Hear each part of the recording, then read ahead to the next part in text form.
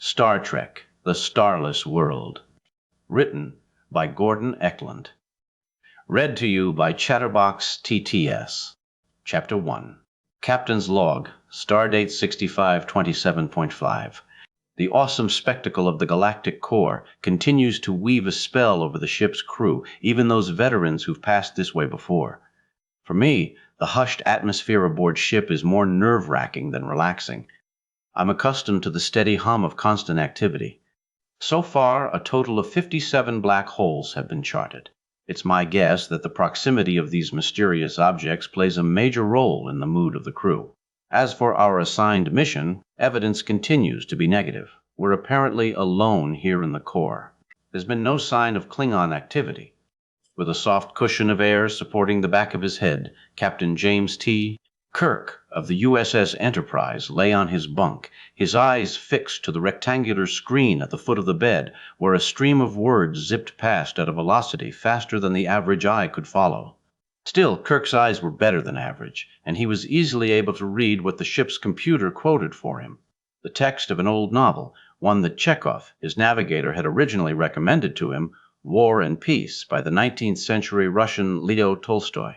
This was Kirk's third visit to Tolstoy's by now familiar world of philosophers and saints, noblemen and peasants, lovers and soldiers, sinners and statesmen. Mr. Spock, his Vulcan first officer, whose knowledge of Terran literature was immense, rated War and Peace among the three greatest novels composed by human beings, while Chekhov emotionally insisted that it was by far the best of them all. For Kirk, who seldom had time to read for pleasure, the wonder of the book lay in its ability to assume and then transcend the trappings of mere reality. While reading, he had trouble convincing himself that this was only a story. The characters and the world they inhabited were more real to him than the room he occupied. At the moment, totally engrossed, he followed Pierre, one of the protagonists of the book, as he wandered through the ruins of devastated Moscow in the wake of Napoleon's invading army.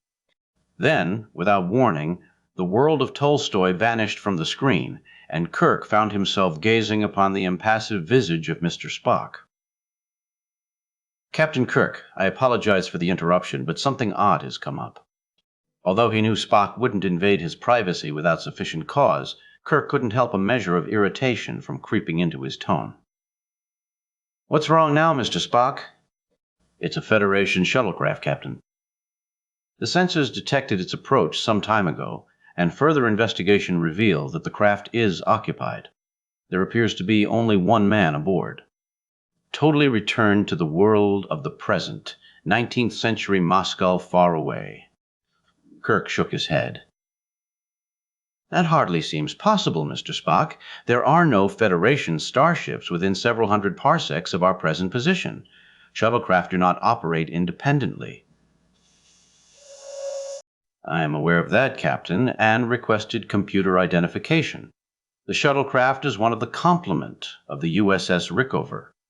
The Rickover? Said Kirk, letting his eyebrows rose slightly in surprise. The Rickover was lost more than 20 years ago. Its last reported position was in this general area. How general? 11 light years. That's a lengthy jaunt for a shuttlecraft. Jan said there was a man on board. Have you attempted to contact him? Communication was established some time ago. I had no wish to disturb you until all necessary data were on hand. And, said Kirk, irritation returning to his tone, Spock's cautious nature sometimes grated on his nerves. The pilot replied to my transmission. He wished permission to rendezvous with the Enterprise. Did he identify himself? He gave a name. Did you check it with the Rickover's last roster? The name would not have appeared. How can you be so sure of that? The name was not unfamiliar to me. Kirk glared at the face on the screen. And what was that name, Mr. Spock? He said with exaggerated patience. The pilot told me his name was Jesus Christ. Oh, said Kirk. Then I assume that he isn't, he couldn't stifle a smile, he isn't the famous one. But could he be sure? The presence here of a lone shuttlecraft was unlikely enough.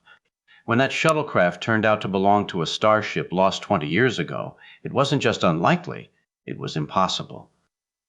Jesus Christ, unlikely, surely, but impossible?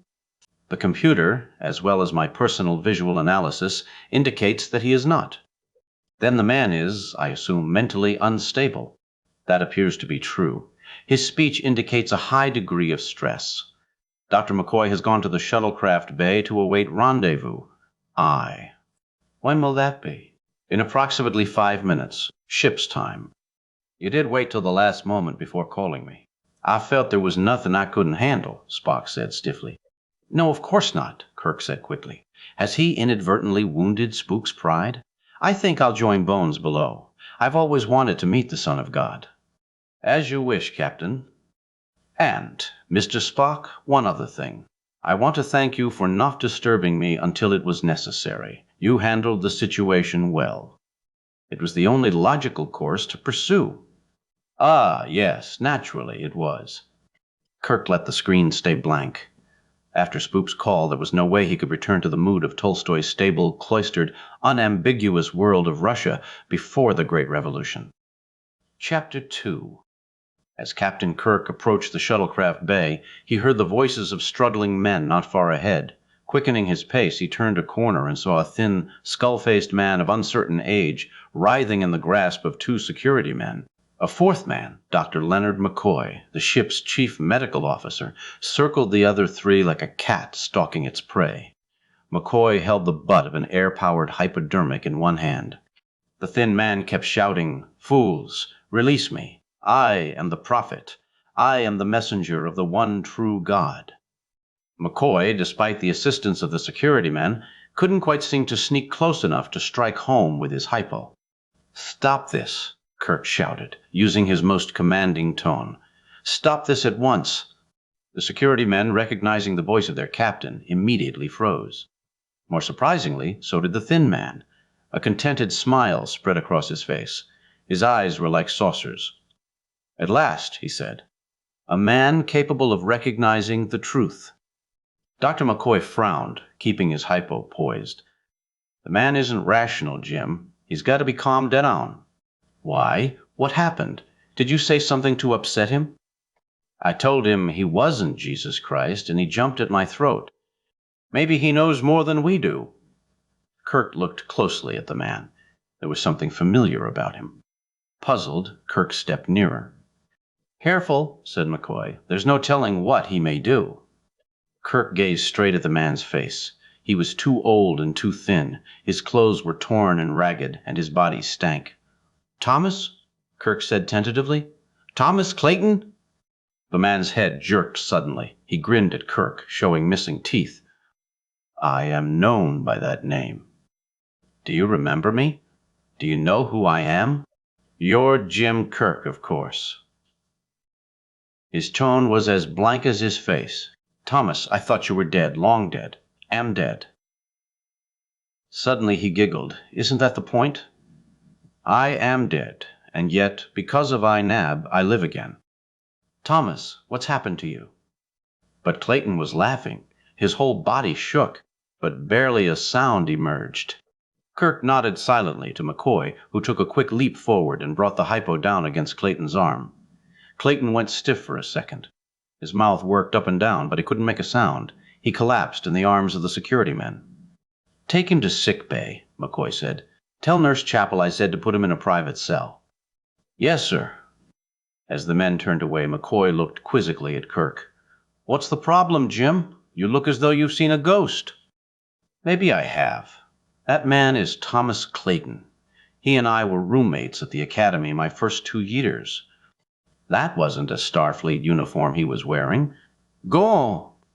Thomas washed out. "Oh," said McCoy. "What happened?" "It was a desperation move, I think." Kirk's voice softened. He was recalling another time when he was barely more than a boy. "I never met his family, but they were all he'd talk about. The adult men were Starfleet clear back to the creation of the Federation, and way before that, a number were famous sailors in the navies of Earth. You know what I'm talking about, Bones." Thomas felt he was nothing more than the most recent bearer of a grand tradition. He was never a very good student. He was bright and clever, probably too clever. If a particular course didn't interest him, he'd flunk it. We took an exobiology course together. It was required for graduation. Thomas did poorly. He knew a lot about computers. He tapped one and obtained the answers to the final exam.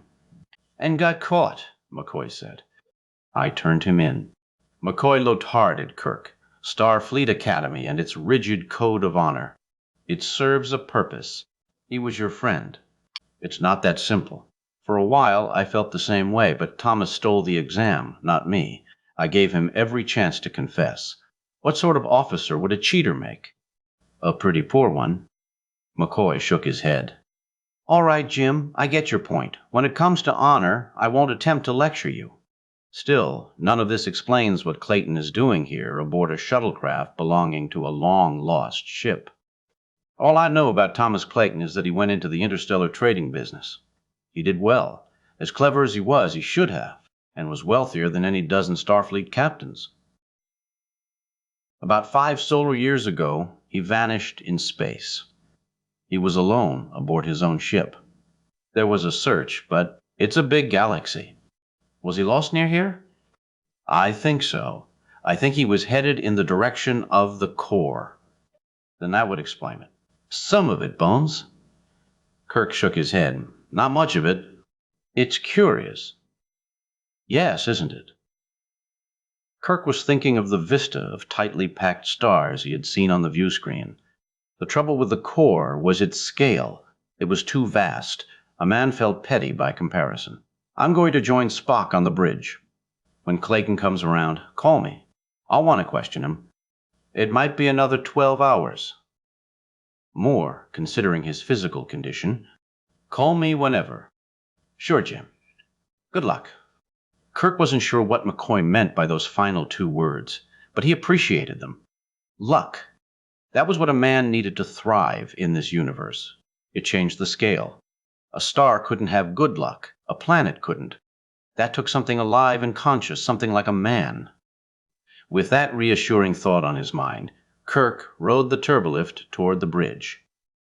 Chapter 3. Chapter 3. Captain's Log, Stardate 6528.4.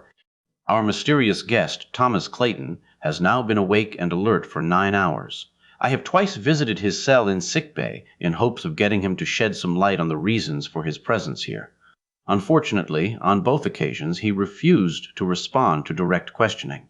When asked to explain his whereabouts since his reported disappearance, he either ignored the question or else spoke of different matters entirely. For the most part, Clayton raves like the worst imaginable religion's fanatic. He insists that he is the chosen son or favored prophet of a deity named Inab. According to Bunn, the human race, my assumption, his actual phrase is the people, will be destroyed in the very near future. I've tried to get him to explain what makes him so sure, but he just ignored me and went on spouting nonsense as before. A couple times, he did make better sense. He admitted owning and operating an interstellar trading ship. He told me the terror he had felt while adrift in the void. Unfortunately, when I asked him to elucidate, he went on to describe how he was rescued by the passage of Inab and went to dwell in the paradise of Lyra under the watchful eye of the god. He said nothing concerning the USS Rickover or how he came to be in possession of one of its shuttlecraft. As a result of these conversations, I've decided to leave Clayton under the personal care of Dr. McCoy, hoping he may grow more lucid with the passage of time. If not, when we leave the core, Clayton will be committed to Starbase 13, where the psychocomputers may be able to unravel his story. That's odd, Lieutenant Sulu said from his helmsman's seat on the bridge. He studied the flickering screen in front of him. That's damned odd indeed. A problem, Lieutenant, said Captain Kirk. He slipped out of his command chair and stood behind Sulu. As a captain, Kirk made it a habit to ignore nothing odd that happened on the bridge of his ship. Something I ought to know about? That's hard to say, sir. Sulu indicated the view screen. 2 hours ago, the sensors detected a stellar-sized object almost directly ahead. I tried a visual scan, couldn't see anything, and naturally assumed it was another black hole. I asked for additional data, but these figures have nothing in common with a black hole. Kirk bent down to examine the symbols on the screen. No, they certainly don't. There's light in the visual spectrum. That's impossible for a black hole. It must be a dwarf star on the verge of extinction. Sulu tapped the screen. With a diameter of 300 million kilometers? No star that big could be invisible at this distance. That's why I thought it might be a rogue planet. Kirk shook his head. It's way too big for that. Do you have a density reading? That's something else that's odd. The sensors can't seem to come up with a firm figure. Why not? The computer says there's a paradox. What? It won't tell me. I think it's embarrassed. Mr. Spock, returning from an inspection tour of the enlisted quarters, stepped off the turbolift. Kirk waved to him. Mr. Spock, we have a problem maybe you can help with. Spock leaned past Sulu's shoulder, studying the data on the screen. There's no figure here for density. Sulu explained why this was so. Odd, said Spock. He stood facing Kirk. It could be a protostar. I've thought of that, Kirk said. It doesn't explain the problem with the density reading. That's what bothers me. Ensign Chekhov, the ship's navigator, who occupied a chair to the right of Sulu, let out a sudden cry of alarm. Captain Kirk, Mr. Spock, there's a divergence in our course. Kirk glared at the man seated in front of him. Lieutenant Sulu, now what's going on? Sulu's fingers danced across the control panel. Sir, it's true. I can't seem. He appeared to be battling the controls. Spock went over and stood beside Chekhov's chair, studying the navigational data that showed on the console. With a finger, Spock drew a line across a star map of the galactic core. I believe this is the way we're presently heading. A tight knot of tension settled in Kirk's stomach. He looked at the star map and Spock's pointing finger. Is it significant, Mr. Spock? It may well be, Captain. If my memory is correct, our altered course will intersect the object we were just discussing. We are being drawn toward it? That is a possibility. By what? By no natural force within my sphere of knowledge. Spock crossed to the library computer station, his usual post on the bridge. Leaning forward, he murmured a request for data. Kirk knew the only sensible thing for him to do was wait for Spock to come up with a logical explanation for what was occurring. Returning to his command chair, he sat down and, using the intercom, called the ship's engine room. The worried face of Lieutenant Commander Montgomery Scott, chief engineer of the Enterprise, materialized on the view screen. Scotty, said Kirk, I want you to disengage the engines at once, cut all power. We seem to be in the grip of... That's just not possible, Captain, said Scott excitedly. His Scottish accent seemed even thicker than usual. Velocity is increasing. There's nothing we can do. I gave no such order, Mr. Scott. I know that, sir. No one did. The engines revved up on their own. We can't stop them. That's impossible, Scotty. I know that too, Captain. It's almost as if an outside force had crept in here and taken control of the ship. Chapter 4. Thomas Clayton awoke in the darkness of his cell in sick bay. One moment he swam in the depths of dreamless sleep. The next, he was alert and sitting up. He had heard a voice. Inob, the one true God, had called to him. Yes, Majesty, Clayton whispered. He understood the danger if he spoke too loudly. The monitoring device Dr. McCoy had concealed in the room might overhear. I feel you near me, Lord. Clayton listened intently. When Nab spoke, no such primitive instrument as language was necessary. Clayton heard the voice of his God. He understood fully. I am coming, he said softly. I will obey your divine command. Swiveling on the bed, he let a foot drop to the floor. He was tense, his skin bathed in cold sweat. Inside him, a struggle still raged. Clayton realized, no matter how dimly, the full import of what he was being forced to surrender, his freedom of will, his sense of humanity. Still, he was dead. Nab had fed upon his soul for too many years, until nothing remained of the essence of life. The struggle inside him was unequal. A dead man matched against an all-powerful God. The result was never in doubt. When the one true God called, Thomas Clayton obeyed. He stood, his movements jerky, and crossed the room. The cell was uncluttered. Except for his bunk, the only furnishings consisted of a soft plastic chair and table. Dr. McCoy had hidden his monitoring device and the shielded view screen in one wall. Reaching the padded door, Clayton brought down his fists hard. He cried out, "Help! Help me! I'm dying!" "Can't anyone hear?" Clayton wasn't dying. He felt fine. "Help! Help me!" He pounded his fists. "Please, help!" At last, through the thick door, he heard muffled steps. One man only. McCoy, he hoped. If the doctor wasn't alone, his plan was ruined. Kirk deserved the blame. He knew Kirk. Once, long ago, in a past that now seemed as distant as Andromeda, Kirk had betrayed him. In his ignorance, Kirk had also failed to heed the word of the true God. Still, he would learn. Clayton grinned. Soon enough, Jim Kirk would gaze upon the merciless yellow eye of the god. The door opened. Stepping back, Clayton raised his hands against the blinding light that swept into the room. Fingers pressed his bare arm. A voice said, "Clayton, what in the name of—" He struck blindly, eyes sealed. He lashed out with both fists. There was a cry. He felt the impact of bone against bone. Clayton forced open his eyes. He saw a figure. It was McCoy, reeling backward. There was blood on his face. Clayton swung again. He struck McCoy squarely on top of the head. McCoy tottered. His knees buckled. He fell, striking the floor firmly, rolling on his stomach. Suddenly anxious, Clayton took hold of McCoy's fists and dragged him into the cell. He shut the door and stood in the corridor for a long moment, watching and listening. In his white pajamas, he stuck out like a painted pony. He should have taken McCoy's uniform. Why hadn't his God counseled him? That was blasphemy. Nab would surely see him through. Reaching his destination would require the stealth and cunning of a wild beast. Nab would not want it to be too easy. Clayton moved down the corridor. Closed doors stood flush with the walls. Clayton always knew when there was danger ahead, when to stop and wait and hide. Nab guided him. Clayton ran, stopped, trotted, ran full tilt again.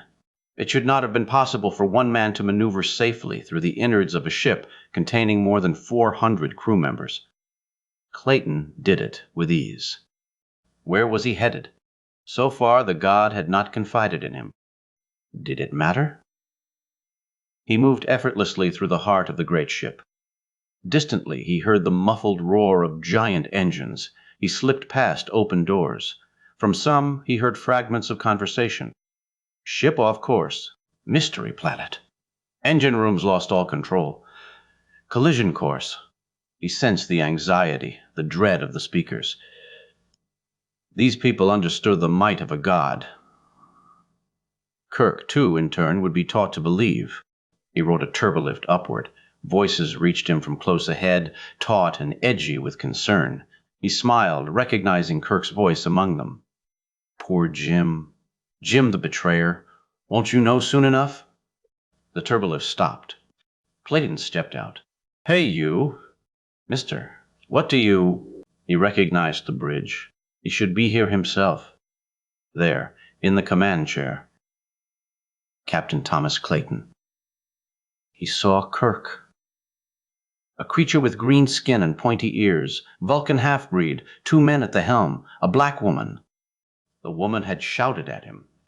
Clayton edged deeper into the room. The others had seen him now. Kirk was halfway out of his seat.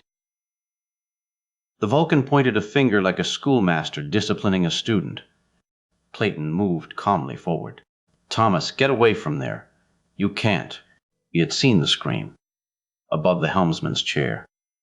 A big, wide, rectangular view screen, and on it, reflected brilliantly, the hidden face of the one true God.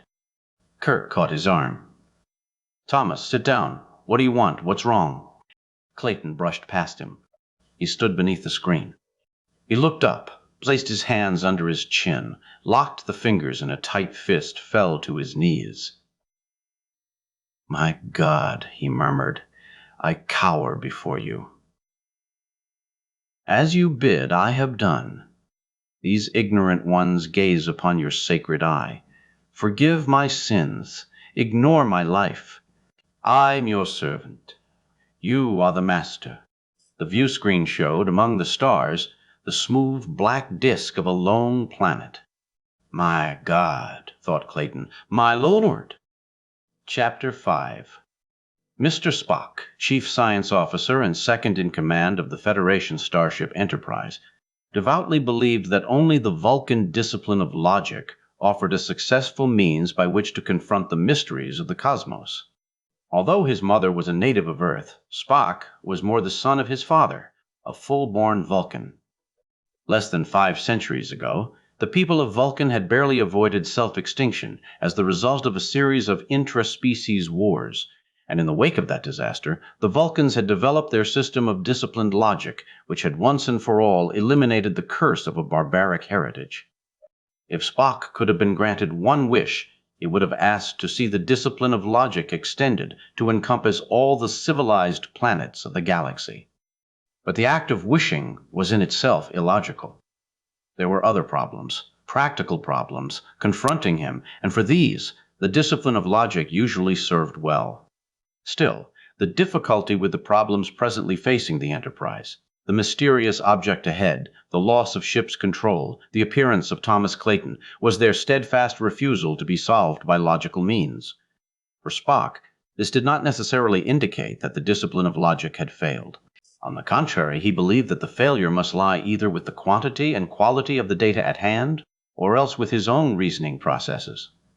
Spock stood on the bridge, anticipating the return of Captain Kirk from sick bay, where he had gone to deliver the escaped prisoner, Clayton.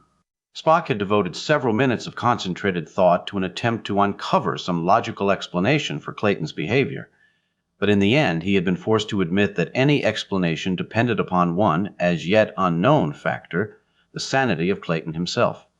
The actions and motivations of any genuinely mad man stood forever beyond logical analysis. Logic prevailed in balance with a sane and orderly universe. When madness held sway, logic was rendered quite useless. Still, though some men were mad, the universe itself was not. That, in fact, was the key. As he awaited Kirk's return, Spock went to the library computer station and reviewed the latest censored data concerning the odd world toward which they were now heading. One particularly interesting factor was the extremely reflective surface of the world. The censors, interpreting the raw data received, had arrived at a tentative conclusion. The surface of the planet, assuming that it was a planet, had to be as smooth as a ball. Captain Kirk, when Spock first informed him of this conclusion, had expressed dismay. "That's ridiculous, Mr. Spock. No amount of surface erosion can explain such a thing. Have the sensors take another reading? There must be some mistake." "Not necessarily, Captain," Spock had said, adopting what was, for him, a diplomatic tone. Captain Kirk unfortunately suffered from a tendency to spring to hasty conclusions. For a human being, Kirk possessed an extraordinarily logical mind. Nonetheless, he often relied too heavily upon intuition. There is a logical explanation for the analysis. The planet may be an artificial construct. Why? But Spock, this thing is huge, bigger than Jupiter. For any civilization to have created such a world would make them as superior to us technologically as we are to a tribe of gorillas.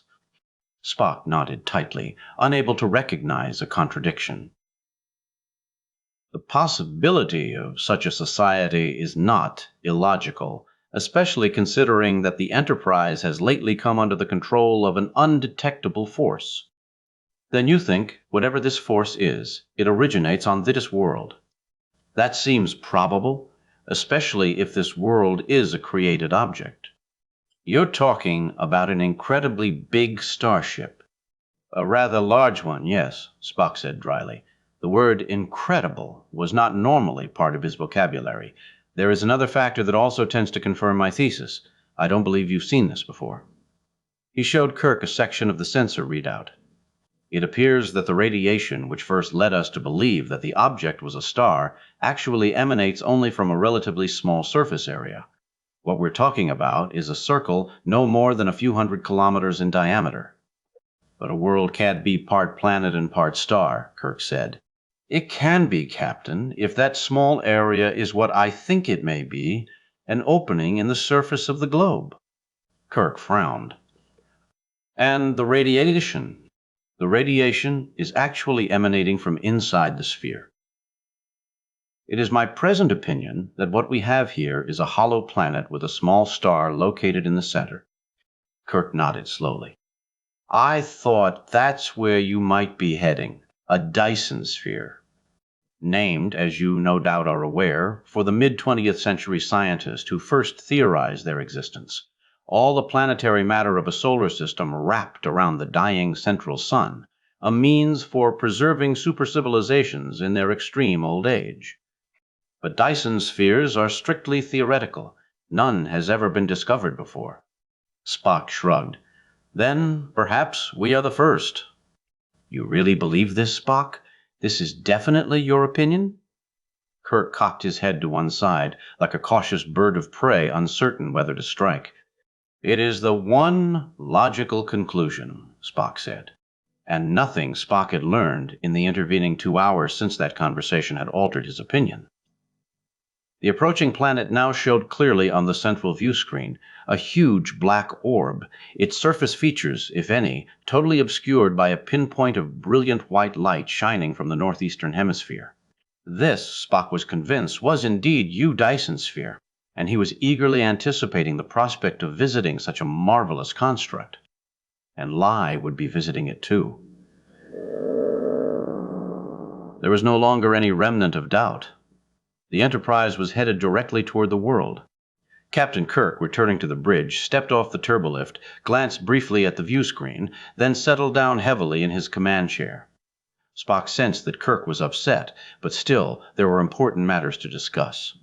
If their present course and velocity remained unchanged, they were due to collide with the Dyson world in less than 2 hours. Spock left the library computer station and went to stand beside Kirk's chair. I assume that Dr. McCoy's injuries were not serious, he said. Kirk shook his head, glancing quickly up, as if startled to discover that he was not alone.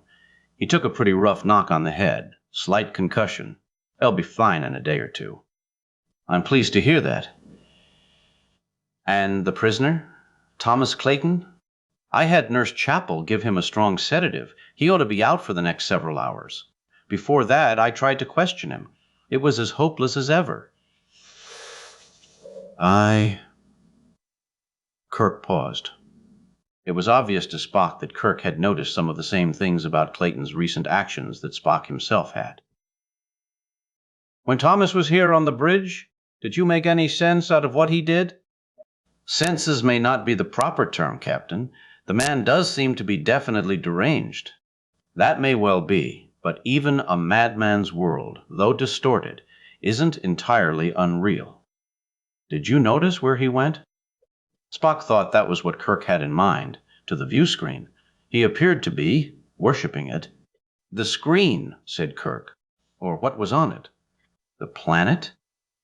It seems conceivable that Clayton may have come from there. Kirk nodded. That would explain how he managed to be aboard a shuttlecraft way out here. But not how the shuttlecraft itself came to be present. True, said Kirk. In fact, there are a great many things we're a long way from explaining. Still, he glanced at the view screen. I have a distinct feeling that place there contains a great many of the answers we're seeking, about Clayton, about a lot of things. I'm assuming, of course, we aren't about to be smashed to bits against the surface of the planet. That was something I wished to bring to your attention. During your absence, Mr. Chekhov reported a slight alteration in our course. We now appear to be headed toward the opening in the globe. Then we are going inside. Kirk shrugged. I suppose that's not surprising. If whoever's running this show wanted us dead, with its apparent power there would be swifter ways than a planetary collision. Spock nodded. This was exactly the point he'd wished to get across. He stepped back. Any further instructions, Captain? Kirk swiveled slowly in his chair. "'Tin afraid not, Mr. Spock. The power to give instructions is out of my hands at the moment. We wait. Wait and see what happens next. That's the best I can offer in the way of advice." Chapter 6. Pellucidar, said Dr. Leonard McCoy. His arms folded across the chest of his blue uniform shirt, McCoy stood tensely on the bridge to the left of Captain Kirk's chair. Like everyone else, he was watching the central view screen, where the dark orb of the approaching planet stood outlined against the even darker void of deep space. "What was that, Bones?" said Kirk. "A name that just popped into my head," McCoy said. "It comes from a book I read as a child." The top of his head was bandaged. His upper lip and the bridge of his nose were bruised. Pellucidar was supposedly the inner world of Earth. Upside down. There was a normal world on the outer crust with Pellucidar hidden underneath. "A physical impossibility," Mr. Spock put in. He stood to the right of Kirk. "For example, there would be no source of internal light, and besides—" "The author supplied Pellucidar with its own inner sun," McCoy said. "That's what brought it to my mind." He indicated a portion of the view screen where a blinding light shone. "From now on, for me at least, this place is Pellucidar." "The natives may have their own name," Kirk said. "If there are any natives. Someone brought us here." Or something. Conversation on the bridge had been sporadic all along. The communications officer, Lieutenant Uhura, had transmitted a signal through the gap in the surface of the planet, but no response had been received. The sensors continued to scan the approaching world, but none of the new data proved especially consequential. Kirk had retained some hope that the sensors might discover the nature of the force that presently controlled the ship. Like so much else, this, too, remained a mystery. Kirk continued to watch the view screen as the bright hole in the face of the planet grew wider. "It's a perfect circle," he said in obvious wonder. "An incredible engineering achievement." "I wonder how thick that crust is," McCoy said. "I intend to make a measurement as we pass through," Spock said. "Since the purpose of such a world is to maximize surface area, I imagine it's as thin as possible." Because of the fact that the planet now filled the entire view screen, a subtle shift in orientation occurred among all those present. The planet became a fixed point of reference. They were now traveling in a downward direction. "Look at the size of that thing," Ensign Chekhov said excitedly from his console. "It must be a fantastic sight to see in there." "I'm not sure any of us is capable of imagining such a scale," Kirk said. "The surface area must be equal to that of a medium-sized star. Fully inhabited, a planet that size could support a population numbering into the trillions. There would be room in there for every intelligent creature in the Federation room to spare." "What I don't understand," Dr. McCoy said, "is why anyone should bother. Population pressure really doesn't explain it. Neither does a dying sun. There's always space, an infinite number of worlds to colonize." "Maybe the natives just like this place better," Chekhov said. "Then they'd have to be pretty damn simple." "There is another explanation, Bones," said Kirk. "Perhaps space wasn't open to them. Perhaps they never discovered the warp drive." "With a technology capable of building their own planet?" McCoy shook his head. "Personally, I like Chekhov's suggestion better than that." "On your own planet, Earth," Spock put in, "several highly advanced societies. The Inca people of South America, for example, never discovered the secret of the wheel." Kirk fully understood how useless such speculation could be, but he made no attempt to turn the attention of his officers to more practical matters. In fact, he found it difficult to keep from joining in himself. "I think we're going through," Lieutenant Sulu suddenly said. Kirk glanced up at the screen. The gap had grown enormously since the last time he'd looked. Beyond it, Kirk thought he could almost make out the shimmering sphere of the inner sun. The Enterprise was falling at a rapid velocity. "Switch the screens to a side view," he ordered. "The light ahead's too bright to be of much use." Almost immediately, the view screen showed a split transmission. For a brief moment, the packed stars of the core glowed brightly. Then the Enterprise slipped inside the gap. The sides of the hole seemed smooth and slick. Kirk could have pinched himself. This might have been a dream. Mr. Spock studied his wrist chronometer. "What are you doing?" Kirk asked, tearing his eyes away from the screen. I wanted to make my own estimate of the surface depth. This way I can... Spock broke off. The view screen was showing another view. Rising up from below, the Enterprise glided past a circle of snow-tipped mountains. Kirk stared open-mouthed at the screen. After a moment, the mountains vanished. The screen showed a broad vista of blue sky and white clouds. Spock looked at his wrist. 15 kilometers. He reached past Kirk to the intercom. I'll call Mr. Scott to confirm our relative velocity. Do that, said Kirk. He was watching the screen. Spock spoke quickly and softly. He turned to Kirk. My estimate is apparently correct. A crust only 15 kilometers thick. Yes, Captain. That's incredible. I don't know if I would use that exact term. Oh, no, Kirk thought. I'm sure you wouldn't. Nonetheless, it was true. The surface area of this planet was even more immense than he had at first conceived. All the matter of a solar system, planets, satellites, comets, meteors, flattened out and formed into a hollow sphere. Better switch the screens to show what's underneath. Now's as good a time as any to take a look at our new home. The Enterprise had by now risen several kilometers above the ground, but the view screen picture still revealed only a limited view of what lay below. Kirk noted that the gap in the surface through which they had passed was barely visible, surrounded on all sides by high mountains. He saw ribbons of blue, probably rivers, and deep azure splotches, most likely lakes. The land nearest the mountains was gray-brown in color, while farther away green predominated, forests and grasslands. At the right edge of the screen, he noticed a dark green blur that might indicate an ocean shore.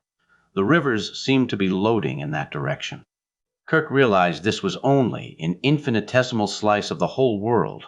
To explore all of it thoroughly would consume several of Methuselah's lifetimes.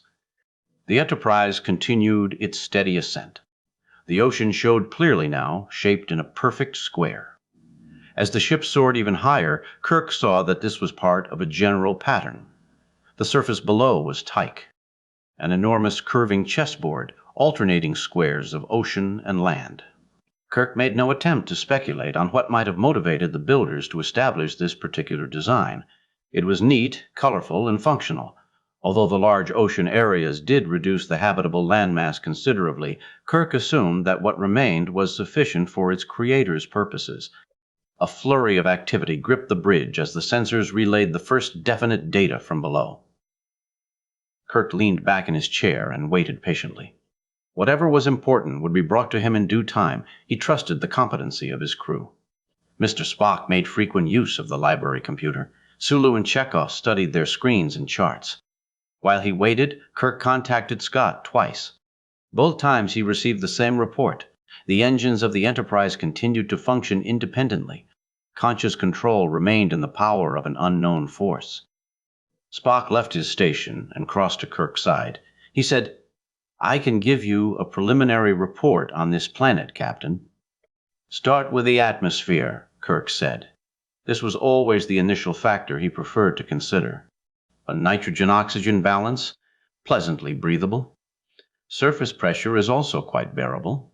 Gravity, Earth normal. Kirk shook his head. Are you sure? Spock nodded. I think it's artificially maintained. I see. Native life forms? More than we can possibly analyze at this time. Land, air, and oceans are densely inhabited. Signs of civilization? Spock shook his head slowly. None. This was hardly the answer Kirk had expected. Would you mind saying that again, Mr. Spock? I was also rather taken aback and took a computer projection. There are two possibilities. Either the civilization that built this planet is so advanced that we cannot detect it, or else it has become extinct. Kirk eyed his first officer curiously, but Spock, as usual, managed to conceal his emotions beneath the rigid mask of his face. And your opinion, Mr. Spock? Have none, Captain. Information is at present insufficient. There is a third possibility, Kirk said. Oh? Spock raised his eyebrows in surprise. Maybe they're hiding from us, deliberately. That would require a force field. The sensors have detected nothing of the kind. Kirk shrugged. I'm only speculating, Mr. Spock. His eyes shifted to the view screen. It was never far from his mind, that amazing chessboard now largely obscured by clouds. The Enterprise had climbed to an altitude of 100 kilometers. The blue sky had turned dark. "Sir," said Lieutenant Sulu, "I believe we've ceased to ascend. We appear to be going into orbit." Orbit? Kirk left his chair. Spock followed him to Sulu's station. "Around the inner sun, sir. We're like a trapped satellite." "More correctly, a planet," said Spock. "We are orbiting the sun." Kirk glanced at the view screen. From this height, with the covering of clouds, it was difficult to gauge. Still, he had no reason to doubt that their climb had ended. "So now what do we do?" said Dr. McCoy. He had arrived on the bridge part way through the conversation. "You're not going to beam down a party, Jem?" Kirk shook his head. "If I did, where would I send them?" "Then we're trapped." "Not necessarily. I've got to believe there's some purpose behind this. If we wait, something will eventually come along and explain." "What?" said McCoy. "The answer to that may be the most interesting of all. Captain Kirk?" It was Sulu. "The sensors have picked up an object directly in front of our present position. It's a ship, sir." "Better give me a picture." Kirk, Spock, and McCoy observed the miniature view screen on the console in front of Sulu. Kirk studied the image of the ship reflected there. He smiled, without amusement. "Well, what do you know?" he said. "A Klingon battlecruiser," said Spock. "Well, there were reports of their presence in this area." "It seems to be in orbit the same as us," Sulu said. "Captain Kirk?" It was Lieutenant Uhura. He turned away from the screen. "Yes, what is it?" "I'm receiving a transmission, sir." "From below?" Kirk said eagerly. "No, sir. I don't think so. The language is Klingonese." Chapter 7. Captain's Log. Stardate 6532.3. I have now ordered an end to yellow alert status and an immediate return to normal duty, as it has become increasingly apparent that the Klingon battlecruiser that precedes us in orbit fails to possess the ability to transform the threats of its crew into action. To confirm my evaluation, I ordered an engineering analysis of our own weapons system and discovered that the ship's phasers were no longer functional. I assume that the same force that continues to control the ship has also chosen to render us, and the Klingons, weaponless. James Kirk leaned back in the soft cushion of his command chair and half-consciously raised his hands and rubbed his eyes with his knuckles. He knew he was tired and needed to rest, but so much had been happening these past few hours, there had been no opportunity for escaping the bridge, even for a moment. He started to yawn, but quickly stifled that. Glancing across the width of the bridge to where Dr. McCoy, his head still bandaged, was peering back at him with an expression of intense concern. Kirk smiled sheepishly and shrugged, ignoring McCoy's unspoken admonition. In another hour or two, Spock would return, and then he could go and get all the rest he needed. "Find anything yet, Uhura?" he asked in his most authoritative tone, more for the benefit of McCoy than anything.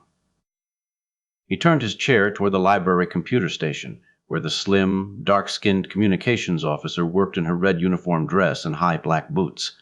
Uhura and McCoy were the only officers presently on the bridge. Kirk had sent the others below after ordering an end to the yellow alert. "I'm continuing to scan the surface," Uhura said, "but there's still nothing. Every conceivable variety of life form, but nothing indicating intelligence. If the Klingons are down there, though, I know I'll find them." "How much of the surface have you actually scanned?" "Less than 10%, I'm afraid." "Does that include the oceans?" "No, sir, it doesn't." "I just hope, though I've tried to be thorough, that I haven't missed anything. It's so huge. Finding something as minute as an individual power transmission is like looking for a needle hidden in a haystack." "That's the right expression, isn't it? A needle in a haystack." "That's it," Kirk said with a smile. "But haven't you ever wondered, Uhura, what's the needle doing in the haystack in the first place? Why would anyone put it there? For that matter, why would anyone want to find it?" "It seems to me it would be easier just to go out and buy a new one." "Maybe the farmer was snowed in," McCoy suggested, "and couldn't get to a store." It was the only needle he had, and there was a big hole in the seat of his pants. How do you know we're talking about a farmer? McCoy pointed to his forehead. The discipline of logic, he said with a wink. Who except a farmer would have a haystack around? But the needle wouldn't belong to the farmer, Uhura said. It would be the farmer's wife. Remember, we're talking about times when the roles of men and women were severely restricted. In fact, that's what I don't understand. Any decent farmer's wife would know enough to keep a supply of needles always on hand. Maybe the farmer was a bachelor or a widower. She could have died, frozen to death, in the snow. Or he killed her with the needle. Sure, that's why he hid it. Kirk shook his head. The fact that this conversation hadn't struck him as immediately silly was just an indication of how really tired he must be. Lieutenant Uhura and Dr. McCoy went solemnly on with their discussion. Grinning, Kirk turned in his chair. The Klingons he suspected of being present on the surface of the planet could wait. Everybody deserved a few minutes' break.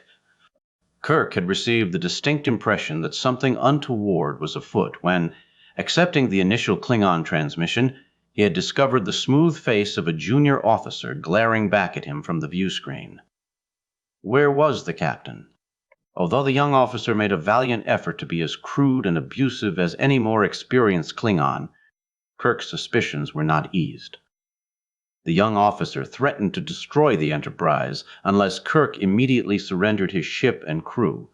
When Kirk asked why he should, the Klingon answered with a colorful stream of invective, which the translator dutifully rendered into universal terms. Kirk took the precaution of ordering a yellow alert, then delivered his own pungent reply. When, several hours later, nothing had happened, Kirk decided to return the Klingon's call. The same junior officer, his features contorted by an expression of deep loathing, appeared on the view screen. Kirk grinned broadly.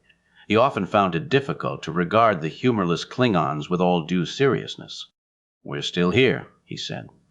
"I thought you promised to burn us out of the sky." The Klingon tightened his lips, then started to unloose a chorus of cursing. Kirk, impatient with the game, cut him off. "I demand to speak to your commanding officer," he said. The Klingon for a brief moment looked worried, but soon recovered his composure. "My captain is not available to the likes of you." "He'd better make himself available, or I'm apt to burn his ship out of the sky." "Threats, idle threats," the Klingon said mockingly. Now, look who's talking, thought Kirk. His actual words were more direct. "I am James Kirk, commanding officer of the USS Enterprise, and I demand to speak to my equal." "You have no equals aboard this ship, Earther, only superiors." "I'd still prefer talking to someone old enough to shave." The young Klingon, unlike many of his race, was beardless. Kirk didn't know if this was because of youth or personal preference, but from the glare he received in reply, he guessed he must have struck a nerve. "Are you sure your captain's on board?" The Klingon was flustered now. "Of course he is. Where else could he possibly be?" "He's on board, but he refuses to converse with you." "He might possibly have beamed below." "There is no life on that world. It is of no concern to the Federation. You must surrender. We have claimed title to this planet in the name of the Klingon Empire." Kirk had heard enough. He had no idea of what the hell was going on, but of one fact he was certain: the Klingon captain would indeed be found below. A short time after that conversation, Kirk ordered Mr. Spock to begin a kilometer-by-kilometer sensor scan of the planetary surface. When Spock's duty watch ended, Kirk asked Lieutenant Uhura to take his place. He felt a hand on his shoulder and realized he had come dangerously close to nodding off. It was McCoy. "Jim," the doctor said, "I've got to go down to sick bay. Why don't you come with me and grab a nap? Uhura can call if anything happens." "How is Clayton, anyway?" Kirk said, struggling against his fatigue. He couldn't leave Uhura alone on the bridge, and it was too early to call Spock. "He's locked up good and tight, if that's what you mean." McCoy touched his bandages. "I've got a medic watching him every second. I was more concerned with what he might be saying." Kirk leaned back and stretched his legs. "I'm convinced he's lived on this planet. If we could get him to talk lucidly, it might save an awful lot of effort and time. I can't offer much hope there, Jim. I've tried everything short of shock treatments. If anything, I'd say his condition has worsened since his escape. If you want, come with me and talk with him yourself." Kirk shook his head, smiling inwardly. He knew this was just another of McCoy's ploys to get him below. "I think I'll stick it out here for the time being." "Jim, are you sure that's wise?" McCoy said, gazing straight at him. Kirk turned totally serious. "I appreciate your concern, Bones, but I'm quite able to gauge my own resources." McCoy looked skeptical, but didn't argue. He was no doubt aware that where the safety of his crew was concerned, Kirk took few risks. McCoy stepped aboard the turbolift and, with a wave, vanished below. Kirk turned back to the view screen, where the chessboard surface of the planet continued to flow past. The cloud cover seemed especially thin at this point, but there was a wide patch of darkness covering one entire corner of the screen. It was nighttime. One fact the sensors had uncovered was the presence of an even dozen moons orbiting the planet at altitudes ranging from 100 to 800,000 kilometers. These moons were so positioned that they frequently passed directly in front of the sun, and the resultant eclipses provided the planet with the only form of night that it possessed. To Kirk, this was simply further evidence of the incredible engineering talents of the original builders. The moons, like the planet they served, were undoubtedly artificial constructs. "Captain Kirk," Lieutenant Uhura said suddenly, "I think I've got it." His fatigue ebbing at the possibility of success, Kirk hurried to the library computer station. "The Klingons believe so, sir. I'm getting definite evidence of electronic activity, probably a communicator of some type. I've ordered a closer scan of the area, and wait, here it is now." Uhura leaned close to the console. After a moment, she rose, smiling. "It's confirmed, sir. Bipedal life forms. I can't be certain they're Klingons yet, but it does seem likely." "How many?" She checked the console again. 50. At least that many. That sounds like an awfully large landing party. Still, I want you to pinpoint that exact location for later transport. I'll contact Mr. Spock. Now we can go below." "Me too, Captain," Uhura said tentatively. Kirk half turned. "Aren't you tired?" "No more than you, sir." "I plan to catch a nap before we beam down." "Then I can too. After all the time I've spent scanning this planet, I'd hate to lose the chance to see it firsthand." Kirk smiled. "No, I suppose not. Okay, Lieutenant, I'll add your name to my list. Take 3 hours. We won't beam down before then. Pinpoint the Klingon location, then grab a nap." "Thank you, sir," she said, matching his smile. As Kirk stepped aboard the turbolift, he was already mentally composing the probable makeup of the landing party. Himself, of course, and Lieutenant Uhura. Sulu? Yes, he'd want someone who knew how to handle a phaser. McCoy? No, not Bones. He wasn't fully healthy yet. Nurse Chapel, then. Spock would have to remain aboard the Enterprise. Because of the Klingon ship, Kirk wanted to leave an experienced man in command. Scott, too, would have to stay behind in case something else happened to the engines. The 4 of them would have to do then. 4. Plus a couple of security men. Klingons were not noted for their friendly ways. Kirk whistled happily as he knocked on the door to Spock's quarters. He was making things happen now, no longer standing obliviously aside and letting them happen to him. It was better this way, and more fun, too. Chapter 8. Dr. Leonard McCoy placed his hand upon the lock that held the thick cell door shut and waited as it slid slowly open. Taking a step forward, McCoy peered cautiously into the bright room beyond. When his own eyes confirmed the monitor's report that the patient, Thomas Clayton, was fast asleep, he turned and waved at the stockily built young medic who stood across the corridor.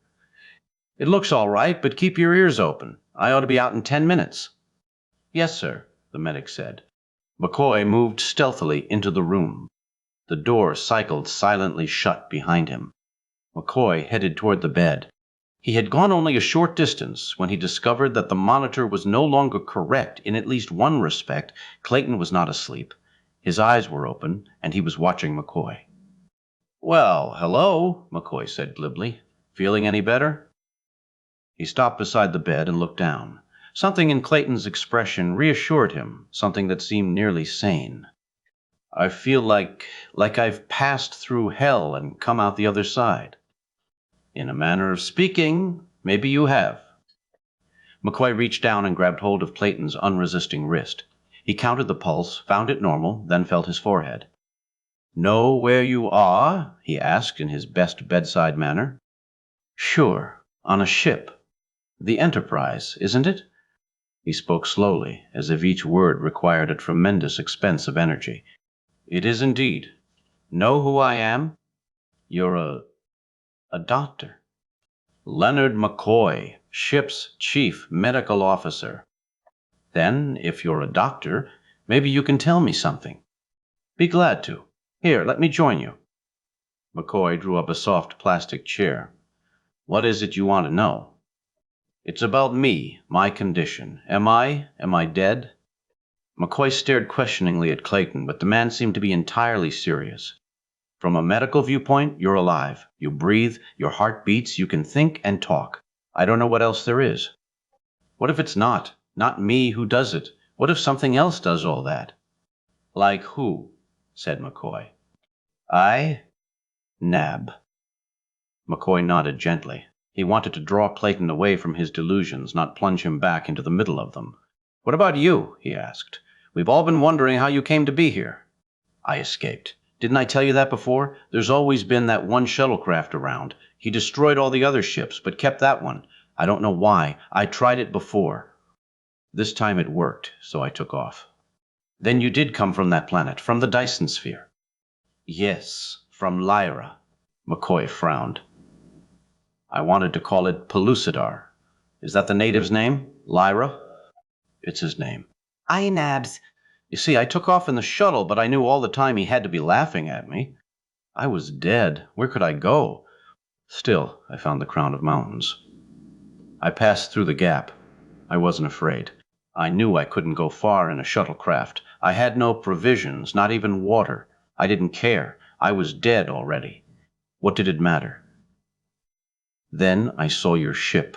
I called. You responded. I actually thought I was saved. McCoy was uncertain how to proceed. How much of the truth should he reveal to Clayton? He decided to move in stages, a bit of the truth at a time. When we picked you up, I don't know how much you remember, you acted very uncommunicative. I acted crazy, Clayton said unhesitantly. He laughed sharply. What did you expect from a dead man? McCoy was determined to ignore Clayton's apparent obsession with his own death. Couldn't the man even tell when he was alive? You were ill, he suggested. I am sorry about hitting you, Clayton said. I've been hit harder. You weren't responsible for your own actions. Clayton nodded eagerly. No, it wasn't me, that was him. I wanted to be sure you understood that. As soon as I reached the Enterprise, he started to talk to me. What could I do? He wouldn't let up. His voice was as loud as an explosion. I couldn't even think. I had to do what he said. McCoy tried to express the obvious question in a matter-of-fact way. Who is this person who talked to you? Why, Nab, of course. The god. Of Pellucidar? Lyra? Sure. He lives there? No, not exactly. But he's real, correct? I mean, you can see him and talk to him? You're not just talking about a spirit. Clayton laughed.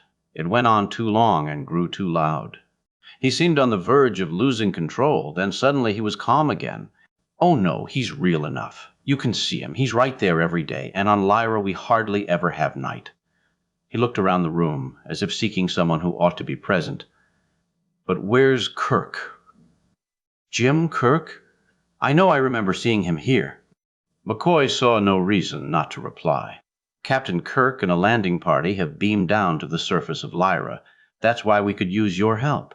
If you've actually lived there, you may know a lot of things that are still mysteries to us. For instance, what? Clayton was laughing again. He interrupted, down to the surface of Lyra. Now, isn't that funny? Poor Kirk. He'll find out all he needs to know soon enough. There's no way out of here, Doctor. Do you understand? No way out at all. What are you talking about? McCoy leaned forward, unable to disguise his anger. If Clayton knew anything definite, it was his duty to speak. Old animosities shouldn't be permitted to endanger the lives of innocent men and women. Talking about? Talking? Talk? Clayton's voice rose hysterically. I'm doing a lot more than talking, Dr. McCoy. You wait. You just wait. Pellucidar, you call it. Well, don't fear the planet. Look to the star. That's where you'll see the truth. That's where you'll glimpse the mighty eye of the god. Drop to your knees. Hide your eyes. Cower. Whimper. Wail. Grovel in the dirt like a worm. Gaze upon the divine countenance of the one true God on high, and listen to the word that. McCoy stood slowly, backing away. Clayton went right on speaking, a stream of unquenchable words. Clayton was back in his own private world once again. Opening the inside lock with his handprint, McCoy stepped into the corridor.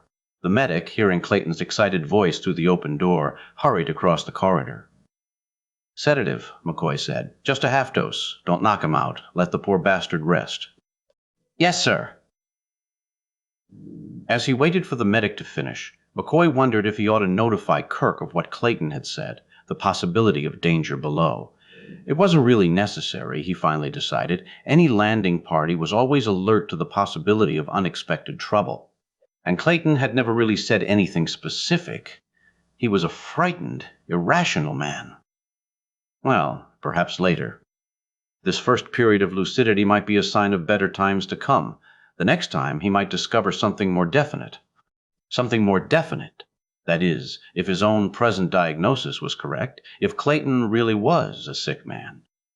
If something else was at fault, if Clayton was correct in his belief that an outside force had taken control of his mind, then recovery might be very far off indeed. But that was ridiculous, wasn't it? What could this force possibly be?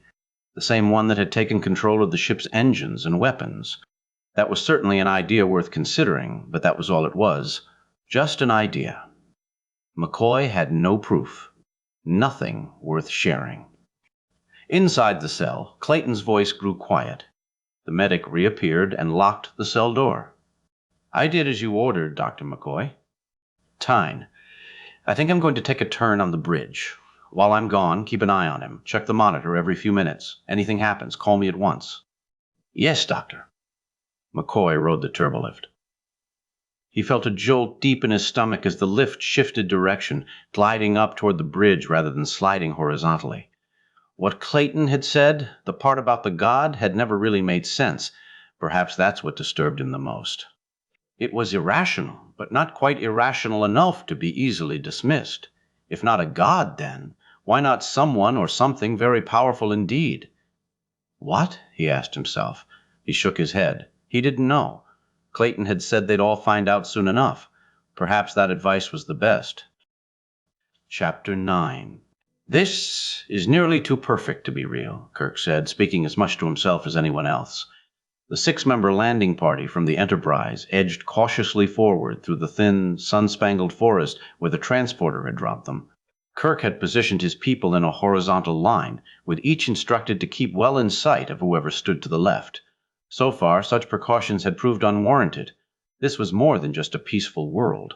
It was a veritable paradise. Ripe fruit hung in heavy bunches from the branches of nearly every tree they passed. The temperature was warm, but not unpleasant. The wind was no more than a whispering breeze. As he passed beneath the low branches of a squat tree, Kirk reached casually up and removed a round, bright yellow fruit.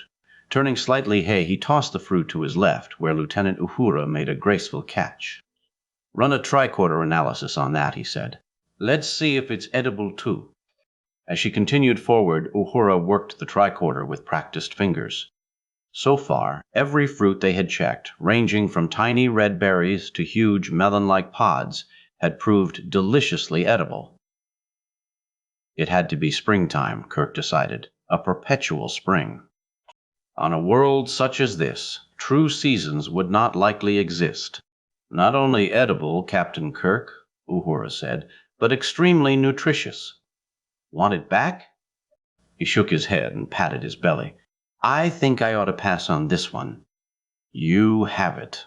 She gazed longingly at the smooth-skinned fruit. I'm supposed to be watching my weight. Here, with all this, she waved her free hand at the surrounding trees. That won't be easy.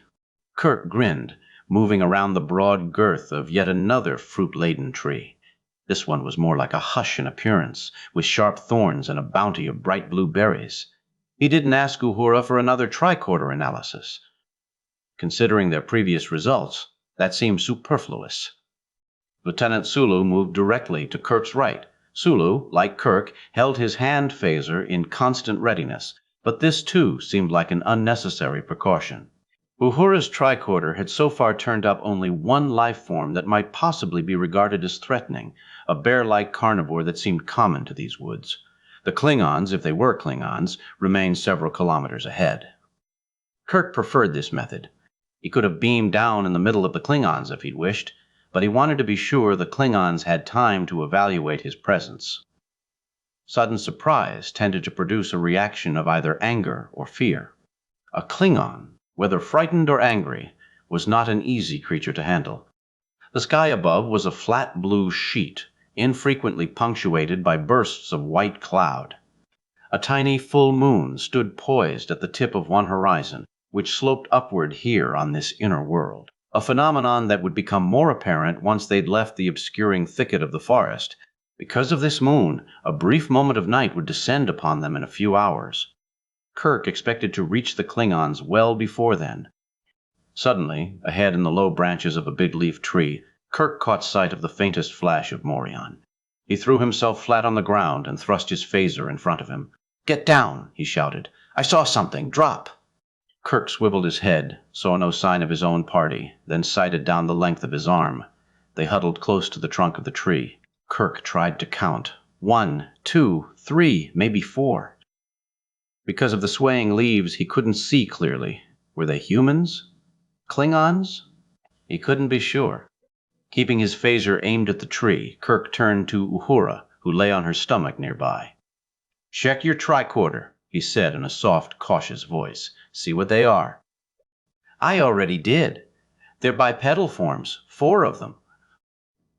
Standing on that big branch close to the trunk. Klingons? No. They're less than a meter tall. How did you miss spotting them before?" "That's what has me worried. I checked the tricorder 10 minutes ago, and I swear there was nothing then except one of those big carnivores, and he's still there." "Where?" "I was going to warn you. He's coming this way. Give him another 2 minutes. He may smell something. Us. Or them." "What about them? Are they armed?" "Apparently not. They're naked, for one thing." "Then they're certainly not Klingons." Kirk smiled thinly. "A Klingon might shed his pants. He'd never go anywhere without his agonizer." "I can't detect anything of the kind." Kirk nodded. Without ever forming a conscious decision, he loosened his grip on the phaser and let it slip closer to the ground. Not humans, not Klingons. A local form of me, after all. Intelligent? That wasn't proven. There was only one sure way of finding out. Kirk came to his feet. He slid his phaser into his belt and took a step forward. "Cover me," he told Uhura and Sulu. "I'm going to see what there is to see." "Watch out for that carnivore," Uhura whispered. "It's still coming?" "Taste her." Kirk held his empty hands in front of him, a nearly universal gesture of good intentions. His eyes were fastened on the branch of the tree where he had first spotted the aliens. Through the leaves he saw something white. Skin? Fur? Uhura had said they were naked. As he came closer, he raised his voice. "I come in peace and friendship." He kept his voice well modulated. There wasn't a chance in a billion they could understand a word he said, but tone and pitch could be even more important. The tree shook. A heavy object dropped to the ground. The tree shook again, and another object fell. Kirk stopped. There was a third, and a fourth. Kirk studied the creatures beneath the tree. They resembled plump chimpanzees with white fur, flat nostrils, and bare faces. 3 were males, but the fourth, several centimeters shorter than the others, was plainly a female. "Stay back," Kirk warned his own people. "I think they're harmless enough. Watch me." He took a tentative step forward. The aliens watched him, tense but not obviously afraid. He still couldn't be sure they were anything more than animals, but his instincts told him differently. These were intelligent beings. He took another step. Just then, there was a loud crashing in the forest to his right. He turned his head in time to see the big carnivore Uhura had warned him about come charging into the tiny clearing. It looked like a small grizzly bear moving on all 4 feet. The aliens, seeing the beast, froze where they stood. Ignoring Kirk, the beast headed straight toward them. It stopped suddenly, rose on its hind legs, and stared like a discriminating shopper in search of a good buy. The aliens never made a sound. Their bare faces registered terror. Kirk pointed his phaser at the beast and carefully squeezed. Nothing happened. He squeezed again. Still nothing. The phaser refused to respond. Turning his head desperately, he saw Uhura and Sulu on their feet. Both had their phasers pointed at the beast, but in neither case did anything appear to be happening. Just then the beast finally made up its mind. It staggered forward on 2 feet, front paws extended. The female alien backed away. The beast came toward her. The other 3 aliens, the males, broke and ran. The beast ignored them. They disappeared into the forest. Breaking her own spell, the female screamed. Her voice was shrill and high-pitched like a human child's. She tried to run, but the tree was in her way. She turned with her back to the trunk. She screamed again. The beast trudged toward her. At the same moment, Kirk sprinted forward. He dropped his useless phaser and, a few steps later, grabbed a fallen branch off the ground. It was a big fat stick, perfect for a club. He screamed at the beast. It appeared not to hear him, concentrating on its prey. Kirk arrived at the last possible moment. The beast raised a paw to swat the alien's head. Kirk struck first. Digging his heels into the soft dirt, he swung his stick. The blow struck the beast square in the back of the head. It noticed Kirk this time. With a roar, it turned away from the alien and advanced on Kirk. He felt absurdly defenseless. What was this? A lone man with a stick standing against a beast nearly twice his height and 4 times his weight. "Get!" he shouted. "Get out of here!" "Hey, move." He swung the stick again, as hard as he could, straight at the beast's moist snout. His blow struck home. The beast roared. Kirk knew it would now do one of 2 things. It would attack in a rage or run off in pain. He stood his ground, stick poised to strike again. Fortunately, the beast elected the second alternative. Falling to all 4s, it sped around Kirk and darted into the forest. Kirk gazed proudly at the stick in his hands. With a smile, he let it drop. He could hear pounding footsteps behind him. His own people. He held out a hand to the white-furred alien female. "I am Jim Kirk of the Enterprise, a friend, a good friend." She smiled at him. "I am Ola of the world of Lyra. I am most pleased to make the acquaintance of my only husband." Stepping forward, she threw her long arms around his legs and held him tightly. Kirk didn't know what to do or say. She had spoken in the universal language, which was impossible, wasn't it? Chapter 10. Kirk now had a chance to study the alien female more carefully. Her bare face struck him as very human. In fact, she was almost pretty. Her lips were thin and expressive. Her eyes were round and pink. The top of her head was as hirsute as her body. She had no ears. Her breasts were small, firm, and very feminine. She was young, Kirk guessed, and childless. "How do you happen to know my language?" he asked her. "I just speak it, husband," she said glibly. "No one taught you?"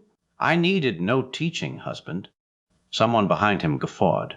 Kirk turned and glared, but couldn't identify the source. Probably one of the security men.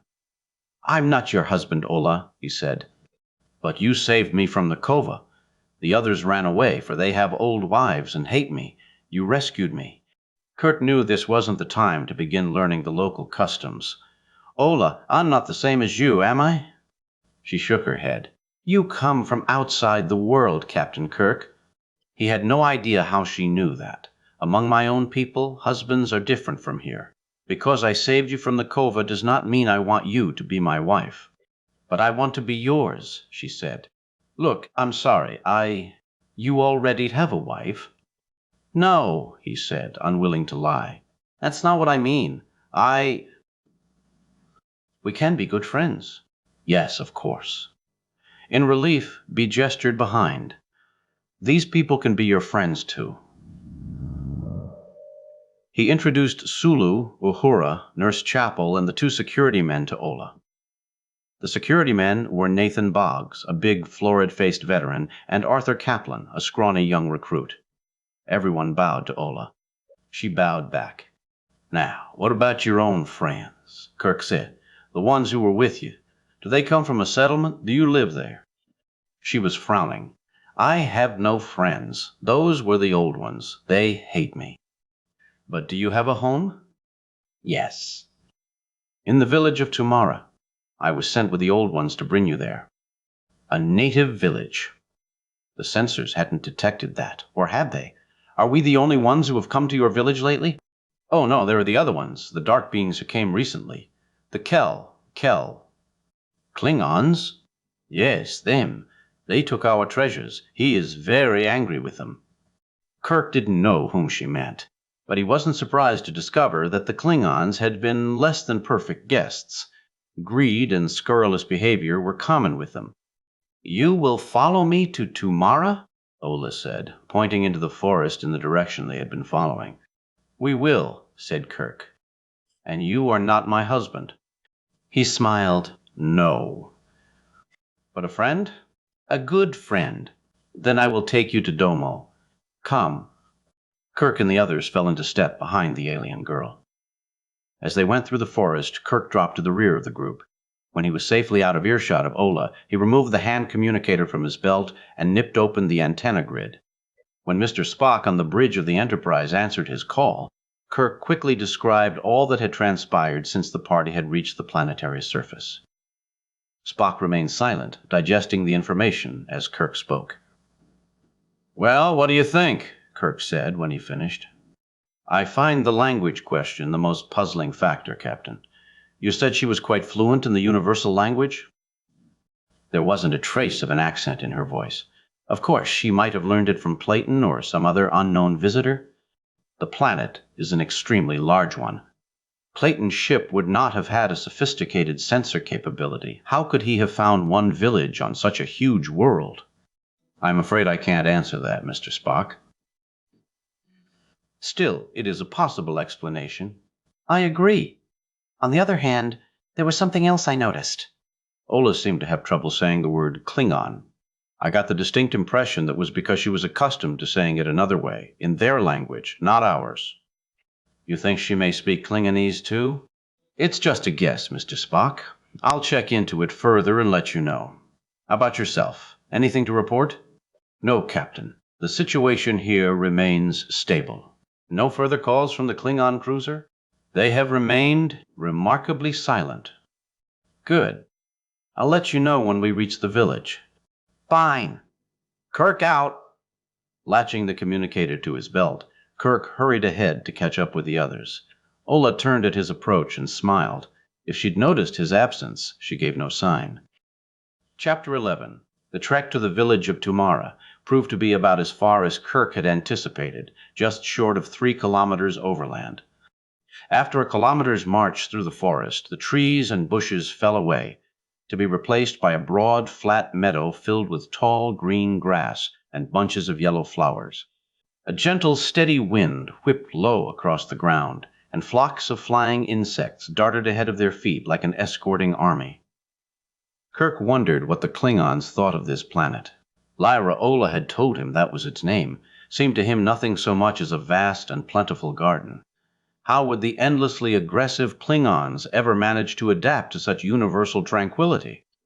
Because of the absence of foliage, the sloping horizon showed more clearly here. Kirk began to understand how a bug must feel trapped at the bottom of an empty bowl. The illusion of severely limited space was difficult to shake. Half consciously, he hunched his shoulders. He stared at the grass directly in front of his feet. When Ola reached the bank of a narrow, twisting river, she turned aside and moved to the left. At last she reached a wooden bridge, and they went over.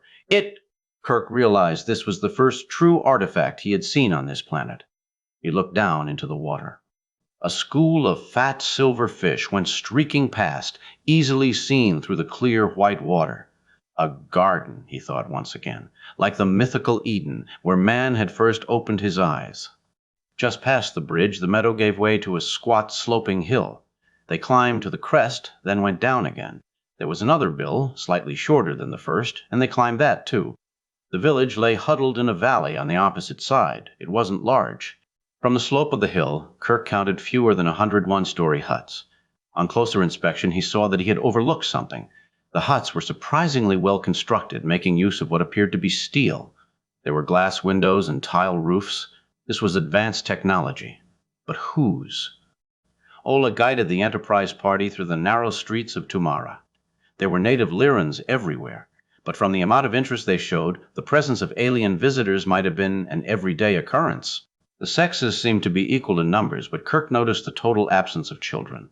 Ola, in fact, was by far the youngest Lyran he had seen. The others were aged, stooped, slow, and balding. Everyone went naked. Tumara was a lazy, languid place. He saw no domestic animals or evidence of agricultural activity. How did the natives feed themselves, he wondered. The forest land was certainly fertile enough to support a village of this size. But was that all?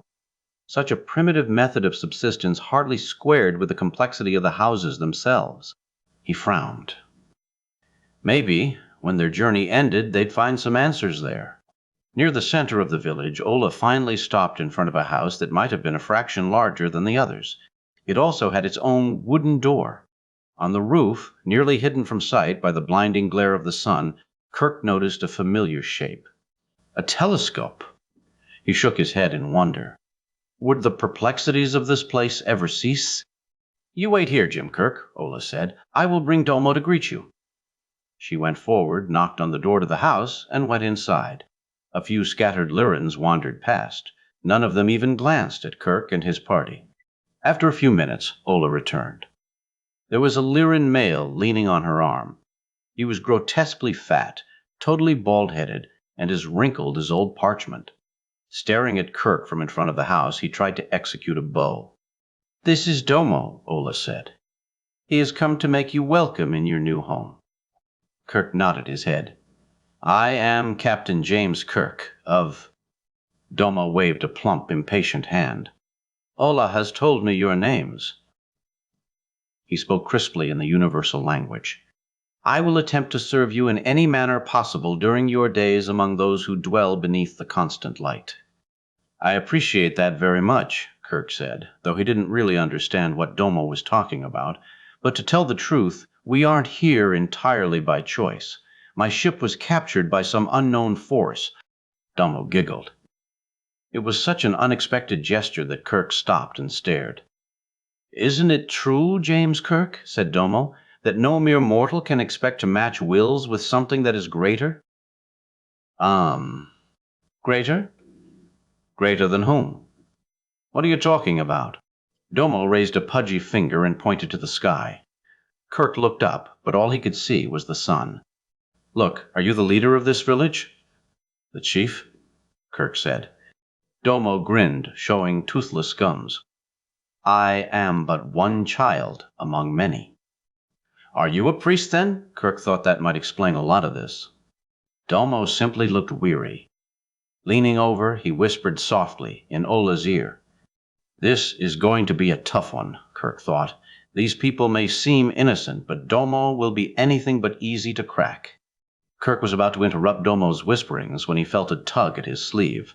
Turning, he found Uhura standing at his shoulder. She pointed down the street. "Captain, I think we've got company." Kirk looked where she pointed. A group of Klingons was coming toward them, moving at a rapid clip. The one in the lead, a thin-eyed, dark-bearded officer, held a pistol-like weapon in one hand. Suddenly, the Klingon raised the weapon. The barrel was pointed at Kirk. The Klingon squeezed his hand shut. Kirk reached for his belt. So did Uhura, Sulu, and the security men. They were all too late. The Klingon loosened his grip and grinned broadly. Kirk knew he ought to be dead. Either that or badly stunned. The Klingon kept coming, his empty hand extended in front of him. My friend, he said. What's wrong? Did I give you a little scare? Kirk battled to restrain his temper. He remembered now about his own phaser back in the forest. Was it possible that no weapons worked here on Lyra? Ignoring the Klingon's proffered hand, he said, I didn't find that very funny. The Klingon shrugged. I was only making a point. On this world, without weapons, we are all equal. There is no... Who are you? Kirk said coldly. I am Captain Kree of the Imperial Klingon Fleet. These are various members of my crew. You are Kirk, are you not? The famous James T. Kirk. I am. Besides Kree, 4 other Klingons were present. 3 were big, broad-shouldered male officers, but the 4th was a strikingly beautiful young woman. She wore a regulation Klingon uniform of jerkin, shorts, and thigh-length boots, but there was nothing to designate her rank. She met Kirk's curious gaze boldly, her face an expressionless mask. You don't happen to know what's wrong with our weapons, do you? Kirk asked Kree. You mean old Domo hasn't told you yet? He hasn't told us anything. Then I will. Gladly, as a gesture of good fellowship. It's Inab the all-powerful. He's the one who deserves credit for imposing the peace.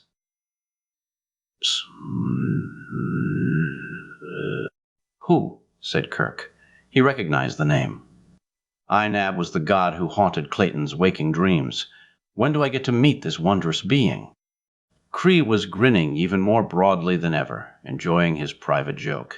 But, Captain Kirk, you already have. All of us have. Look, there in the sky. You can see him now. Kirk looked, as directed, but it was several moments before he realized what Kree meant.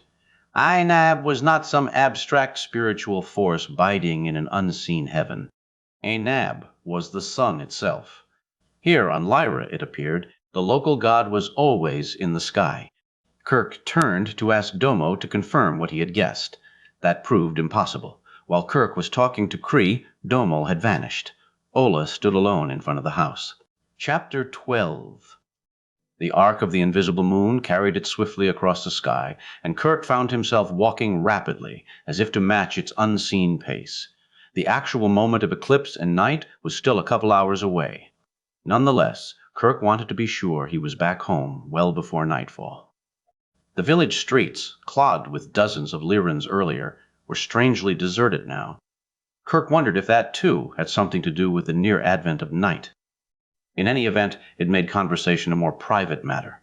Flicking open his communicator, Kirk called Spock on the Enterprise above. I'm on my way to the meeting now, Kirk said. I won't be able to talk to you again until it's over. Are you alone, Captain? That's the way Kree wanted it. I couldn't find a good enough reason to object. Mo. It could be a trap. For what purpose? Even Klingons require motivation. Perhaps, Spock said dryly. Still, you have no further information regarding this meeting? I only know what Kree's message said. He wants to talk to me about making a deal. I wonder what you possess that Kree might desire. I haven't the vaguest idea. But Kree knows something. He's been here longer than us. He may have the answers to a lot of questions. I still don't like it, Captain. I think you should have taken one of the security men along. Kree wouldn't have to know. The man could stay hidden outside. Mr. Spock, sometimes you surprise me. That would be cheating, wouldn't it? I never realized how suspicious you could be. I do not like Klingons, Spock said with unusual emotion. I'm sorry. I never realized the depth of your feelings. Klingons thrive on violence. They seek chaos and create it where it does not exist.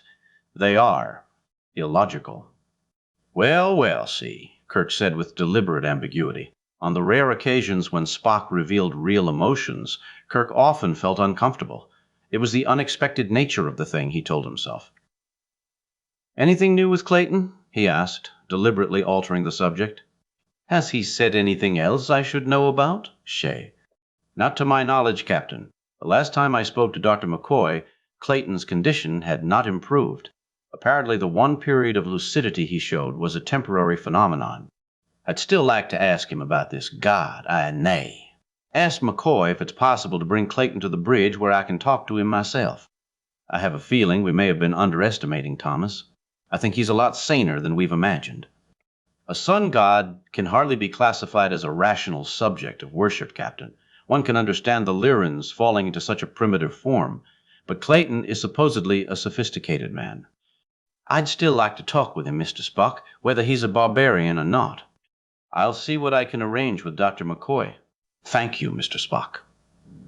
Kirk closed the communicator and attached it to his belt. He quickened his pace again. The street was still deserted. He hadn't seen a Lyran since leaving his own house. The sense of isolation disturbed him. He tried to shake off the feeling. After a brief meeting with Domo in the center of the village, Ola had guided Kirk and his party to 3 houses. Their new homes, she had said. Kirk placed Sulu and himself in one house, Uhura and Chapel in an adjoining one, and Boggs and Kaplan in the 3rd house, directly across the street. The houses were neat and comfortable, with wooden floors and a few scattered furnishings, largely chairs. Soft furs had been spread upon the floors to serve as beds, and a tanned animal skin hung from each doorway. Because of the infrequency of night upon Lyra, Kirk doubted that cold would ever be much of a problem. The Klingon message arrived shortly after the party broke up to go to their own homes. An officer delivered it, handing Kirk a slip of paper and immediately disappearing. The message was signed by Captain Kree. It included directions for reaching the house where the Klingons were staying. Kirk never hesitated about going. If Kree could in any way alleviate the ignorance from which he was suffering, Kirk would be more than grateful. Reaching the house he had been told to seek, Kirk rapped sharply on the wall beside the doorway. The animal skin fluttered back, and a face poked through the gap. It was Kree. Captain Kirk, my good friend, do come in. Thank you, said Kirk. He entered the house cautiously. Now I know how the fly must have felt when the spider invited him in for dinner, Kirk thought. The interior of the house was not noticeably different from those Kirk and his party occupied. Glass windows, wooden floors, soft furs, a pair of matching chairs. Kree gestured toward one of the chairs. Please sit down, Captain. You must be exhausted after your long march here. We followed your progress all the way. It was odd. I had assumed your transporter system was more accurate. We didn't want to drop in on you unexpectedly, Kirk said. He glanced at the chair, but preferred to keep his feet. I hope the young officer I placed in temporary command of my ship did not offend you unnecessarily. I reprimanded him severely when I learned of his attitude toward you. Too often in the past, our species have reacted toward each other with automatic hostility. There is no reason for that here. We can be friends. We're both caught, so to speak, in the same trap. Kirk shook his head. I think I may have ended up offending him instead. Kree chuckled with apparent appreciation. A silly young pup, yes, inexperienced, not sophisticated in the manner of you and me, not aware of the ways of the cosmos. Are you sure you won't sit? Kirk, well aware of the psychological advantage a standing man possessed over one who was sitting, got ready to refuse outright.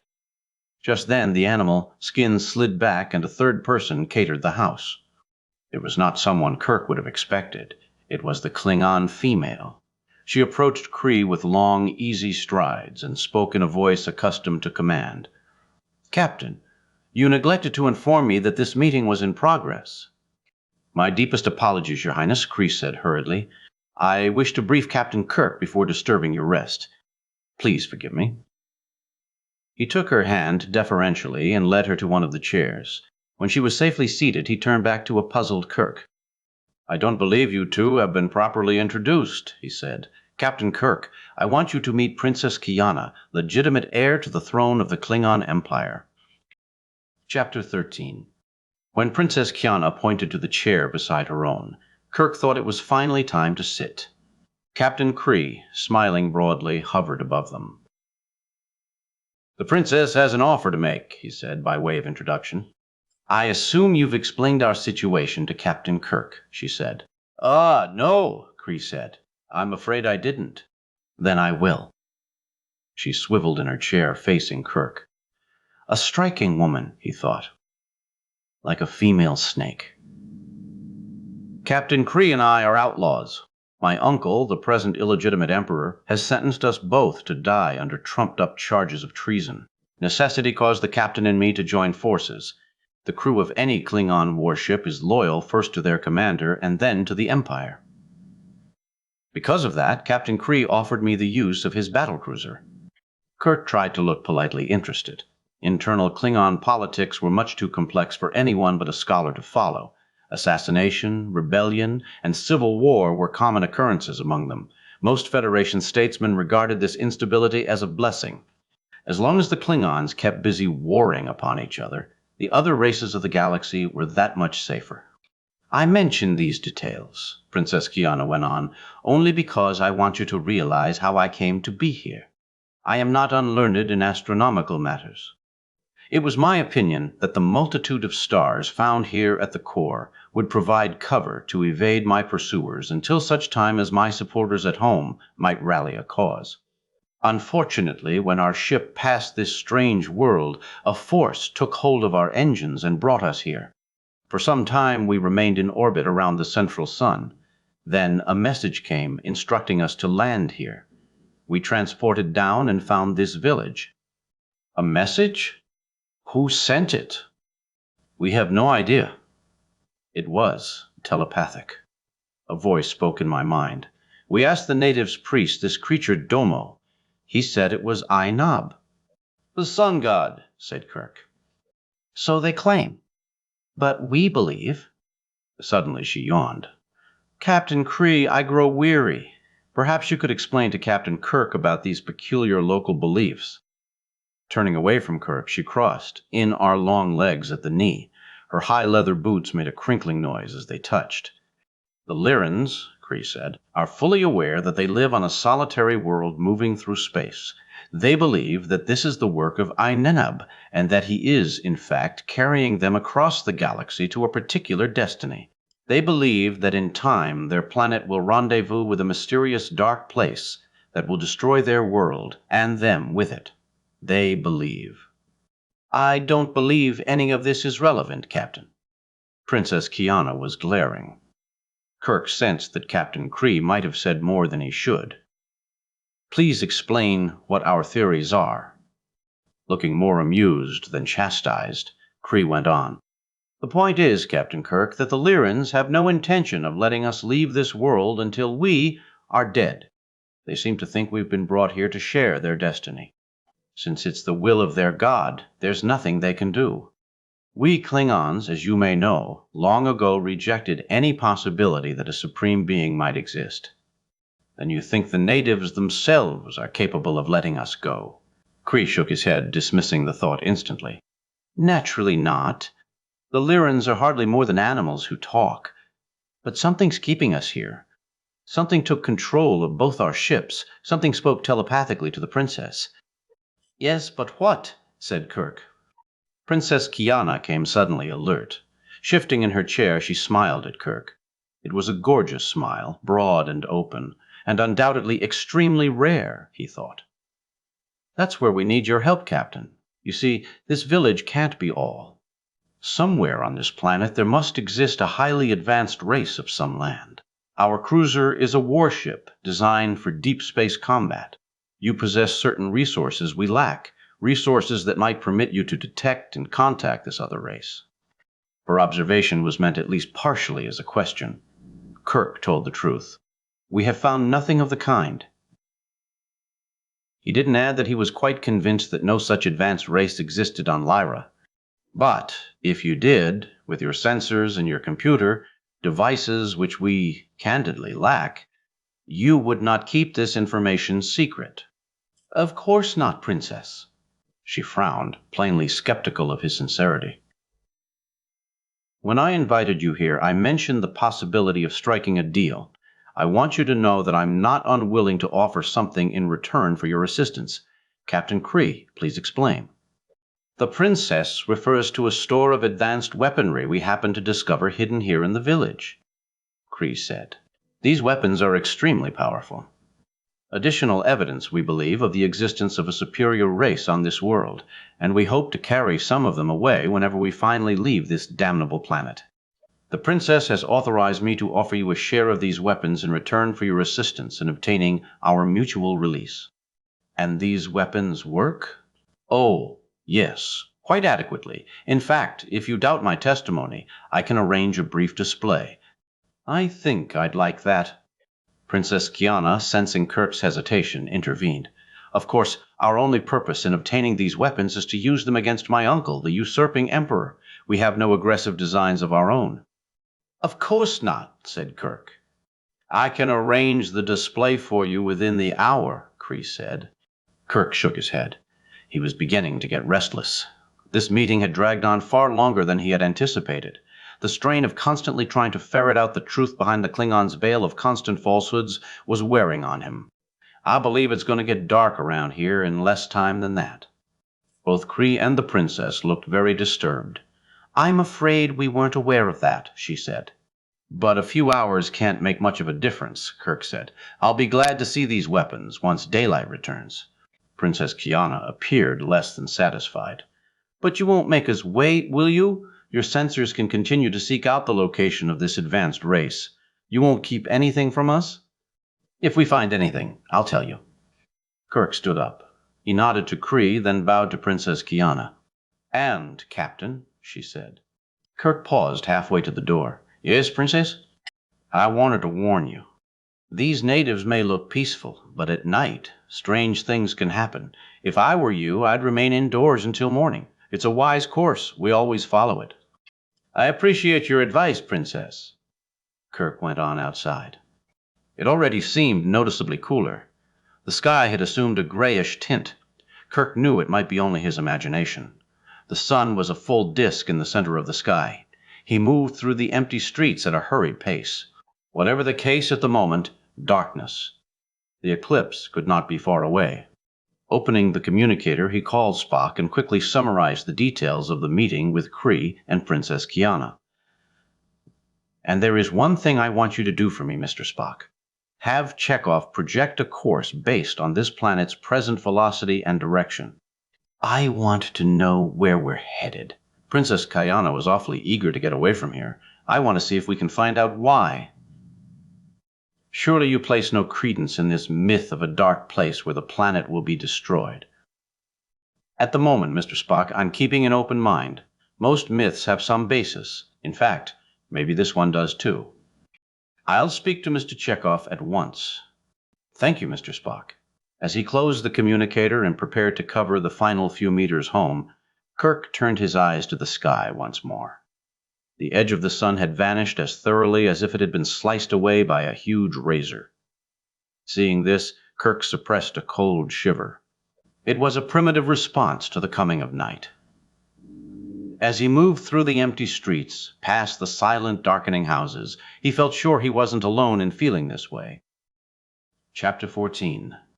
As Kirk put out a hand and pushed aside the animal skin hanging from the doorway, he heard high, tinkling laughter coming from inside. Whoever that was, it wasn't Sulu, he decided, stepping inside. Ola, the young Lyran girl, sat cross-legged on the floor. Crouched beside her, Lieutenant Sulu clutched a playing card in one hand. He made quick circling motions through the air. Now, watch closely, he said. Don't let your eyes lose sight of the card. Watch closely, closely, closely, closely. Holding her breath, Ola followed the path of the card. Kirk caught a flash of color. A face card. Either a king or a jack, he decided. Suddenly, with a snap, Sulu turned his wrist. Presto! He cried. The card had vanished. Releasing her breath in an excited burst, Ola laughed uproariously, eyes wide with astonishment. You made it disappear. It is like magic. You bet, Sulu said. He showed her the palms of In's hands, then the backs. See? Nothing up my sleeve. Gone. Absolutely gone.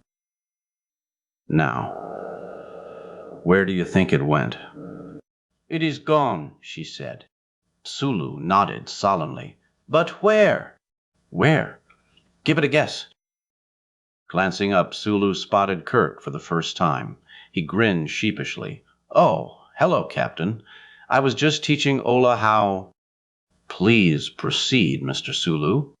Kirk folded his arms across his chest and leaned in the doorway. I'm interested to see how this comes out myself. Yes, Sulu, said Ola, bouncing on the floor. Where is that card, please? Encouraged, Sulu shut his eyes. I'm trying to see it now, trying to focus, trying to see, trying. His forehead wrinkled with the exertion of the search. It is, here.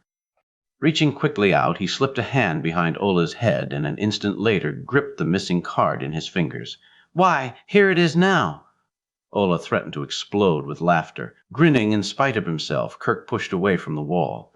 Now, that's a talent of yours I didn't know about, Mr. Sulu. Your personnel records never gave a hint. Sulu tried his best not to look embarrassed. It's just something I've picked up, Captain. A way of entertaining the crew. I'm not really proficient yet. Well, lucky for the rest of us, Kirk said. If you were, no telling what you might make disappear. Me, for instance. Never you, Captain Kirk. Well, then perhaps just Mr. Spock. I understand he's regarded as an even harsher slave master than I. Kirk bent low, looking at Ola. Nestled on the floor, she seemed as delicate as a doll. And how are you? Did you enjoy Mr. Sulu's trick? Oh, it was masterful, Captain Kirk. Truly magical. Her eyes glowed like a child's on Christmas. How much could she possibly know of this strange world? And did you come here for a reason? She seemed to lose her confidence all at once. I wanted to know if you had changed your mind about being my husband. Kirk looked at Sulu, who immediately averted his eyes. No, Ola, I'm afraid not, he said softly. That is too bad. When you saved me from the cova, I thought.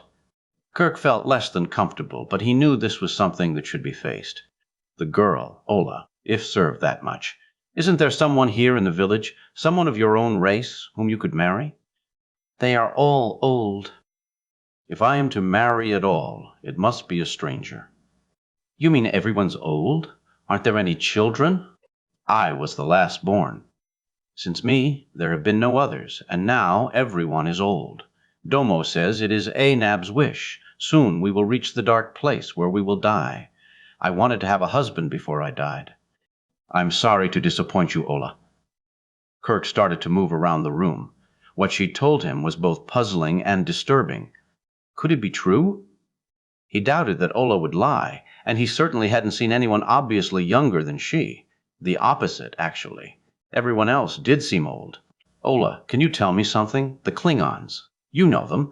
Didn't you mention having some trouble with them? Only that they took our treasures, she said. Domo was very angry about that. What are these treasures? Oh, terrible things. Machines that kill and destroy. Domo told me about them. He said, Nob wished the treasures to remain hidden forever, but the Klingons learned of their existence and removed them from the ground. It was a very bad thing to do, but Ynab will take them in time, and then the treasures will be returned to the ground. What will Inab do? Consume them, claim them. She looked at the floor, as if hesitant to speak. It is the way of Inab to claim all strangers as his own. Even us? Asked Kirk. She nodded slowly. Even you? She seemed sad. It has always been the way. I should not talk of it to you, but there is nothing anyone can do to thwart the will of the god.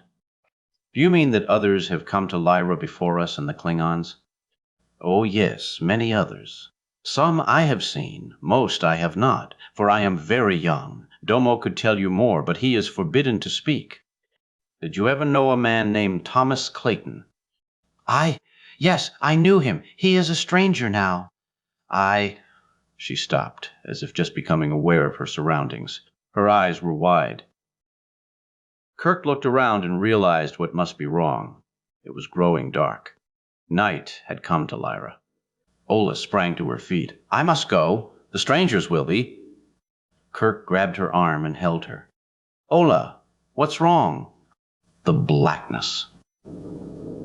She twisted in his grip. They will come from the resting place to... She looked fearfully at the doorway, then back to Kirk. He decided to let her go. Would you like me to go home with you? No! She was nearly screaming. "You must stay here. It is much worse for you than me." "Then why don't you stay here? If you're afraid, you can leave when it's light again." She gazed at him in open wonder. "You are such a good person, Captain Kirk." "Yes, I will stay. It is better for all of us that way." "Good." Kirk turned around. "Mr. Sulu, you'd better light a torch. In a few more minutes we won't be able to see our own hands." Sulu searched through their gear. In a moment a bright light flared in his hand. Kirk heard a sharp cry and turned. It was Ola. She stood with her arms dangling loosely at her sides, her face a mask of wonderment. She was staring at the bright yellow light. Not even fire? Kirk thought. Didn't they even know about that? Chapter 15. Captain's Log, Stardate 6533.9. This is being recorded by Science Officer Spock, temporarily in command of the ship. Contact with Captain Kirk and his landing party continues at frequent intervals. At the present, it is nighttime in the village of Tumara, a temporary phenomenon caused by an eclipse of the sun by one of the planet's 12 apparently artificial satellites. It is my intention, once this is past, to speak again with Captain Kirk. In the meantime, I have ordered the crew to assume a light-o-duty status. Primary among my own endeavors has been an attempt to obtain a computer projection capable of solving the major paradoxes of this planet. Unfortunately, my results have been more disturbing than illuminating. The computer stubbornly insists that any total solution must be predicated upon the assumption that the internal sun of Lyra is a conscious and powerful deity. It is my hope that additional input will force an alteration in this projection. "No crisp, logical answers, Mr. Spock?" said a soft, drawling voice from behind. Turning away from the library computer console, Spock discovered Dr. Leonard McCoy lurking near his elbow. Spock shook his head and switched off the console. "I'm afraid, Doctor, that the answers I am receiving tend more to the magical than the logical. The computer insists this sun must be a conscious entity. A computer that believes in God. Well, what do you know?" Spock shook his head. "Not necessarily a god, Doctor. Such beings probably do not exist. Advanced intelligences, however, most certainly do. Not in the middle of suns. If they did, they'd need to wear some pretty tough asbestos suits." The theory of such intelligences has been broached speculatively in the past. Don't tell me you're starting to believe in God, too. "It's possible, Doctor, though hardly probable. The evolution of such an intelligence would be difficult to determine. Still, there is no irrefutable reason why such a being cannot exist." "Well, if you ever find one, be sure to let me know, Spock. I've got a lot of praying to catch up on each night before I go to bed." "I'm sure a logical God would comprehend the basis for your fallen state, Doctor. Didn't Christ say, 'Father, forgive them, for they know not what they do'?" "And just what do you mean by that crack?" McCoy said, bristling. Spock shook his head apologetically. "Why, nothing, Doctor. Nothing at all." Inwardly he grinned. Whether McCoy knew it or not, he had just been twitted. It was a sport Spock enjoyed practicing every now and then. The paradox with Dr. McCoy was that, for generally illogical being, he was at times also amazingly literal. Apparently satisfied by Spock's apology, McCoy crossed the nearly empty bridge. Ensign Chekhov sat alone, absorbed in a thick stack of computer printouts. McCoy spun Sulu's empty chair around and sat down. "This is getting to be a damn bore," he told Spock. "Do you know that not one person appeared for sick call this morning? And do you know why? It's the light duty status you've ordered. Everyone is so busy having fun, they can't take a few moments to get sick. I would have thought that a healthy crew would be a source of pride for you." "Pride, sure, but what's that got to do with being bored? I wish Jim would let me beam down to that Garden of Eden of his. It ought to be a fascinating world. How about you, Spock? How'd you like to stand with your big feet on the ground and see the horizon soaring up away from you like the sides of a big cup? It would be a most interesting illusion, to be sure." "An interesting illusion? That's all? Should there be more?" McCoy shook his head wearily. "For you, maybe that's enough. For me, it never can be. What's the use of the extraordinary, the unique, if such things fail to move us in extraordinary and unique ways? Perhaps there is no use, Spock said. That's an awfully bleak philosophy. Logic is never bleak, Doctor, only truthful. Factual, you mean. It takes imagination, romance, and poetry to reflect the whole of the truth. These arguments between Spock and McCoy had been raging for as long as the two had known each other. Nothing was ever settled. Neither ever won a clear victory. Both enjoyed the combat thoroughly as an end in itself. What's the present condition of Thomas Clayton? Spock asked. He felt the time was right for a strategic change in subject matter. When I talk to Captain Kirk again, I'll have to tell him what's occurred. I know. McCoy shook his head. On my way up here, I stopped by his cell, but there's been no change. He's totally comatose. According to the medic I put in the room, Clayton hasn't moved a muscle in more than an hour. I don't like it, Spock. There was no reason for his condition to worsen. You had no warning? None at all. In fact, I thought he was getting better again. Then you should hardly blame yourself, Doctor. I appreciate your saying that, Spock. It's only the truth, Doctor. Only logic. Seemingly unaware of anyone or anything else, Ensign Chekhov continued to study the computer data stacked on his console. Chekhov was performing the calculations Captain Kirk had requested, projecting a future course for the planet Lyra. Spock had not asked for a preliminary report, and Chekhov, who knew from experience that Spock preferred to receive facts only in finished form, had kept silent about any tentative discoveries he might have made. McCoy leaned back in his chair and locked his hands around one knee. Spock, since we're both stuck here with not enough to do, maybe there's one thing we ought to settle once and for all. I've got a riddle for you, and I'm willing to wager, oh, say, a bottle of good bourbon that you can't come up with an answer. The riddle is a problem in logic. At least on the surface, that's what it is. I'm betting that logic has its limits as a means of solving problems. How about it? Willing to put a bottle of whiskey where your mouth is? Coming closer, Spock leaned over and sniffed McCoy's breath. I had to be sure you hadn't been thinking, he explained. My ethical code forbids me to take advantage of an intoxicated mind. McCoy frowned. No, damn it, I haven't touched a drop. But I will after I've won this bet, with you paying. Now, how about it, Spock? Are you in this or not? Of course I am, Doctor. Good. Now, listen closely. Here's the riddle. Once there was an island, a desert island with ocean all around. Two people lived on this island, a father and his son. They were stranded. The father was very old. He had a white beard that reached to his navel and skin as wrinkled as an elephant's. Know what an elephant is, Mr. Spock? My studies of extinct Earth species have been quite extensive. Good, because I wouldn't want to be accused of taking advantage of your ignorance. Now, the boy was young, barely out of puberty. He was weak and sickly and not very intelligent. The father, despite his age, knew how to survive on the island and keep both of them alive. The boy didn't. And the mother? Said Spock. What? From what you've said, I assume the boy must have been born on the island. You haven't explained the absence of a mother. McCoy glared. Don't ask me silly questions, Spock. She drowned. Sharks ate her up. How should I know what happened to the mother? I'm sorry, I didn't mean to disturb you. Please go on, Doctor. IT. Endeavor to ignore the missing mother. Thank you, Mr. Spock. Now, one day there was a severe earthquake on the island. The quake opened up the earth and exposed a long, buried cave. Up out of this cave came a huge monster. It was 20 meters long, with scaly green skin, a spiked tail, forked tongue, and fiery breath. The monster loomed over the father and son and told them it was hungry. Spock shook his head.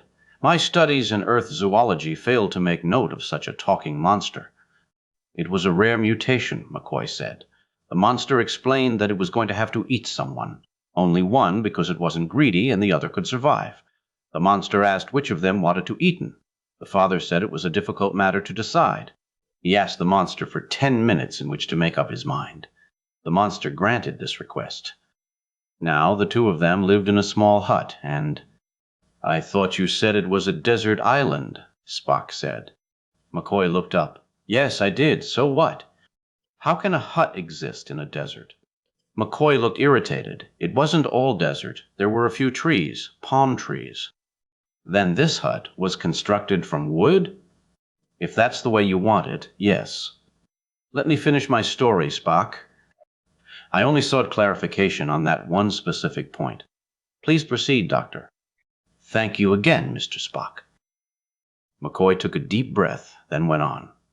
The monster told the old man he would go away for 10 minutes, but when he returned, he expected to find one of them waiting for him in front of the hut.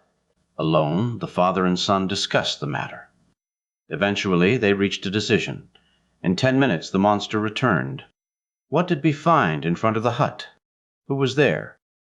Hawk frowned. That's the riddle. That's it, McCoy said, nodding firmly. What's wrong? Trouble, Mr. Spock. You know why? Because it's a problem of the heart, not the mind. And even though you have a heart, your medical records say you do, you've never learned to listen to it and act accordingly. Give up? Spock shook his head, eyes closed in concentration. Give me a moment, please. Why? What's the problem? I need to consider all the possibilities. What possibilities? There can be only two. The father is old. No matter what, he'll die soon. The son, however, is unable to survive on his own. So which should it be, Mr. Spock? The father or the son? Come on. Let's hear a solution. A solution? Spock opened his eyes. Oh, that's obvious enough, he said matter-of-factly. The monster will of course find nothing. Nothing? Said McCoy, coming halfway out of his chair. Logically, yes.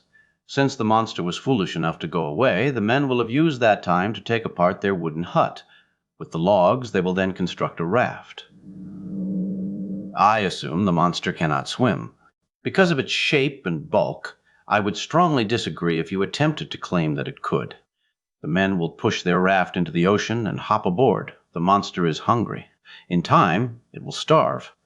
If the men bring sufficient supplies onto the raft and supplement these with fish from the sea, they can easily wait him out. Once the monster has died, the men can safely return home and reconstruct their hut. Spock, Spock, Spock, McCoy said. I can't believe you could. I'm only offering a logical solution, Doctor. Before McCoy's temper could explode, a voice said, Please put your hands in the air. Spock spun around. A thin man dressed in a medic's uniform stood beside the turbolift. Spock realized in an instant who it must be, Thomas Clayton. Clayton held a hand phaser in his fingers. Clayton, you damned fool, McCoy said, springing to his feet. What are you? Easy, Doctor. Clayton waved the phaser. I hurt you once. Don't make me do it again. Spock gripped McCoy's sleeve. Remember, this man is not rational. He's also supposed to be comatose. Clayton, what did you do to the medic in your room? I merely borrowed his uniform and phaser. He's unharmed. What do you want here? Spock said. I want you. I want... Clayton broke off with a sharp laugh. Me? I want nothing. It is I, Nab. He has ordered me to return to his world. You and Dr. McCoy will come too. It is time for all of us to gaze upon the shining eye of the god. Chapter 16. As far as Spock could see, the village of Tumara closely resembled Captain Kirk's description of it, and yet in the dark it also seemed to be a mysterious and ominous place, with empty streets, dark houses, and a constant chilling wind. Do you have a particular destination in mind? Spock asked. The faint figure of Thomas Clayton, phaser in hand, loomed behind him. They stood somewhere near the outskirts of the village. Just start walking, Clayton said. When it's time to turn or stop, I'll tell you. You won't get away with this, you know, Dr. McCoy said. I really don't know what you expect to gain. Just walk, please. With an angry grunt, McCoy stepped forward. Spock moved beside him. Above, only the scarlet corona of the sun spilling around the disk of the dark moon provided any light to guide them. Lyra was a world without stars. Still, the ground was smooth and flat. The hulking outlines of the houses stood out clearly. Behind them, Clayton started laughing. It was a private sound, intended only for himself. Thomas, why don't you put down the phaser? McCoy said. "We're here now. Spock and I won't bother you." Clayton's laughter went on. He muttered something, but his words vanished in the wind. "We don't want an accident," McCoy said. "McCoy said." "An accident?" Clayton cried with sudden shrillness. "There are no accidents under the eye of a god." Spock was remembering what Captain Kirk had told him, how neither his own hand weapons nor those of the Klingons had functioned here. In a logical universe, that observation would have strongly indicated that Clayton's weapon would not work thither. But could he trust logic here? There was a presence, almost a voice. Spock sensed that something was very wrong here, and it disturbed him deeply. Spock slowed his pace. Suddenly he stopped. Clayton, walking close behind, bumped into him. McCoy turned and looked back. "What is it, Spock?" "I'm not sure." Spock took a tentative step. Then he heard it again. Footsteps. Nearby. "Hey, move it," Clayton said. He gave Spock a shove. "Sorry." Spock moved forward. "I tripped over a rock." Spock caught up with McCoy. The footsteps came with him. He heard them clearly now, off to the left, parallel with a line of houses. "What was that about?" McCoy whispered. Clayton, laughing again, could not hear them. "I'm not sure." "Did you see something?" "No, not that." Not seen, heard. Who could it be, he wondered. The Lyrans, according to Captain Kirk, were a small, fragile race. These footsteps were as heavy as a man's. It wouldn't likely be Kirk or his group. They would have intervened by now. "You weren't trying to make a break for it? It's so dark. We might have a shot at it." "I don't think so." Spock did not regard the situation as sufficiently critical to justify the risk of lives. "I'm curious to discover what Clayton intends. If anything. The man's not stable. He hasn't harmed anyone so far. That phaser of his may not work down here. Do you remember what Jim said?" Spock wasn't surprised that McCoy also remembered. "I remember. But it may work. I can wait if you can." "I think it's wiser." Spock was listening to the footsteps. They had moved ahead now, as if anticipating the route Clayton would follow. "Turn left," Clayton said. Compliantly, Spock and McCoy turned left. The footsteps turned too. Spock thought there might be more than one set. He glanced at the sky. The sun seemed to be edging out from behind the moon. There was additional light. He squinted into the darkness. They turned twice more. Right, then left, then a third turn, right again. Down the street, Spock spied a distant glow. He knew without asking that this was where they were headed. It was the one evidence of life he had seen since reaching this world. The sky was brighter now. The footsteps were farther ahead. The man or men or whatever remained just out of sight. Touching McCoy's sleeve, Spock leaned close and whispered, "I think I should inform you. Someone has been following us for some time. They're ahead now. Keep a watchful eye. We're drawing close, and something may happen." "A Lyran?" "I don't think so." "Aye." Spock strained at the darkness. The gleam of light ahead had separated into 3 distinct squares. 3 windows, 3 houses. It must be Kirk and the others. Then who could it be? "I wish I could." Then all at once Spock saw clearly. A standing figure, as tall as any man, stood rooted in the path ahead. McCoy let out a shout of surprise. Clayton saw the figure at the same time. He made a strangled cry and swung his phaser up. Simultaneously, the man charged forward. Caught in between, Spock threw himself to one side. His shoulder bumped McCoy and sent him sprawling. A phaser hummed. Spock sensed the bolt flashing overhead. High hugged the ground. "Bastards!" screamed Clayton. "I got away! I won't come back! I won't!" Spock heard dwindling footsteps. The phaser hummed again. There was a cry, and something hit the ground hard. Spock heard laughter. Another phaser bolt tore through the air. "Bastards!" said Clayton. "Dirty, dead, foul!" Spock sensed that the time had come. Springing to his feet, he swung his hand. His fingers pinched the soft flesh of a shoulder. Thomas Clayton crumpled in the dust. Spock wheeled around. There was no one else to be seen. Picking himself up, McCoy brushed the dust off his trousers. What the hell is going on? Get his phaser. Spock pointed to where Clayton lay. I'll check the other one. What other? There was a second body lying in the dust. Crouching, Spock gently rolled the man over on his back. He put his ear against the heart and listened attentively. At first he seemed to hear nothing. Then, all at once, the heart beat strongly. How is he? McCoy hovered over him, holding Clayton's phaser. And who is he? I don't know. He's alive. Check the phaser.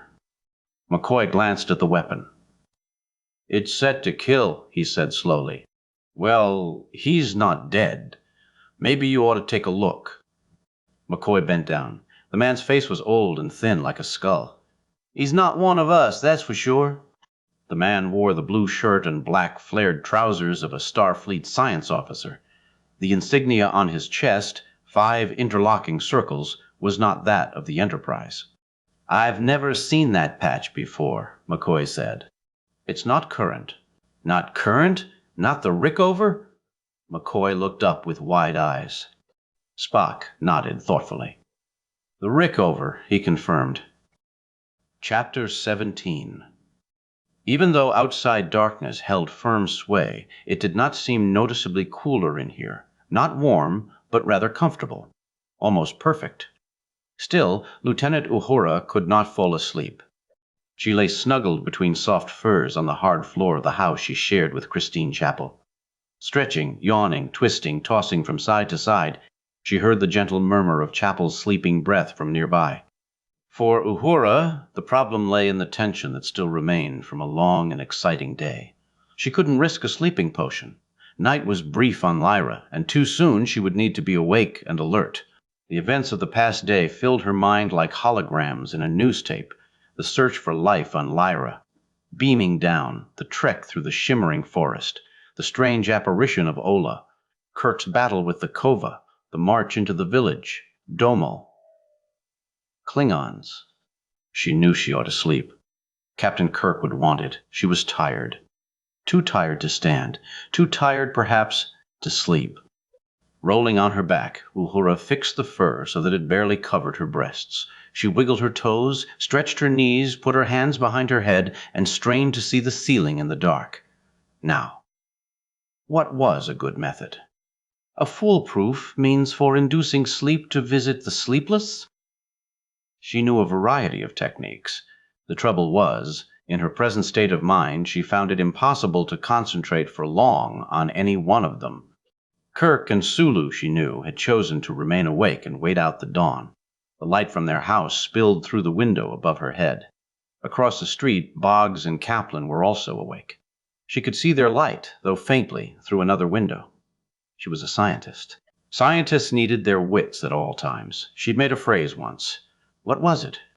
The most common characteristic of any scientist is his or her total inability to get along with any other scientist.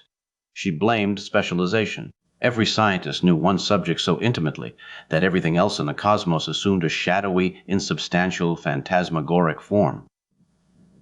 For a good physicist, biology was an arcane discipline. For a biologist, physics was obscure. The Enterprise was fortunate to have Mr. Spock.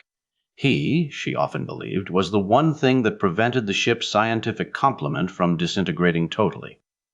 Spock was no specialist. Spock was an anachronism, like Leonardo, in the way that he often seemed to know everything about everything, music, for example. Uhura loved music with deep passion. She collected songs the way some people collected old books or coins. Yet Spock knew more. He couldn't sing, or wouldn't, but he could tell her better than anyone else when her own voice went wrong. Spock wasn't an artist. He never claimed to create. Spock knew. He was a scholar in the very best sense of that word. Christine Chapel, in her sleep, suddenly groaned and let loose a ripple of laughter. Well, thought Uhura, turning on her right side, now, wasn't that odd? Here she was thinking about Mr. Spock, while beside her slept poor Chapel, who was in love with him, very possibly dreaming of the same man. Spock did not love Chapel. Could he ever fall in love? She vividly remembered when Captain Kirk, disobeying orders, had taken Spock to Vulcan, where he was scheduled to marry a female he had known as a child. Something had gone terribly wrong on Vulcan. She never learned exactly what. And Spock had returned alone and resumed his old duties. Still, that had never been love, not as she understood the term. It was a biological urge. If Spock did not mate, he would die. What of herself? As deeply as she admired Mr. Spock, she did not love him in any truly emotional sense. She was not Chapel, content to love without return. In fact, she did not think she loved anyone, a lick that sometimes affected her with pain. She had never loved anyone. And yet, when she sang of love, and many of her songs, even the ones Spock had taught her, dealt with that subject, she knew perfectly well what the composers had intended when they'd first spun their complex webs of words and sounds. If she wasn't in love, and never had been, it was not because of the smallness of her heart, but rather because, to use an old cliché, the right man had never come along. When would he? Ever? She had no way of knowing. Despite the diligent efforts of thousands of men and women, scientists, sorcerers, mathematicians, magicians, the future remained a dark and unseeable realm. If duty had not interfered, she might have fallen in love with Kirk. Since the day she had first stepped on board the Enterprise, she had been aware of how she could feel for him. "Welcome aboard, Ensign," he'd said. She remembered this first conversation as clearly today as when it had occurred. "Thank you, sir." "Uhura. Don't I know that name? In Swahili it means truth. Do you have an older brother? I think you may mean my father, Joe. A starman? He was. One of the best. And one of the last? He's dead now. Oh, I'm sorry to hear that. He was quite a man. He disappeared in space 2 years ago. That's unfortunate. Odd that they had talked about her father. He and Captain Kirk were much alike. Her father had been a starman, the term given to those few humans who had initiated the exploration of the galaxy long before the establishment of Starfleet with its huge ships and giant crews. Lone men and women who had visited unexplored worlds and performed the same tasks now handled by as many as 400. Her father was almost the last of his land, a man living out of time. As a child, she had seen him only occasionally. His domain was space, not Earth. She had grown up in Dakar, one of the twin capitals of the United States of Africa.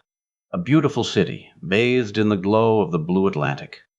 An African city, a cosmopolitan city, but one still very much the product of its French colonial heritage. During the 19th century, Dakar had been one of 4 Senegalese towns holding a privileged place in the French Empire. Eventually, the residents were even granted full French citizenship and allowed to choose their own representatives to sit in the Chamber of Deputies in Paris. The French attempted to institute a colonial policy of assimilation, and while that failed miserably, few Africans wished to be made over into dark-skinned Frenchmen.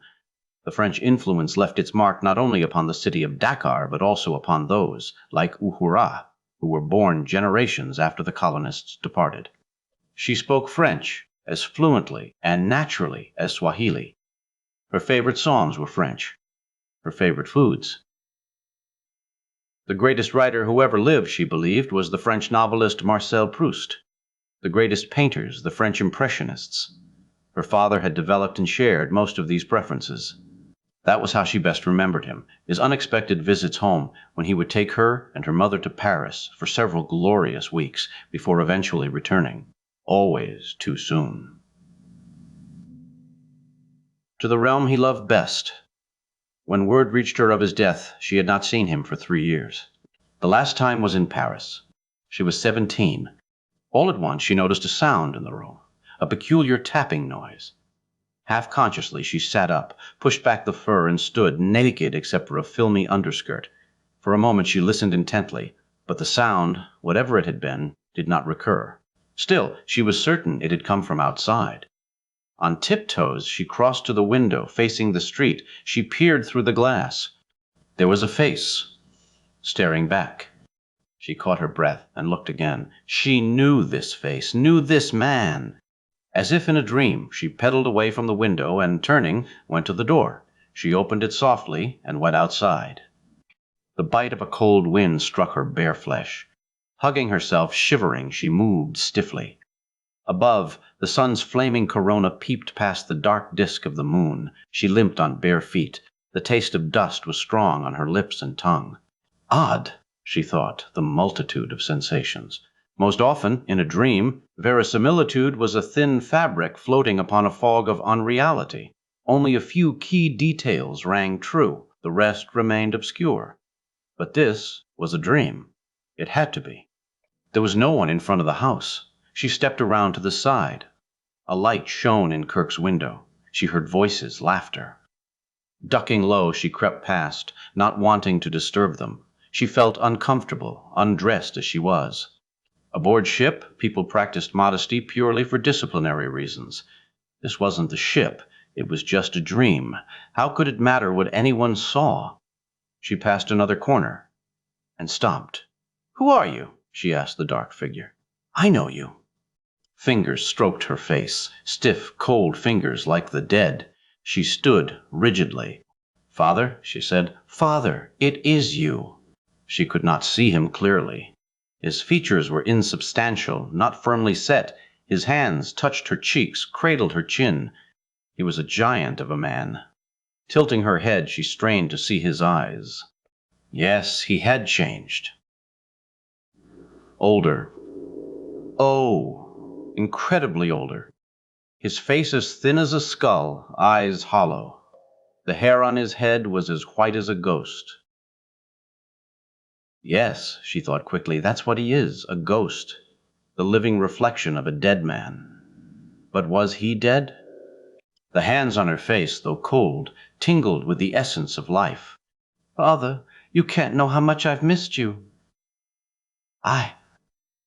Her head drooped against his chest. She cried silently. Strong, powerful arms embraced her shoulders. "You are cold," he said. She knew his voice. "I came when I heard you." There wasn't time to dress. "I understand." He chuckled consolingly, a deep bass sound echoing in the cavity of his chest. The familiar laugh cut through her like a knife. "You must go back. I'll wait. This is a cold and terrible place, daughter." I hate it. I'm with you now." "I know." "Then come with me."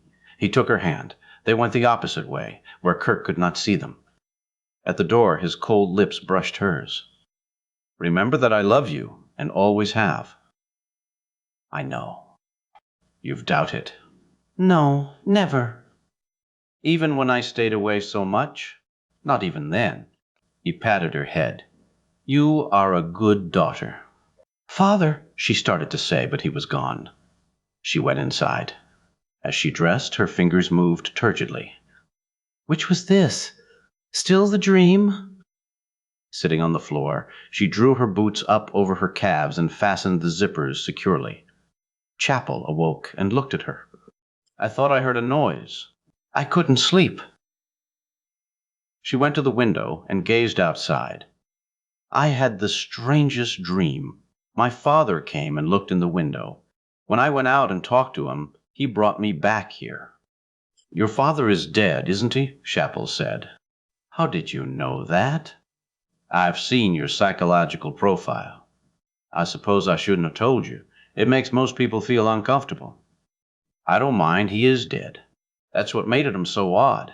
In the dream, he was both alive and dead." There was a sound.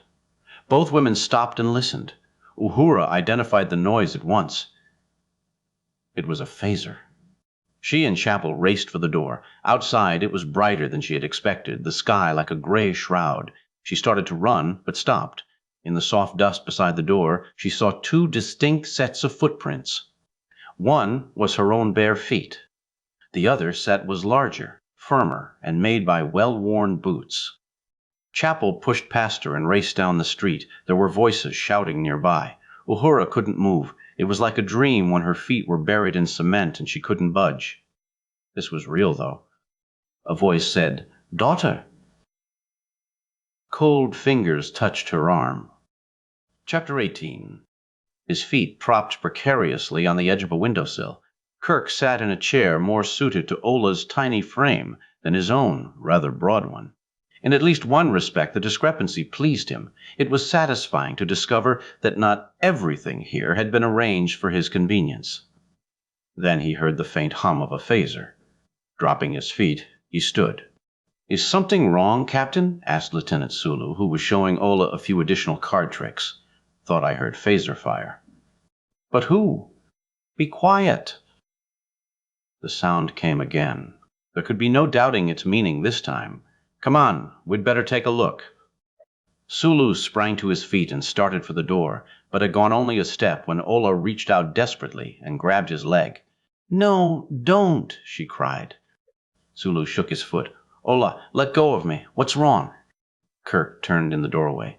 "Ola, stop that. Let him go. We'll be right back." She released Sulu, but tears filled her eyes. "You must not," she told Kirk plaintively. "Not now, not in the dark. They will be waiting for you." "Jean." "What are you talking about?" "The strangers. You don't know about them. They will take you." "It's some religious thing," Sulu said. He stood beside Kirk. "She talked about them while we were playing cards. I don't know what she means." "I heard her too." Kirk went toward Ola, holding out his hands. "Ola, I'm sorry, but we have to go see what's happening. We'll be back soon enough. You can stay here." "No," she cried, throwing herself at him. Kirk danced away. He couldn't waste any more time arguing with her. "Come on, Mr. Sulu," he said. "Let's go." They rushed outside. Kirk paused in the middle of the street, turning his head. He clutched his phaser in one hand.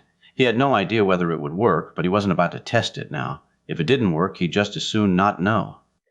There was a certain confidence to be gained from being ignorant. "Look, Captain," said Sulu. "Down the street. There's someone there." Kirk looked down the street past the house. Uhura and Chapel occupied. He saw what appeared to be 4 men, 2 crouched in the dust, while 2 more lay on their backs. Holding his phaser in front of him, Kirk moved cautiously in that direction. Sulu walked beside him. The security men, Boggs and Kaplan, emerged half-dressed from their house. Kirk waved them back. "Stay here," he said, "and keep us in sight." Chapel came running from her house. "Captain Kirk, what's wrong? I heard phaser fire." "Get behind us." "There may be trouble ahead." But he had gone only a short distance when he thought he recognized one of the crouching figures. The pointed ears made identification simple. "Spock, is that you?" "It's all right, Jim." It wasn't Spock who answered, but Kirk knew the voice, Dr. Leonard McCoy. "The trouble's over." Kirk quickened his pace.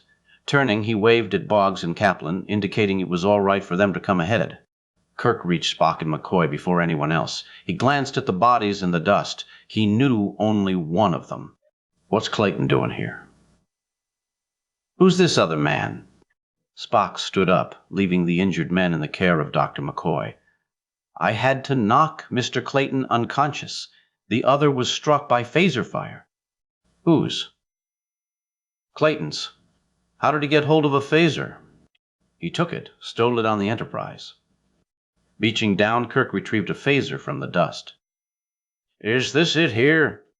"I believe so, yes." Kirk tucked the phaser in his belt. "Now, who's this other one?" he asked, leaning over to see. The man wore a Starfleet uniform, but Kirk didn't recognize him from the Enterprise. Besides, the insignia on his tunic was one Kirk could not identify. This man and several others tried to follow us through the village. When he made his presence known, Clayton opened fire with the phaser. This man fell, but the others apparently managed to escape. "He's not dead?" "Dr. McCoy says no." "He must be from down here." "Apparently so." McCoy stood up. "We ought to take these men somewhere." "Neither are hurt seriously, but they need time to recover." "I've never seen that insignia before," Kirk said, pointing. "Nor have I, Captain," said Spock, "but I believe it's the Rickover." "Are you sure of that?" "I usually am, Captain." Kirk whistled softly. He pointed to the bodies. "Kaplan, Boggs, Sulu, let's move these men." McCoy and Kaplan raised Clayton off the ground, while Sulu and Boggs carried the other man. Kirk thought he looked incredibly thin and frail. He couldn't have weighed more than 100 pounds. Kirk let Nurse Chapel step past, then fell behind to walk with Spock. Well, Mr. Spot, maybe you'd better tell me what goes on. I seem to recall leaving explicit instructions for you to remain aboard the Enterprise. It wasn't my idea, Captain, I assure you. Clayton stole a phaser and forced Dr. McCoy and me to accompany him here. Apparently, we were his hostages. Do you know why he did it? Perhaps he will explain when he regains consciousness. I hope so, but so far with Thomas, we haven't learned very much useful. Kirk followed the others into the nearest lighted house, the one Chapel and Uhura occupied. Despite the commotion, the other houses remained as dark and silent as ever. Kirk didn't like that. Curiosity, he believed, was a universal characteristic of intelligence. Inside, Clayton and the other men lay on the floor. There were soft furs under their backs. "What do you think, Bones?" Kirk said. 10 minutes? 20? When will they come around? It's difficult to say definitely with Clayton. Spock could tell you more about Vulcan nerve pinch than I could. As for the other one, give him 20 minutes at the most. Fine. We'll wait. Kirk waved his arms expansively at the interior of the house. "Gentlemen, make yourselves at home," he told Spock and McCoy. "Welcome to Lyra." "Captain Kirk," Lieutenant Sulu said, "I've been thinking, as long as we're going to stay here, couldn't I go next door and get Ola?" "Yes, do. I'd forgotten about her." "Ola, I believe, is the Lyran female," said Spock. "Yes, she stayed in the house when Sulu and I ran out. Apparently, she's afraid of the dark. That seems to be a common tendency here. On our way through the streets, we pass no natives. It is beginning to get a good deal brighter now." Following Sulu, Kirk stepped outside. Glancing at the sky, he waited for Sulu to cover the short distance separating the two houses.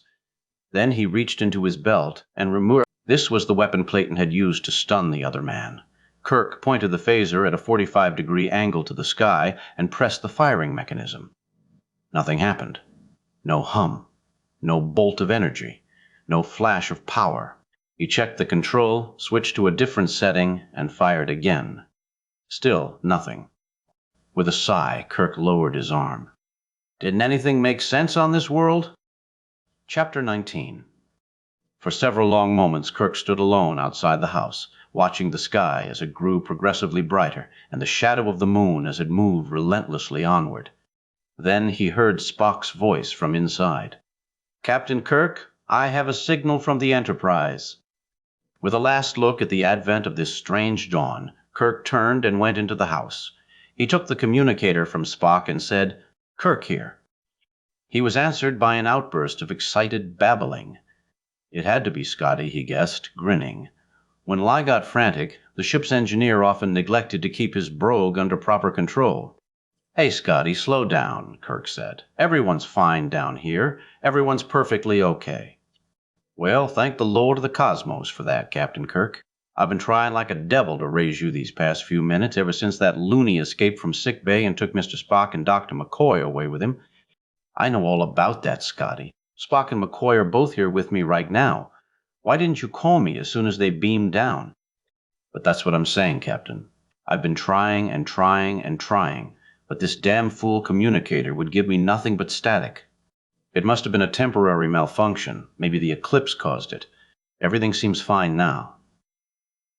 Another inexplicable mechanical failure, he thought, just like the phaser. "And there's something else, too, something I've been needing to tell you about." Scott seemed hesitant to go on. "Well, what is it, Scotty? Did one of your engines develop a pair of wings and fly away?" "Whatever it is, tell me." "Well, it's that task you assigned Ensign Chekhov. He tells me you wanted a course projected for this planet that we're stuck inside of." "That's right, Scotty. What did he say?" "Well, sir, unless he's damnably wrong, and I've checked his figures, so I don't think so." "Then we're in a pack of real trouble." "What sort of trouble, Scotty?"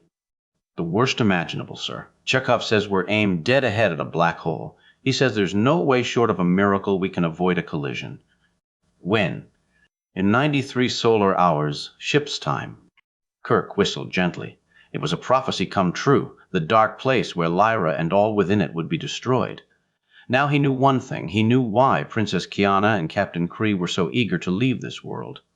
The Klingons might not have the sensor capability of the Enterprise, but there was nothing crude about their navigation equipment. Look, Scotty, have Chekhov go over his figures again. Tell him to start at the beginning and repeat every step. I want to be positive he's not mistaken. I'll tell him to get cracking at that within the minute, sir. And I'll talk to you later. Aye, sir. But Mr. Spock and Dr. McCoy, will they be returning to the ship? For the time being, I think I'll keep them here with me. We have only 4 days to live. I think I might be able to find a use for them. As you wish, Captain. And Scotty? Aye, sir. About the black hole. Keep that under your cap if you can. There's no use worrying people pointlessly. Tell Chekhov to do the same. I'll do that, sir. Kirk out. He shut down the communicator. Turning, he met Mr. Spock's gaze. Well, what do you make of that?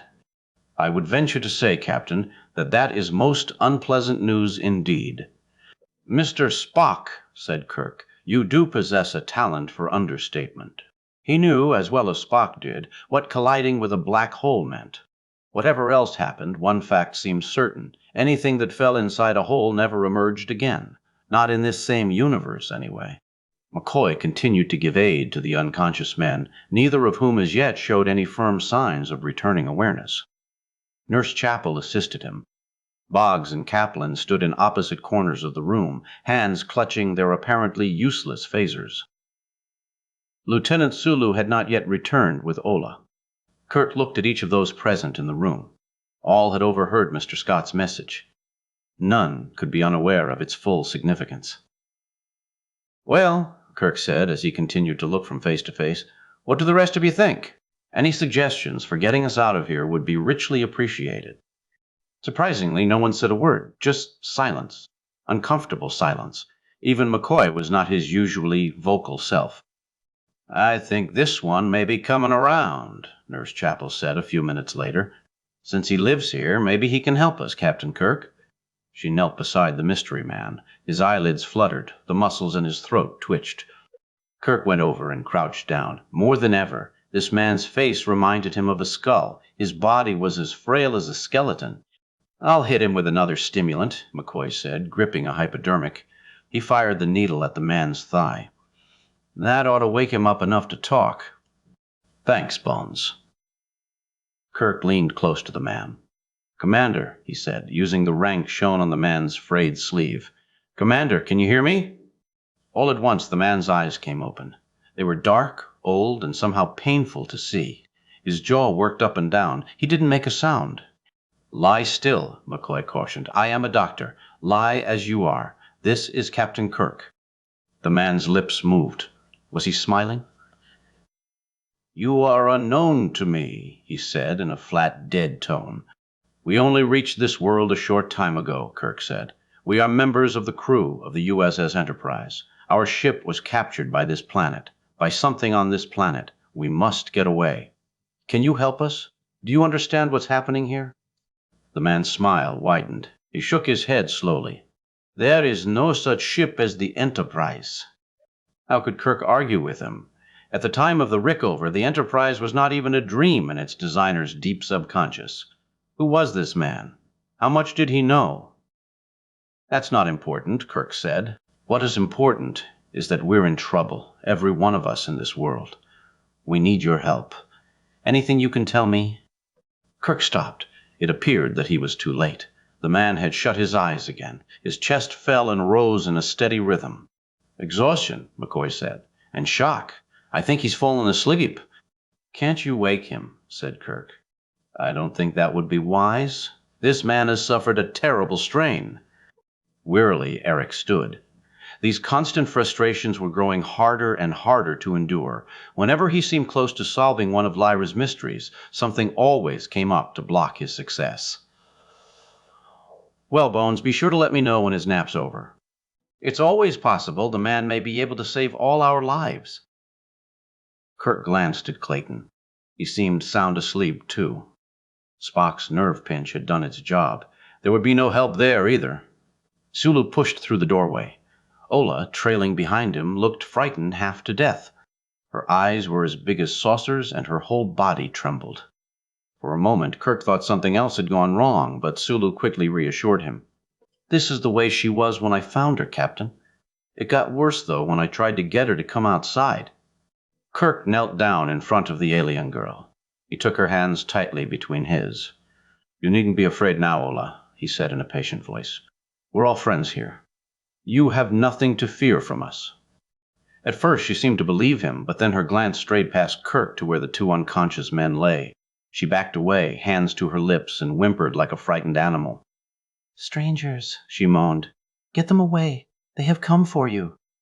Kirk reached out, trying to calm her, but she swatted his hand with unexpected strength. "No," she cried. "No, they are here." Spinning, she broke free of Sulu's desperate grasp and ran for the doorway. Kirk tried to hurry after her, but by the time he pushed the animal skin aside and looked out, she was nowhere to be seen. He slammed his fist against the wall. The sky was a pale blue. The sun beamed brightly. "Morning." "Gone, Captain?" Kirk turned around. It was Spock, of course. "What did you expect? You tell me. Now, what's gotten into her?" "Perhaps Ola could answer that better than I, Captain. She is afraid of those two men, and obviously knows who they are. Surely she could tell us a great deal we need to know." "Maybe she could. But where is she?" Kirk turned to go back inside, then suddenly stopped. He looked up and down the street. "Now, I wonder what's become of her," he said softly. "Ola?" asked Spock. "I assume she returned to her own home." "Not her, no. Lieutenant Uhura." "Damn it, Spock, what's wrong with me? I haven't seen Uhura since we first came out. She's gone, and I didn't even notice." Chapter 20. Like four cowboys on their way to a shootout, Kirk, Spock, Sulu, and McCoy moved side by side through the dusty streets of Tumara. For more than an hour, Kirk had led the search for Lieutenant Uhura, and when it became clear that she had utterly vanished, he'd felt there was no place left to turn. Spock had suggested their present gambit. "It appears to me," he'd said, "that the majority of this planet's ambiguities are religious in nature. Since we have no means by which to consult directly with the god, perhaps our wisest course at this time would be to seek out his nearest colleague. I suggest we visit this creature Domo.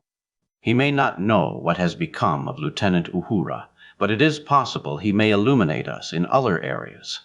Kirk could have kicked himself for failing to think of that before. For psychological reasons, he felt a show of force was wise. Nurse Chapel remained at the house to care for the unconscious men. Kirk ordered Kaplan and Boggs to keep watch over her. The other four, Spock, Sulu, McCoy, and he, headed for Domo's house. Now that daylight had returned, the streets of the village were crowded once more. The old Lyrans, male and female, moved with surprising haste, intent upon the accomplishment of unknown tasks. "I don't like this place," Kirk suddenly decided. There was no laughter here, no gaiety, no pleasure in life. If this was the Garden of Eden, it was a dull, aimless, unpleasant place. They reached the house where Domo resided without incident. As Kirk approached the door, he saw in a window a brief image of a round, white face. "Ola," said Lieutenant Sulu, who had seen this face too. "I'm sure that was her." Kirk nodded tightly. "At least that's one mystery solved. We know where she went." He knocked on the wooden door. For a moment there was no response from within. Then Kirk thought he heard scraping noises, as if some heavy object were being dragged across the floor. He raised his fist to knock again. As he did it, the door came open. Domo stood in the entrance, fat, stooped, and bald-headed. He did not appear pleased to be receiving visitors at this time. "You cannot enter the sanctum of—" Kirk wasn't about to be stopped by nonsense. Without waiting for a formal invitation, he slipped past Domo and entered the house. Domo hesitated a moment, lips open in surprise, then bowed to the inevitable. Stepping aside, he let Spock and McCoy come through. Sulu, acting on previous instructions, remained on watch outside. Closing the door, Domo turned and placed his furry hands upon his broad belly. "To what do I owe the pleasure of such distinguished company?" If he was being sarcastic, and Kirk assumed he was, he never cracked a grin. The room was more plushly furnished than the other houses Kirk had seen. There were several chairs, a tall stool, and a long table piled high with papers. Kirk had assumed that the Lyrans would not possess a written language. The papers were covered with tiny scribblings. Once again, common sense had failed to present an accurate picture of this world. A wooden ladder leaned against the back wall of the room. Kirk followed the rungs to the ceiling and saw the rectangle of a trapdoor. He remembered the telescope on the roof and smiled faintly. Was the telescope Domo's way of keeping a watchful eye on Inab? Ola was nowhere to be seen. Kirk glanced at the ladder and recalled the scraping noises he had heard. Had Ola gone or been sent to the roof to hide? Kirk faced Domo and thrust an angry finger at his chest. One of my people has disappeared. She didn't walk away. She didn't wander away. Somebody must have taken her. There's something strange going on here. You've hinted about it before. I want to know what you know about Uhura's disappearance. Where is she? Who took her there? Domo stared at Kirk as if he were seeing a fool. Haven't you learned that much yet? I would have thought, no, never mind. How dare you come here and question me?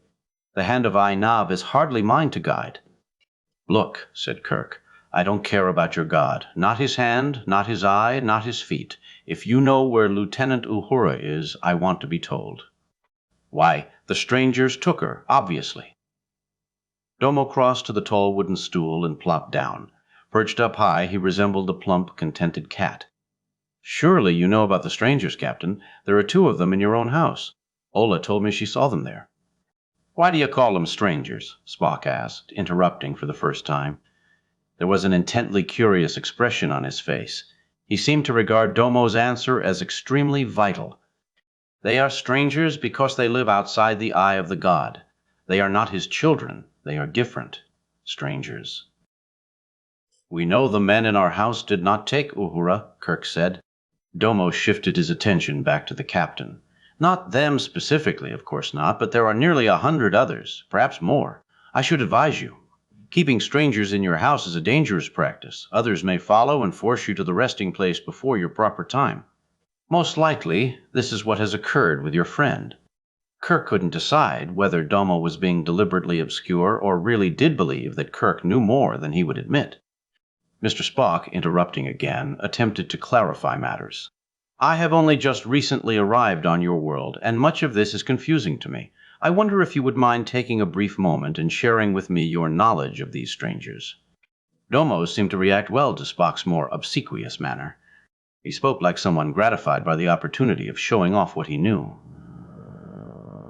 Our planet, as perhaps you know, is presently part way through a journey of eons' duration at the will of our god Inab.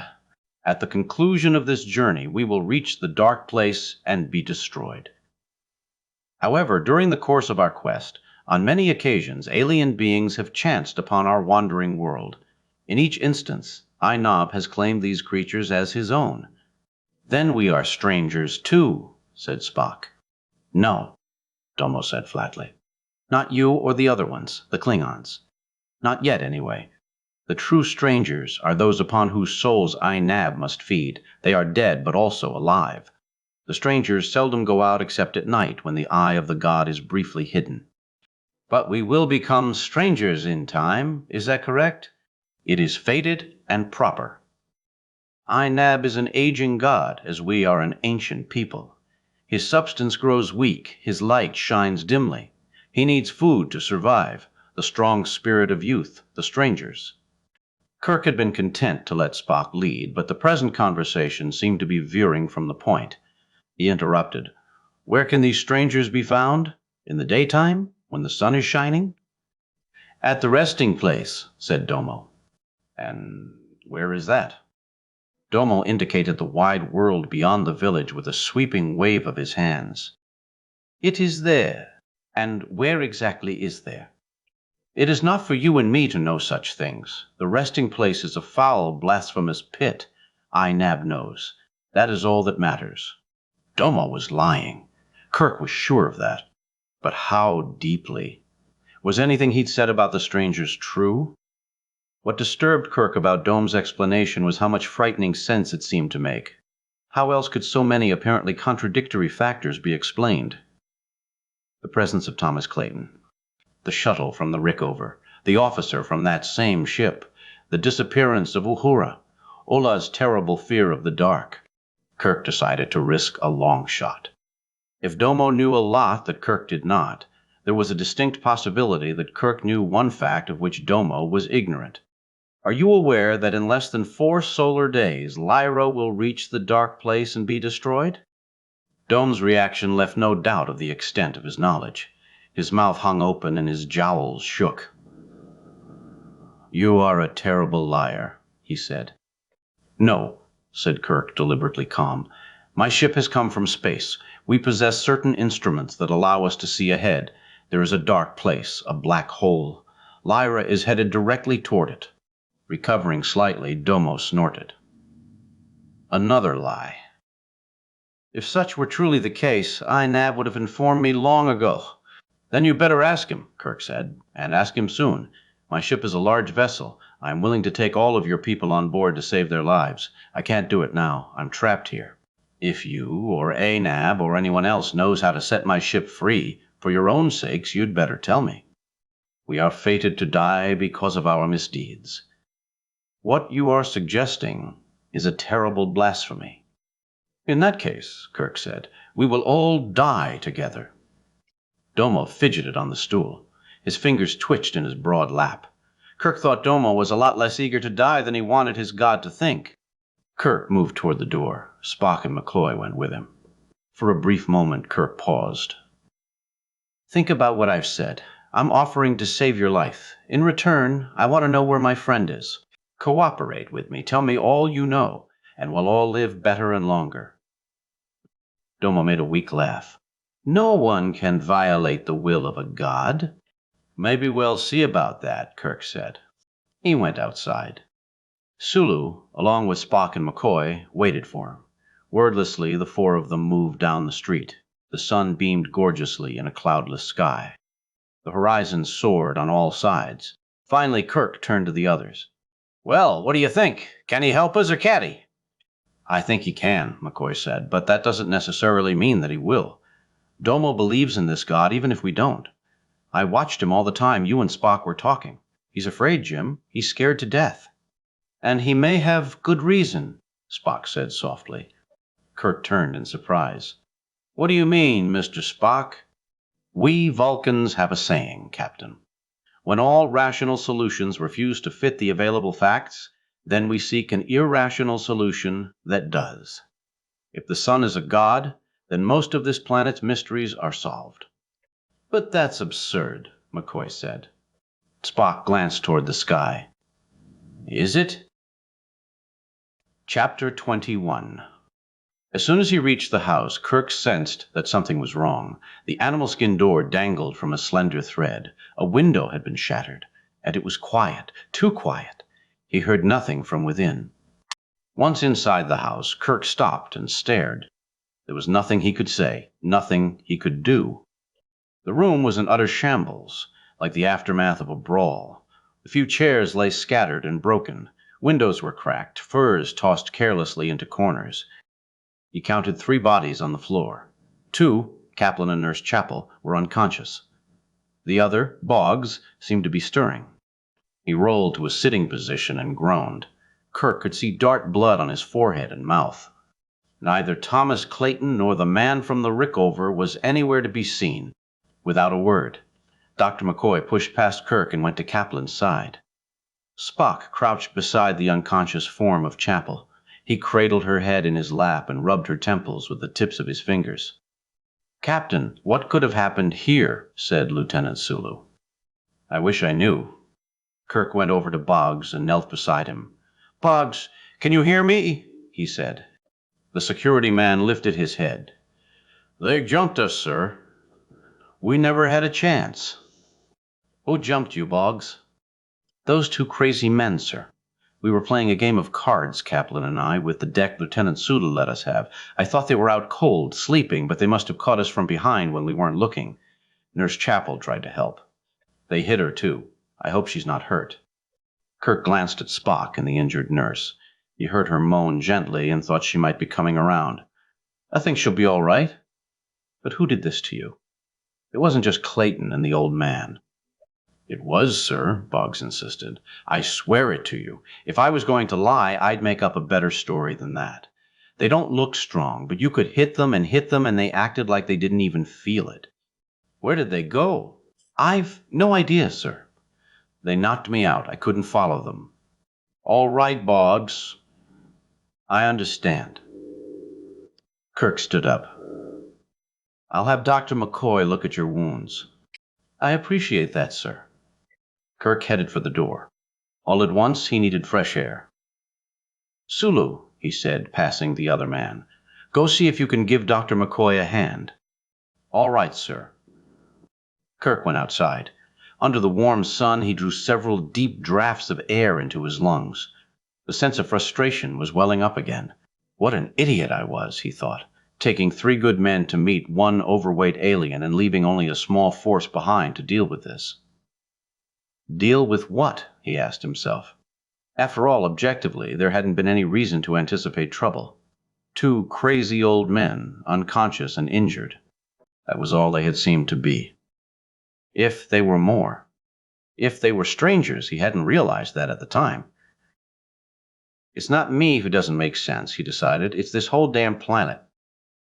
He looked up at the orb of the sun. Maybe you've got the answers, he thought, but nobody else does. A group of figures was coming down the street toward him. It took Kirk a moment to recognize them. Why, it was Princess Kiana and Captain Kree the Klingons. In all that had recently happened, he'd nearly forgotten their presence here. Kirk went forward to meet them. Princess Kiana, smiling and bowing, seemed relieved to see him. Captain Kirk, what a pleasure to find you awake and well this morning. Captain Kree stood stiffly at her side. Kirk bowed. Princess Kiana, what can I do for you? Where had they been all night, he wondered, cowering in their houses, hiding from the wrath of the strangers. Don't tell me you've forgotten our agreement so soon, Captain Kirk. I promised to give you a demonstration of the weapons we found here. Oh, yes, the weapons. Is that one of them there? He pointed to her hand, where she held a narrow metallic cylinder, from one end of which a tiny lever protruded like a trigger. She nodded. A hand device. There are others quite a bit larger, but I believe this will give you an indication of the power we possess. Interested? Kirk couldn't see any reason why he shouldn't be, except, of course, that this was all so pointless. Princess Kiana wanted him to help her escape this planet. So far, he had failed even to find a way of helping himself. Sure, go ahead. Where do you want to go? Oh, right here will be fine. Ready? Whenever you are. She raised the cylinder and pointed the solid end out over the village. Far in the distance, the skeleton of a dead tree stood against the sloping horizon. See that? She said. The tree was probably a good kilometer away, perhaps even more. That tree. Now you see it, she said, catching her breath. One finger lightly brushed the lever at the stub of the cylinder. And now you don't. Kirk stared. She was right. The tree had vanished without a trace. He was impressed in spite of himself. Princess Kiana lowered the weapon. Now, what about it, Captain Kirk? Do we have a deal or don't we? Suddenly, he was looking forward to this conversation. Flatly, he told her, we don't. She shook her head as if unable to believe her ears. Captain Kirk, would you say that? Would you say that? What are you trying to pull here? I'm not trying to pull a thing. That's you, Princess, not me. You were the one who lied. You were the one who neglected to inform me that this planet is due to fall into a black hole in a few days. You were the one who forgot to let me in on the existence of the strangers. What kind of a fool do you think I am? Was it your plan to have me solve the problem of getting out of this world and then leave me and my crew here to die? Kiana's initial surprise had turned to cold anger. She glared at him with eyes that could kill. Captain Kree didn't look any happier. None of this was any of your business, Kirk, he said. Kirk laughed. None of my business? The safety of my ship? The lives of my crew? I couldn't have helped you. In any event, I have no more idea how to get off this planet than either of you do. There isn't an advanced species. There isn't a mysterious force. Our sensors have scanned this world up and down, over and around, 100 times. There's nothing, Kree, except this one little village. When I die, when my crew dies, at least I'm going to have the pleasure of seeing you go with me. Princess Kiana made a sound in her throat like a strangled tiger. In the flash of a moment, she threw up her hand. The metal cylinder gleamed in the sun. She thrust the end at Kirk's face. She jerked the trigger. Kirk didn't have time to move a centimeter. He thought he was going to die. He had seen this weapon in operation just minutes ago. It could kill him with ease. But nothing happened. The weapon was dead and unresponsive in the hand of Princess Kiana. Kirk let out a breath of air he couldn't remember holding. "Princess Kiana," he said softly, "if I were you, I'd think again about trying to take those weapons away from this world. Whoever owns them, whoever controls them, doesn't seem very happy at the way you're using them." Without a backward glance, Kirk turned and headed toward the house. Halfway there, he looked back. The Klingons had already gone. Well, he thought with some degree of pleasure, that was one problem settled. He wondered how much of Princess Kiana's story had ever been true. Those fantastic weapons. If she had managed to steal them, who would have borne the brunt of their use? A usurping Klingon emperor, as she claimed, or, as Kirk had all along suspected, the United Federation of Planets? He was about to step into the house when the sound of his name made him stop. "Captain Kirk," said a soft voice. Turning, he saw Ola's round face peering at him from around the corner of the house. He went over to her. "What are you doing here?" "Captain Kirk," she said in a barely audible whisper, "I must speak with you." "Is something the matter?" "No, please." She tugged at his sleeve. "Not here." Her head twisted toward the sky. "Come with me." He let her lead him around to the rear of the house. "Back there." She pointed to a slight indentation in the rear wall where the tile roof jutted out, producing a thin shadow. "In here," she said, crouching down. Kirk knelt beside her. He thought he understood why she had brought him here. This must be one of the few places in the village where the perpetual noonday sun failed to shine. "What do you want, Ola?" "Captain Kirk," she said breathlessly, "when you came and spoke with Domo, I was there. I heard what you said to him." "I know. I thought I saw you." "He made me go to the roof, but I lay with my ear against the wood."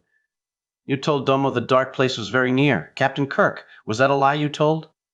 "I'm afraid it's the truth, Ola." "Domo did not believe you." "How do you know?" "He told me afterward." "But you don't want to die, do you, Ola?" "No, Captain Kirk. I am very afraid. I have never had a husband. Now I never will. Maybe, if you help me, I can save you. That is why I came to you now. I want to help you, Captain Kirk." "How, Ola?" "The resting place. I know where to find it." He had hoped that she would be willing to help him in other ways, but at least this was a beginning. It was imperative that he find Lieutenant Uhura. "All right, Ola, tell me." She shook her head. "It is difficult to tell. I will have to take you there." Kirk remembered the fear she had shown in the presence of the strangers and understood the immensity of what she was offering. "When can you do it?" "Now, if you wish." "Is it better in the daytime?" "Oh, much better. The strangers will be in the resting place then." Nab cannot see them there." "I can't go alone." He started to stand. She grabbed his arm. "No, please. You don't understand. This is a terrible blasphemy. Since you are my proper husband, Nab, may forgive me. You must go alone." Kirk saw there was no way he could convince her otherwise. "Can I at least tell my friends where I'm going?" She nodded, glancing fearfully at the sky. "But do it inside. Talk to them in the house." "Please, Captain Kirk." He promised that he would. Chapter 22. As she followed her father down the gentle slope of the last hill, across the bridge that spanned the creek, and then out across the broad grassy meadow, Lieutenant Uhura remembered how it had been when she was only a child.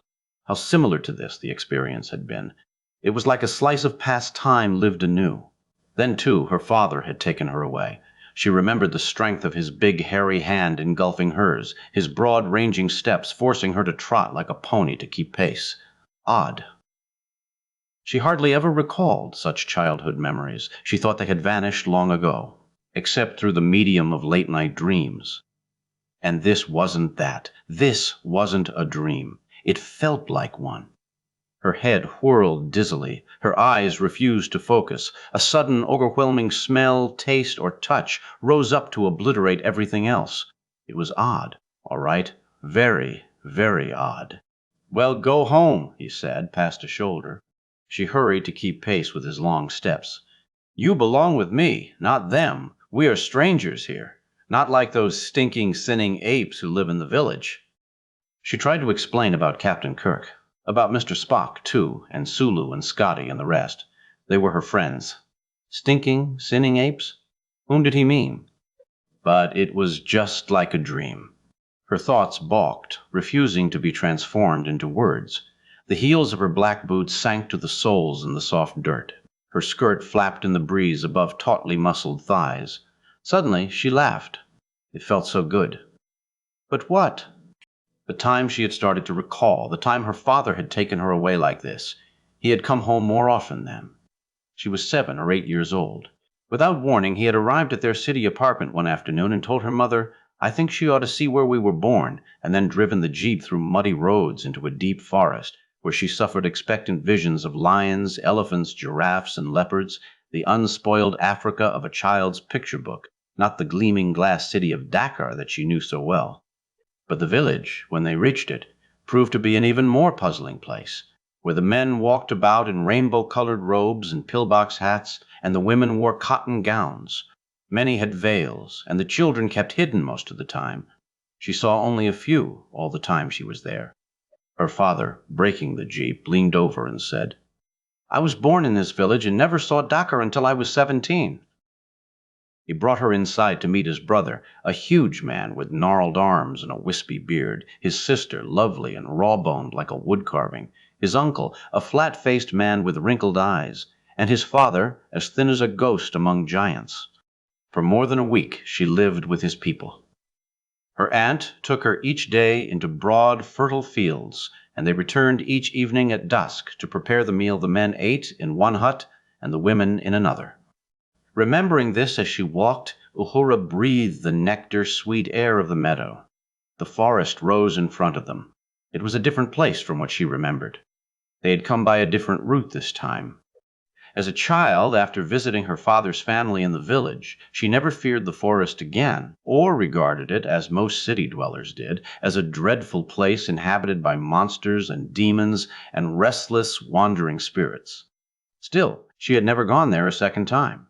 The last night of her visit, lying awake, she had overheard loud, angry voices from the adjoining hut. She heard her father cry, "Superstitious fools! The galaxy," he said, "is man's proper domain. Don't you understand about the Earth? Don't you know what it is? The Earth is a miserable, stinking cesspool filled with corpses too ignorant to die."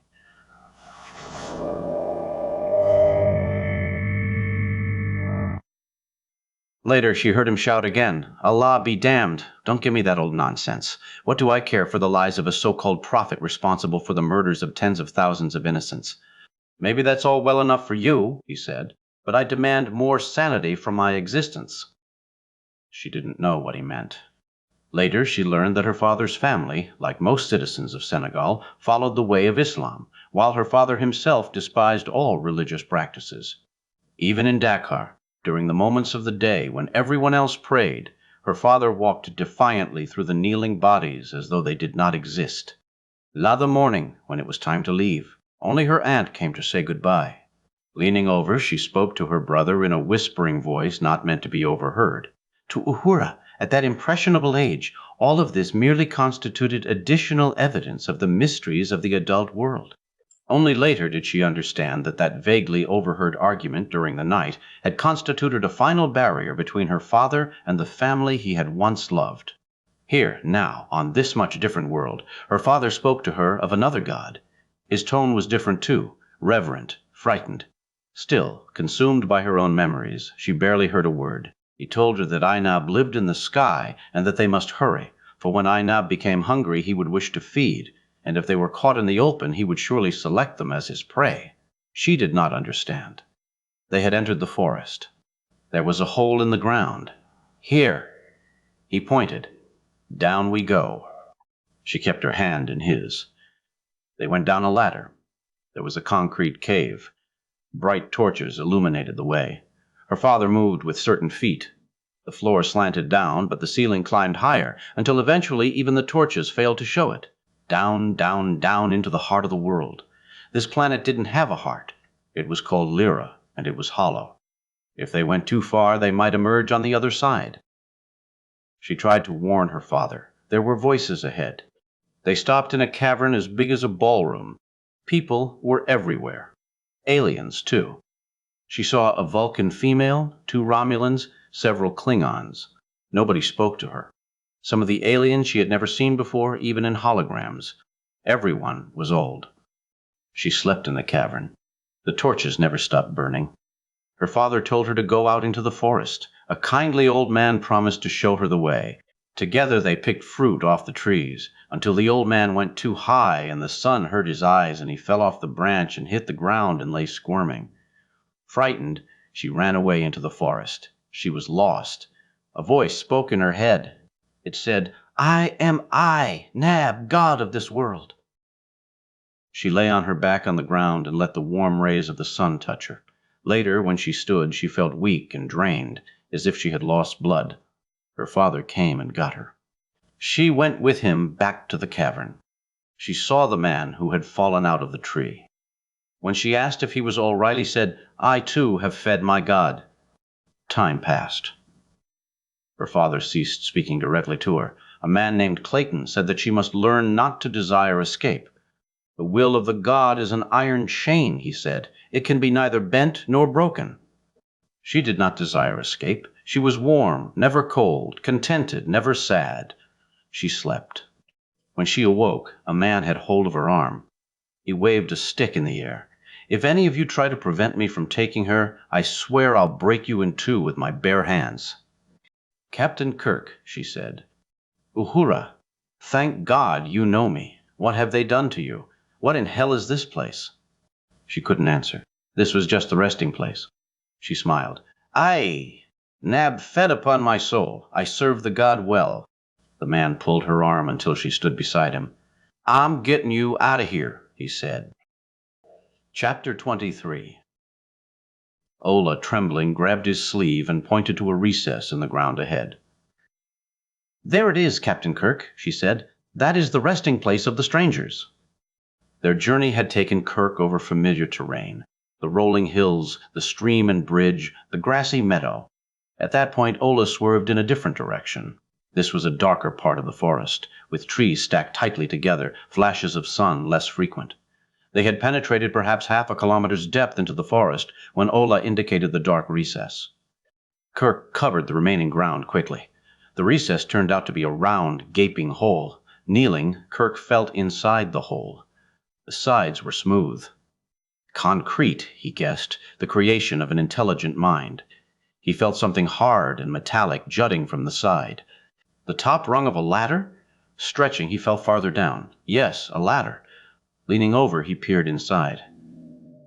Far down, he thought he saw a faint glimmer of light.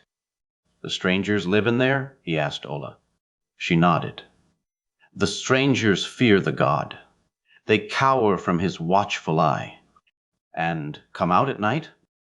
"To Tamara? Yes. Some say they roam more freely here in the forest. You have no idea what's at the bottom of this hole." "You will go down there?" The thought of descent seemed to frighten her. "It's what I came for." Kirk flipped open the communicator and called the Enterprise. "Scotty, Kirk here. I want you to fix my present position. I found a vertical shaft. OK says Uhura may be at the bottom of it." "You're going down, sir?" "If she's there, I've got to bring her out." "I wish you had a phaser." "I do, but it's not likely to function." "If I could make a suggestion, sir, perhaps a rock or stick would serve as well." Kirk thought that was a good idea. He switched off the communicator and went in search of a tree branch. He found one approximately the length of his arm. It seemed strong enough and straight enough. Using the knife from his utility belt, he whittled one end to a sharp point. The makeshift spear wasn't likely to kill anything bigger than a kitten, but he liked the feel of the weapon in his hand. Next, he called Spock and told him where he was going. Ola stared in amazement at the apparent presence of a disembodied voice in Kirk's hand. Spock was cautious. "I wish you could be certain Lieutenant Uhura is indeed there." "I'm as sure as I'm going to be."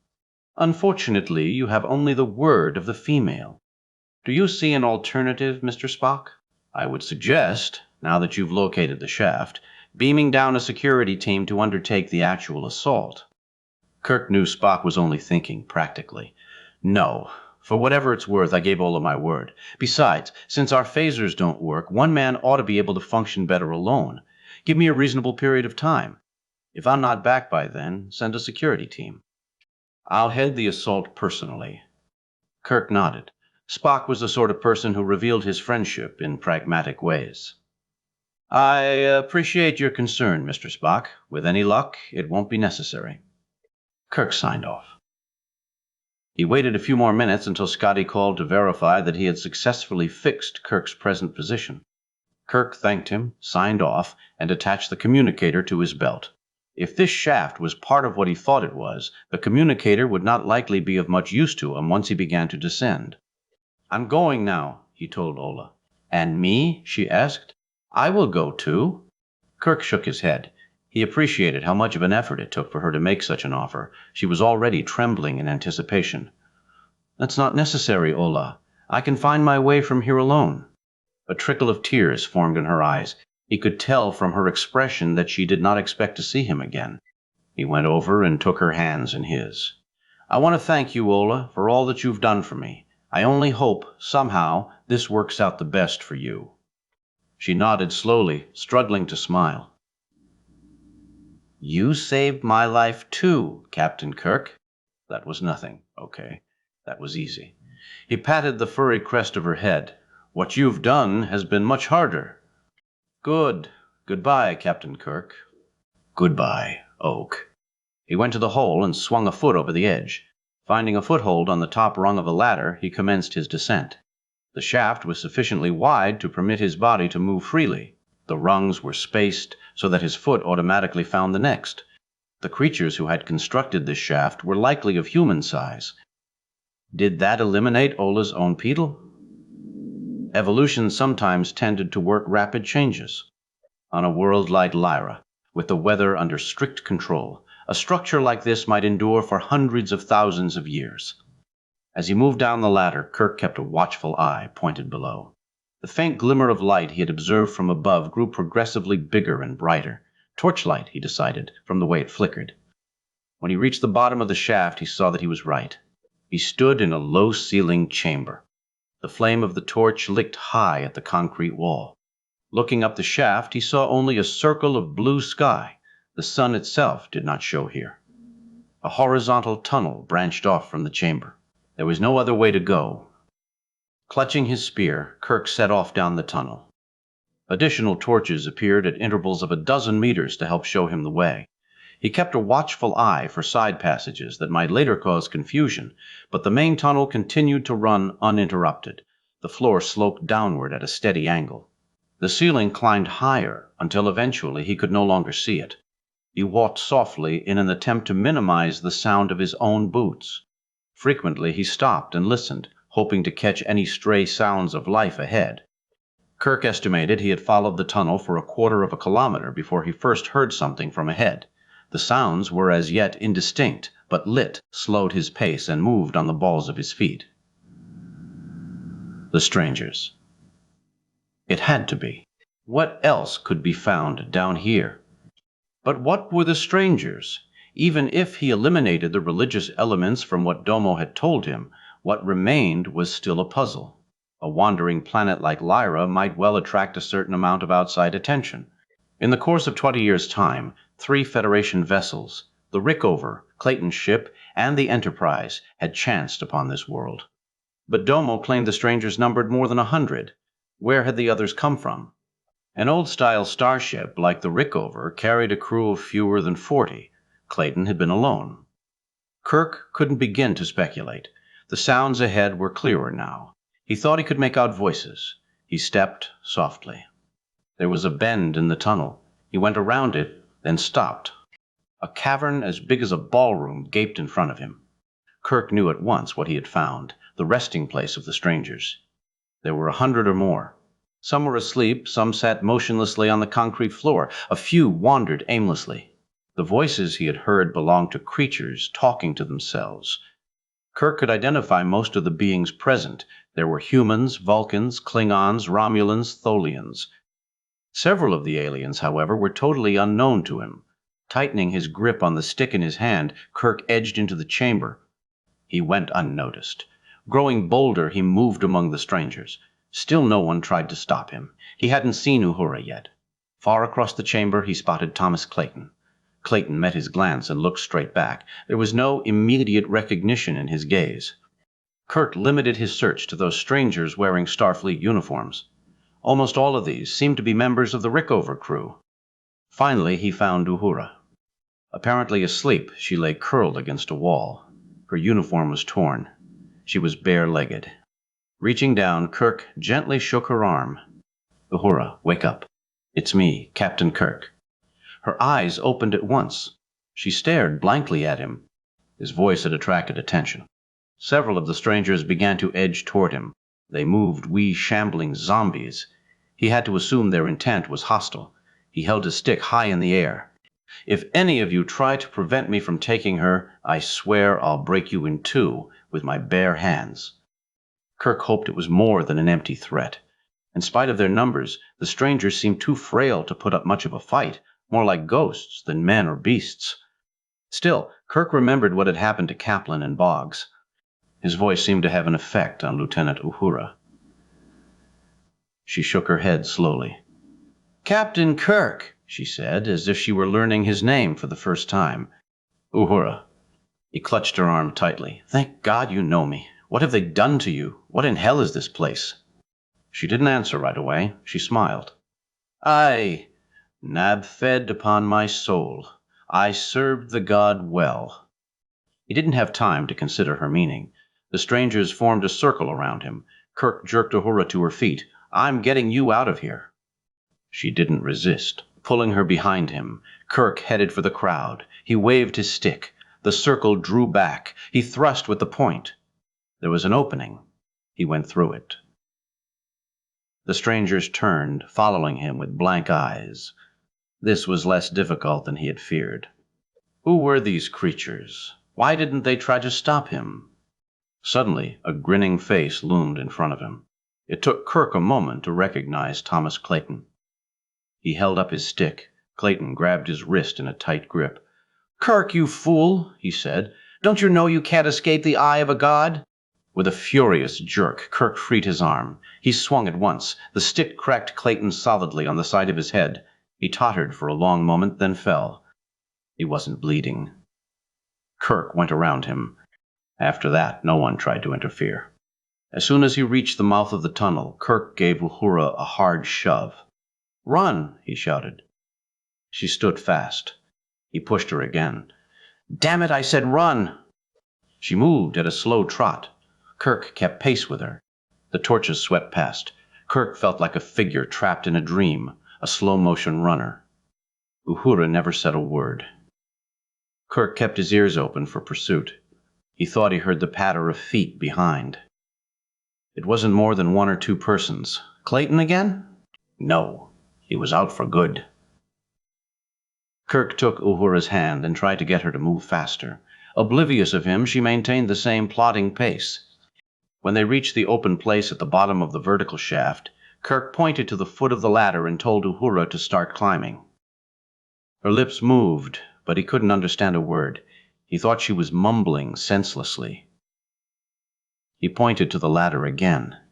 "Climb," he said. "Get up there. Get moving."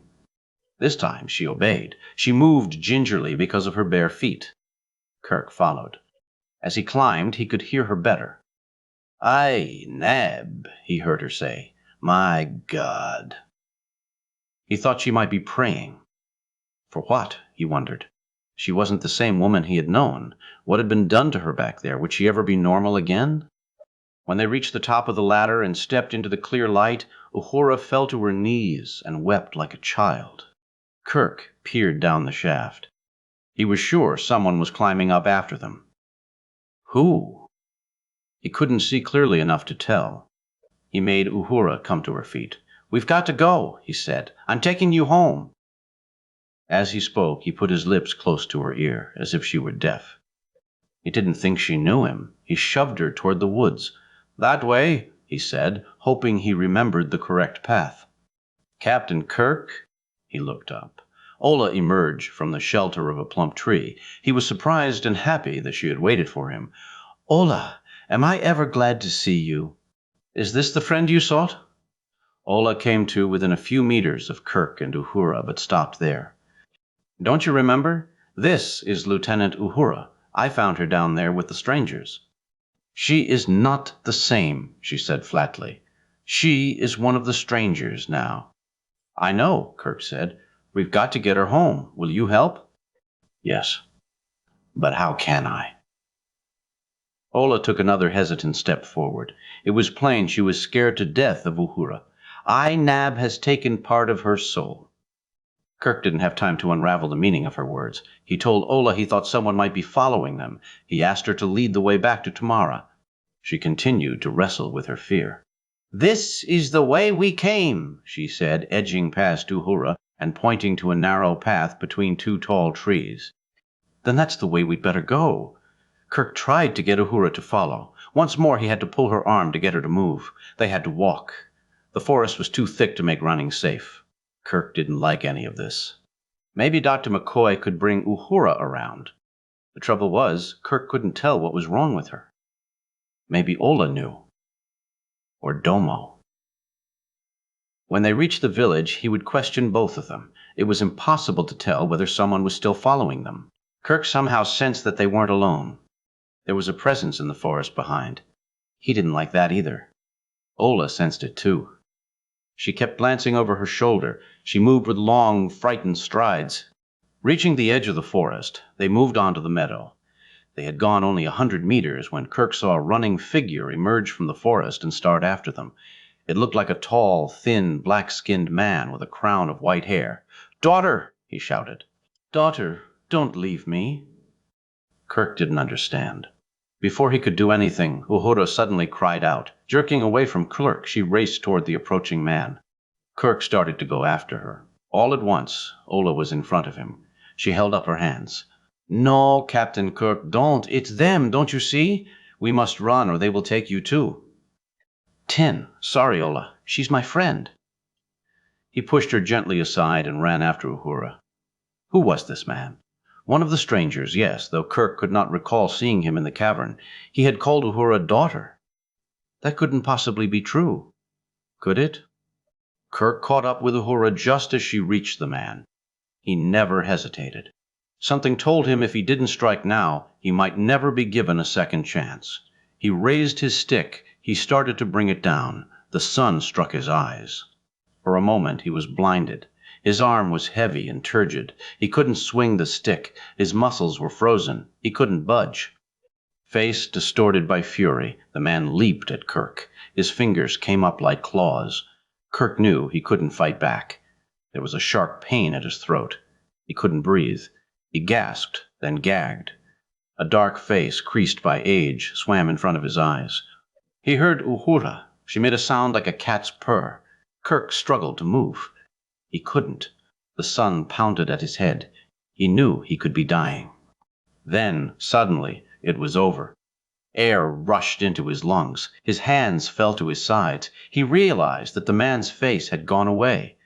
Distantly, someone was crying. Slowly, Kirk's vision cleared. Regaining his senses, he looked down. The man who had attacked him lay in the grass. There was a rock beside his head. Something warm and furry and frightened leaped into his arms. It took a long second for Kirk to realize that it was Ola. "You saved my life," he cried, hugging her to him. "You threw a rock, didn't you?" Uhura sat slumped on the ground. She was the one he had heard crying. As he embraced Ola, Kirk's eyes moved involuntarily to the sky. He saw the orb of the sun. He remembered something, that terrible weight in his arm. It wasn't possible, was it? The sun hadn't really tried to kill him? Chapter 24. On the way back to Tamara, Kirk stopped only long enough to call Scott on the Enterprise and Spock in the village to tell them that he had found Lieutenant Uhura and was returning with her. Spock reported that during Kirk's absence, a shaken Domo had appeared at the house. "What's bothering him?" Kirk asked. "He says he has spoken to his god." "About the black hole?" "Yes. Apparently the god confirmed what you told him at the meeting. I can't imagine what else would frighten him so much." "Has he any suggestions for a practical solution to this mess?" "That would be hard to say, Captain. At the moment, I fear he's too upset to communicate intelligibly." "Gee. Then let him alone till I arrive. It won't hurt to give him time to think about what lies ahead for all of us." "As you wish, Captain." When Kirk arrived at the house, everyone was present. As soon as he guided Lieutenant Uhura through the doorway, Dr. McCoy hurried over and eased her down onto the furs. He examined her quickly. "There's no sign of any physical damage, Jim, but she's definitely suffering from shock. I can give her a sedative if you won't be needing her." "No, go ahead." Ola had followed him inside. She stood with her back against the wall, staring across the length of the room at the squat figure of Domo, who crouched in one corner. "Is something wrong?" Kirk asked her. She pointed a finger. "You must talk to him. You must make him help you." She meant Domo. Kirk agreed with her evaluation. Crossing the room, he loomed above the Lyran. "I understand you want to talk to me," Kirk said. Domo lifted his head, as if surprised to discover that he was not alone. "Captain Kirk, I told my God that I did not wish to die. I told him it was wrong to punish me for the misdeeds of those long dead." He turned a deaf ear. He showed no mercy. He said those who accept favors must also accept misfortunes. I do not want to die. "Neither do any of us," Kirk said. "But how can I help?" "You spoke of your ship," Domo said eagerly. "You said you could take all of us to a new world of our own. The god could not follow us there. We would be free of his terrible eye." Kirk shook his head slowly. "I can't, Domo, as long as my ship is trapped here. Can you release it?" Domo looked stricken. Apparently he had forgotten that the Enterprise could not go anywhere at the moment. "Not I," he said, shaking his head sadly. "Only I-Nab can free your ship." "I know that," Kirk said. In the meadow, he had learned something that had altered his past thinking about this world. He now knew that I-Nab did indeed exist. He had seen him and felt him. "But there must be something you can do. You claim you talk to I-Nab." "You're our only hope, Domo. If he's determined to kill us, only you can force him to change his mind." Dr. McCoy, frowning, moved away from the now unconscious Lieutenant Uhura. "Jim, you can't be serious. I-Nab is a star. It's not alive." "I believe that it is, Bones. Don't ask me to explain it. There's a force present on this planet, an unseen entity, and a damnably powerful one, too. I'll explain to you later how I know. It may be a sun, and it may not be. I don't think that's what's important. It exists, and it's what's holding us here." "Tentatively, I must agree with Captain Kirk," Mr. Spock said. He moved slowly across the room. "Ever since I first reached this world, I have sensed the presence of something very old and very powerful. As you know, we Vulcans are considerably more adept telepathically than most humans. Perhaps that is a logical explanation." "And you never thought to mention this before?" McCoy said angrily. "I had no proof, Doctor, only my own senses. Apparently, Captain Kirk has discovered something more definite." Kirk wasn't about to explain that his own evidence was no more definite than Spock's. He believed it. That was what mattered. "Domo," he said, "it's up to you. The rest of us can do nothing. If you want to live, you'll have to speak to I-Nab." "No, not him." Kirk spun at the interruption. It was Ola. "What do you mean?" he asked her. "I mean, Captain Kirk, the Domo is not the only one who can speak to the god. Look at him. He is too old, too afraid. I will speak to the god, I, Captain Kirk, and you. We will go together." Domo started to make a protest, but Kirk cut him off short. "Ola, do you know how?" "I do," she said firmly. "I have watched Domo. I know his techniques. I can speak to the god, and so can you." "Captain," Spock said. "With all due respect, perhaps I ought to be the one who tries, not you. As a student of Vulcan mind-touch techniques, I am intimately acquainted with the intricacies of telepathic communication. I may find it easier to establish contact with this being." Kirk shook his head. He knew what Spock said made sense, but the expression on Ola's face was enough to tell him that this time he would have to go himself. "If I fail, I want you to try, Mr. Spock. This first time, though, I think it ought to be me who goes." "As you wish, Captain." Ola went to the doorway and stood. Her feet danced nervously, as if she were unable to stand in one place. Domo watched her. His face seemed more tired than ever. Kirk wondered if the old priest even had the energy to stand. "We must not delay," Ola said. Kirk smiled at her sudden impatience. Apparently he was not the only one who had learned something on the meadow. He faced his crew. "I'm going to Dome's house. You all know where that is. Give me no more than 3 hours. Keep in close contact with Mr. Scott all the while. If I'm not back in that time, if you haven't heard from me by then, Mr. Spock should come alone to see what's happened." "And if you fail?" McCoy said. It was not a possibility Kirk had wished to consider. He smiled suddenly. "Then, Bones, I guess we're all going to find out what it's like to fall inside a black hole." Chapter 25. The techniques Ola showed Kirk to facilitate rapid mental contact with the god were not unfamiliar to him. Empty the mind. Relax the body. Obliterate memory. In the end, what they came down to was nothing more complex than simple meditation. While he was by no means as adept as Spock at the practice, he did know the proper exercises to follow. So he sat on the floor in Domo's house, with his arms folded on his chest, his legs crossed beneath him, his head thrown back at a sharp angle, and his mind as much of a blank as he could make it. In this state of consciousness, time had little meaning. Seconds, minutes, hours, days, weeks, months, and years all felt quite the same. Ola sat beside him.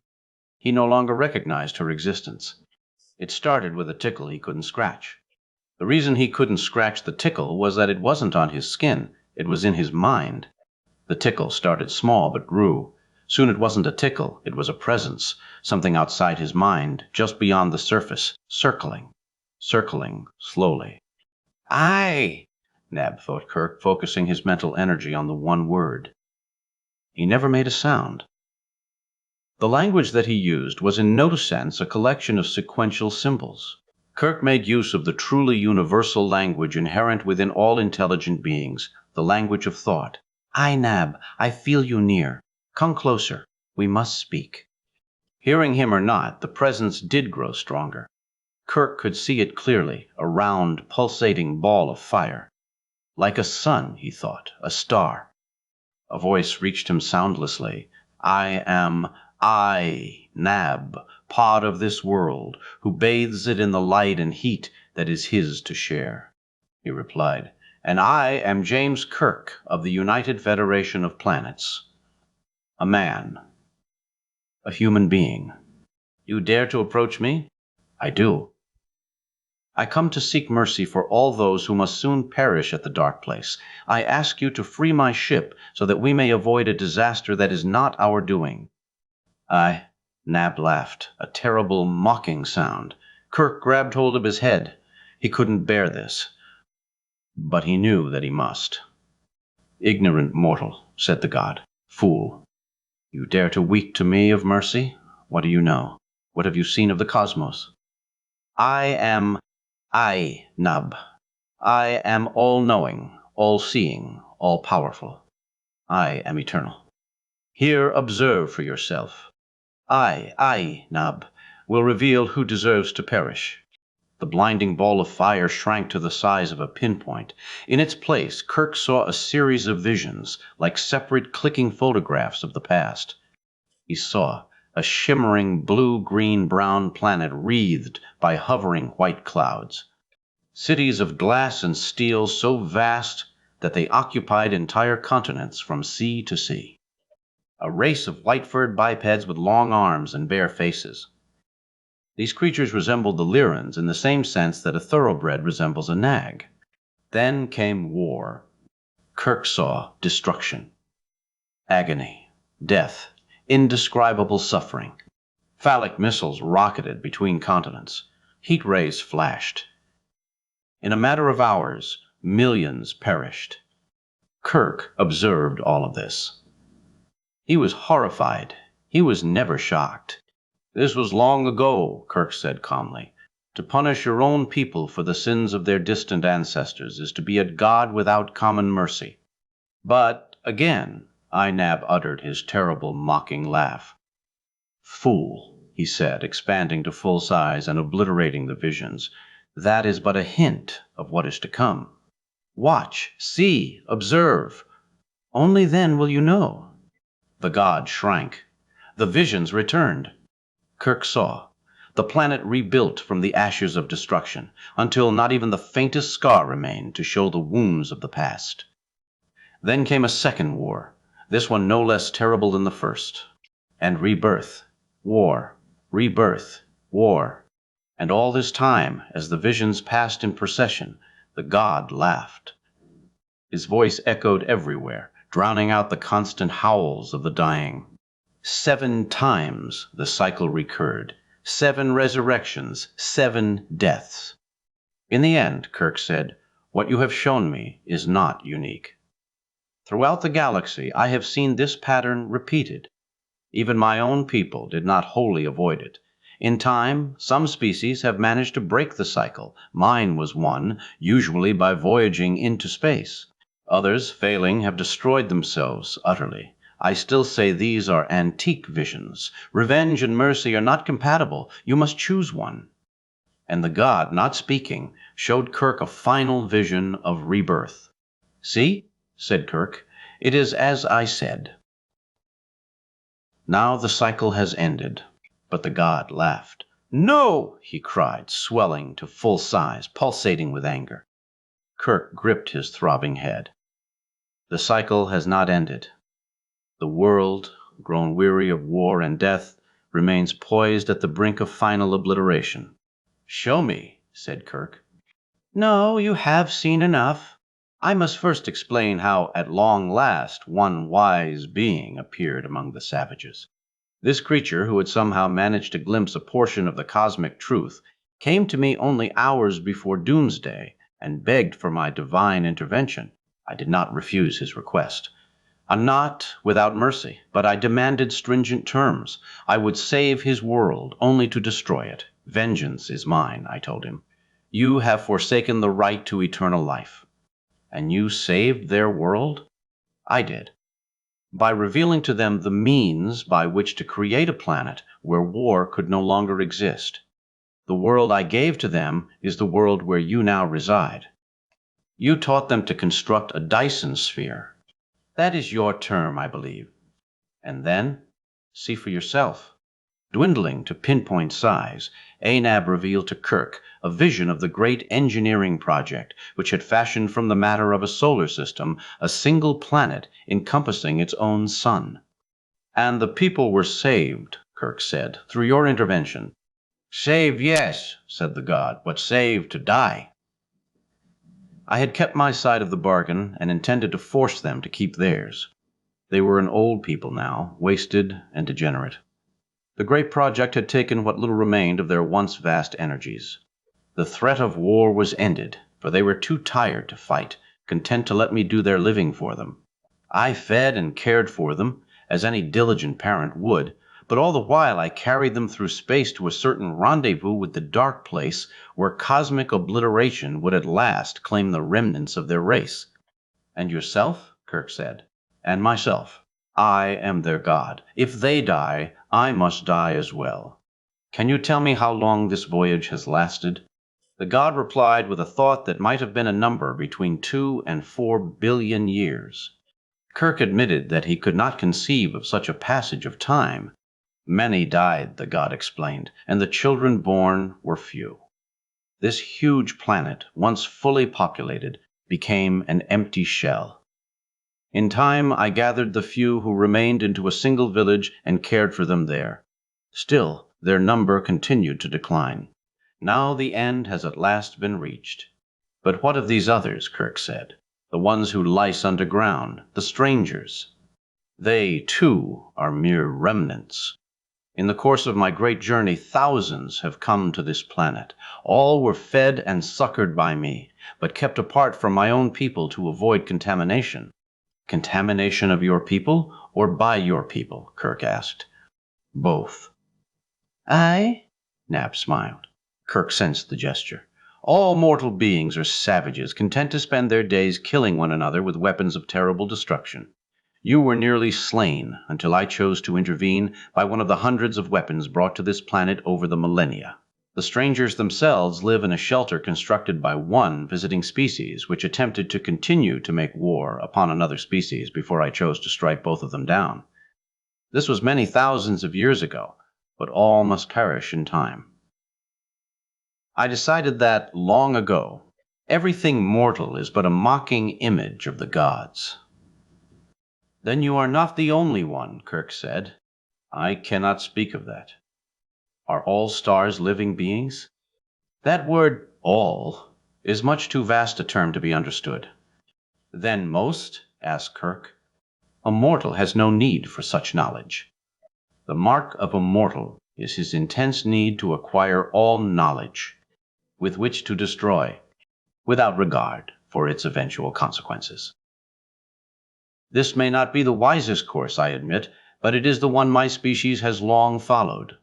I have seen too much to accept such statements.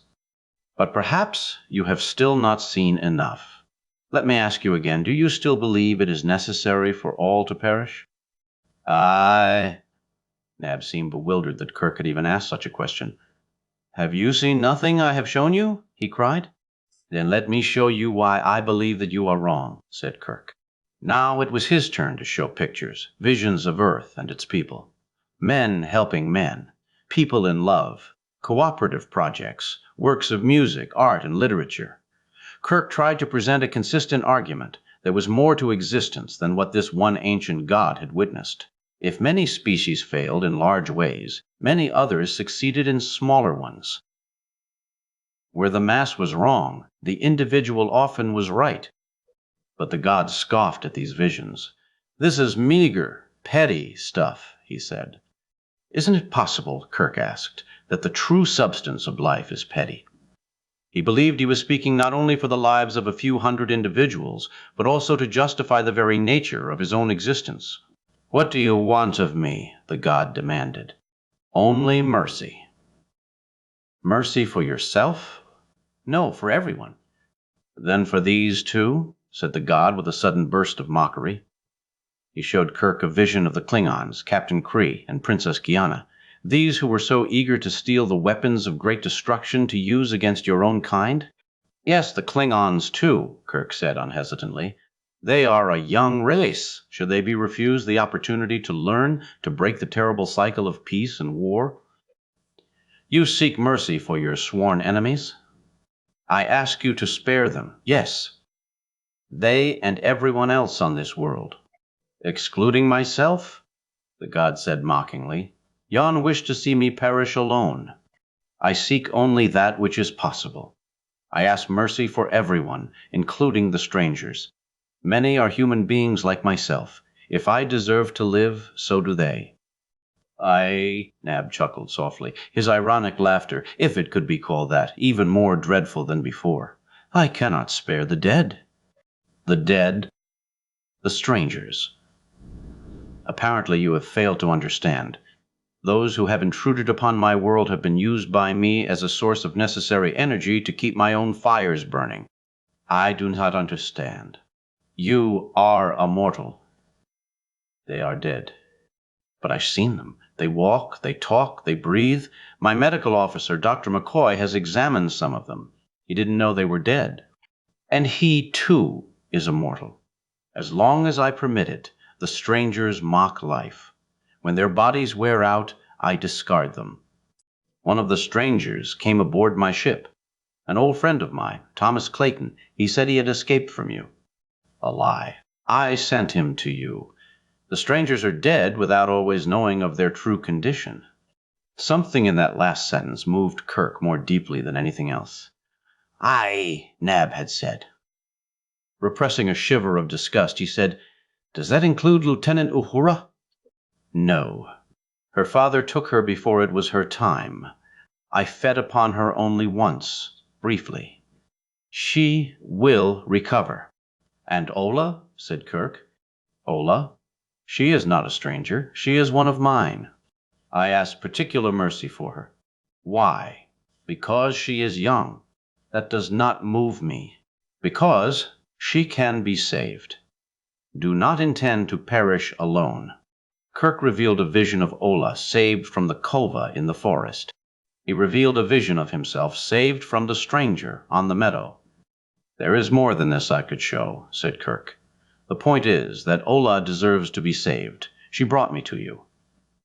She is not afraid." "It is true that I witnessed these deeds," said the god. "And?" asked Kirk. Nab was silent for a long time, and Kirk feared that he might have lost contact. He struggled to make one final plea. All at once he felt his strength fading and knew he could not remain here for long. Then he felt a new presence. It was Ola. He realized with a start that she had been present since the beginning. "No!" she cried. "Who dares to speak?" said Inab. "It is I, your last child. It is Ola." "And you seek mercy for yourself?" the god said, laughing. "No, not for myself. If my people deserve to die, then so do I. But if I deserve to die, then so do you. We are merely mortals. You, Inab, are a god. If we have done wrong, then the source of our evil must lie within you." "Ignorant child, Nab said pityingly. "You are mistaken. But what is it you seek from me?" "I seek your mercy. Spare his life, Captain Kirk's. Spare the life of my husband. I saved him once, but now it is up to you. Take me instead, I will die with you. But save him, I beg you." "Ola, are you willing to exchange your life for his?" the god asked. "No," Kirk cried. "Yes," she said. "But why?" cried Nab with astonishment. "Because I love him." "Love? You know of love." "I do, and because of it I ask you to spare him." "No," Kirk cried again. "Ola, don't do it. He can't, he won't." Suddenly Kirk realized that no one could hear him. He was alone. The fire in his mind had vanished. Frantically he cried out, but it was late, far too late. Kirk was alone in the shell of his mind. When Kirk awoke, the first thing he saw was the anxious face of Lieutenant Commander Montgomery Scott. He thought it was the most gorgeous sight he had ever witnessed in his life. "Captain Kirk, thank God!" Scotty cried, seeing Kirk's open eyes. "I thought for sure we'd lost you." Kirk's head ached. Reaching up, he rubbed the temples, trying to ease the agony. The world around him seemed familiar. He struggled to place it. Sick bay. Yes, that was it. The sick bay of the USS Enterprise. What was he doing here? "Scotty, what's happened to me?" he said. "Why, you've been asleep, Captain, that's all. In a few minutes, I'm sure you'll be all right." "But how did I get aboard the ship?" "You were brought here, the same as the rest of them. Dr. McCoy said you'd pulled a neat trick. He said you'd saved all of our lives." "But what about the black hole?" Kirk tried to sit up, but Scotty pushed him gently down. "Don't you worry about that hole," he said. "We're a good long ways distant from it now." "We are." "It's just as I said, sir. We were saved. We're in open space, free at last of that damnable planet." "You were able to regain control of the engines?" "No, Captain. It was nothing that simple. One moment we were stuck inside that planet, and the next we were way out here, with everyone back on board. If I wasn't a scientific man, I'd call it magic." "Mr. Spock says there's a logical explanation." "You'll have to ask him for it." Even without Spock, Kirk could guess at what must have happened. "Aye," Nab had decided at last to grant his plea for mercy. "We were the only ones who were saved," he said. "No, Captain, the Klingons got out too. They've been trying to call us, but Mr. Spock says we've got nothing to say to them. I suspect he knows his business." "And the Lyrans?" "The natives." Well, Captain, I believe that. Scotty never had a chance to finish his thought.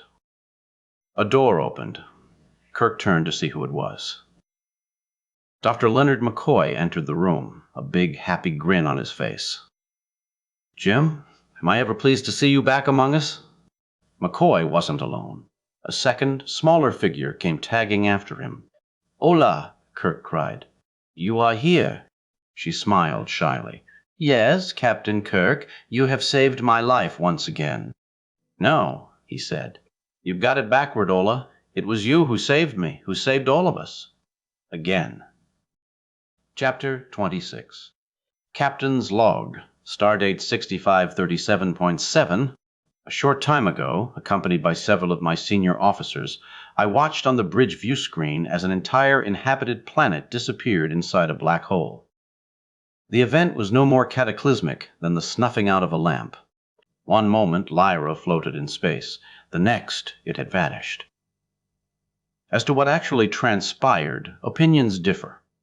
My chief physicist, Lieutenant Commander Gregory, mentioned several hypotheses.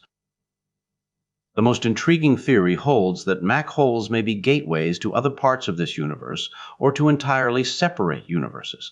Naturally, this is only speculation. I have spoken to Ola concerning her future. Upon the completion of our mission, I intend to take her to the nearest star base for permanent relocation. Ola says she very much looks forward to finding a new home, an attitude that pleases me. Lieutenant Uhura's recovery continues to proceed at a satisfactory rate. According to Dr. McCoy, she will retain few memories of her ordeal on Lyra. Shortly after the obliteration of the planet, I accepted a call from Princess Kiana, who informed me that she would soon be returning home. Once the Klingon ship leaves this area, I intend to follow it at a safe distance. I still have no way of knowing how much of Princess Kiana's story of treachery and rebellion is true. From her eagerness to return home, I'd guess that most was told me as a lie.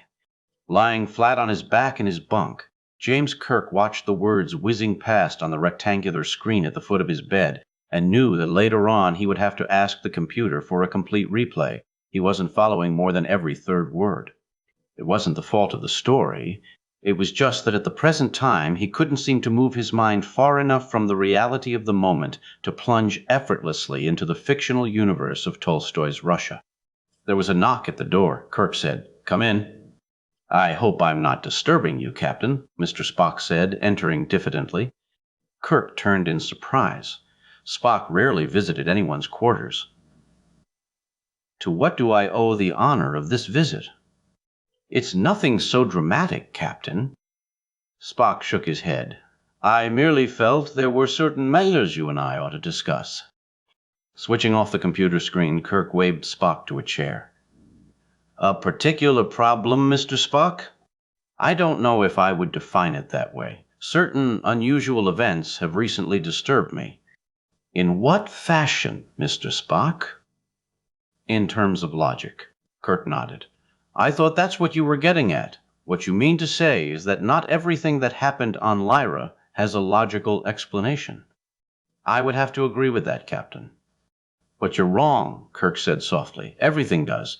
You just have to be willing to accept the concept of a god who is also a star."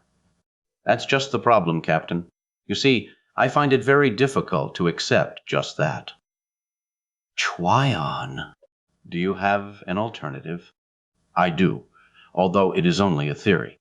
It is conceivable that the events on Lyra were actually directed by a computer sufficiently advanced that it had developed a legitimate intelligence.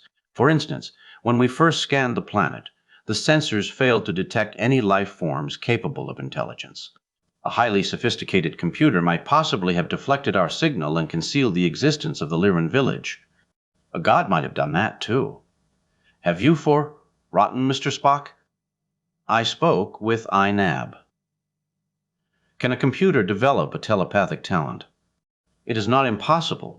A computer built by the same brilliant minds who designed Lyra itself.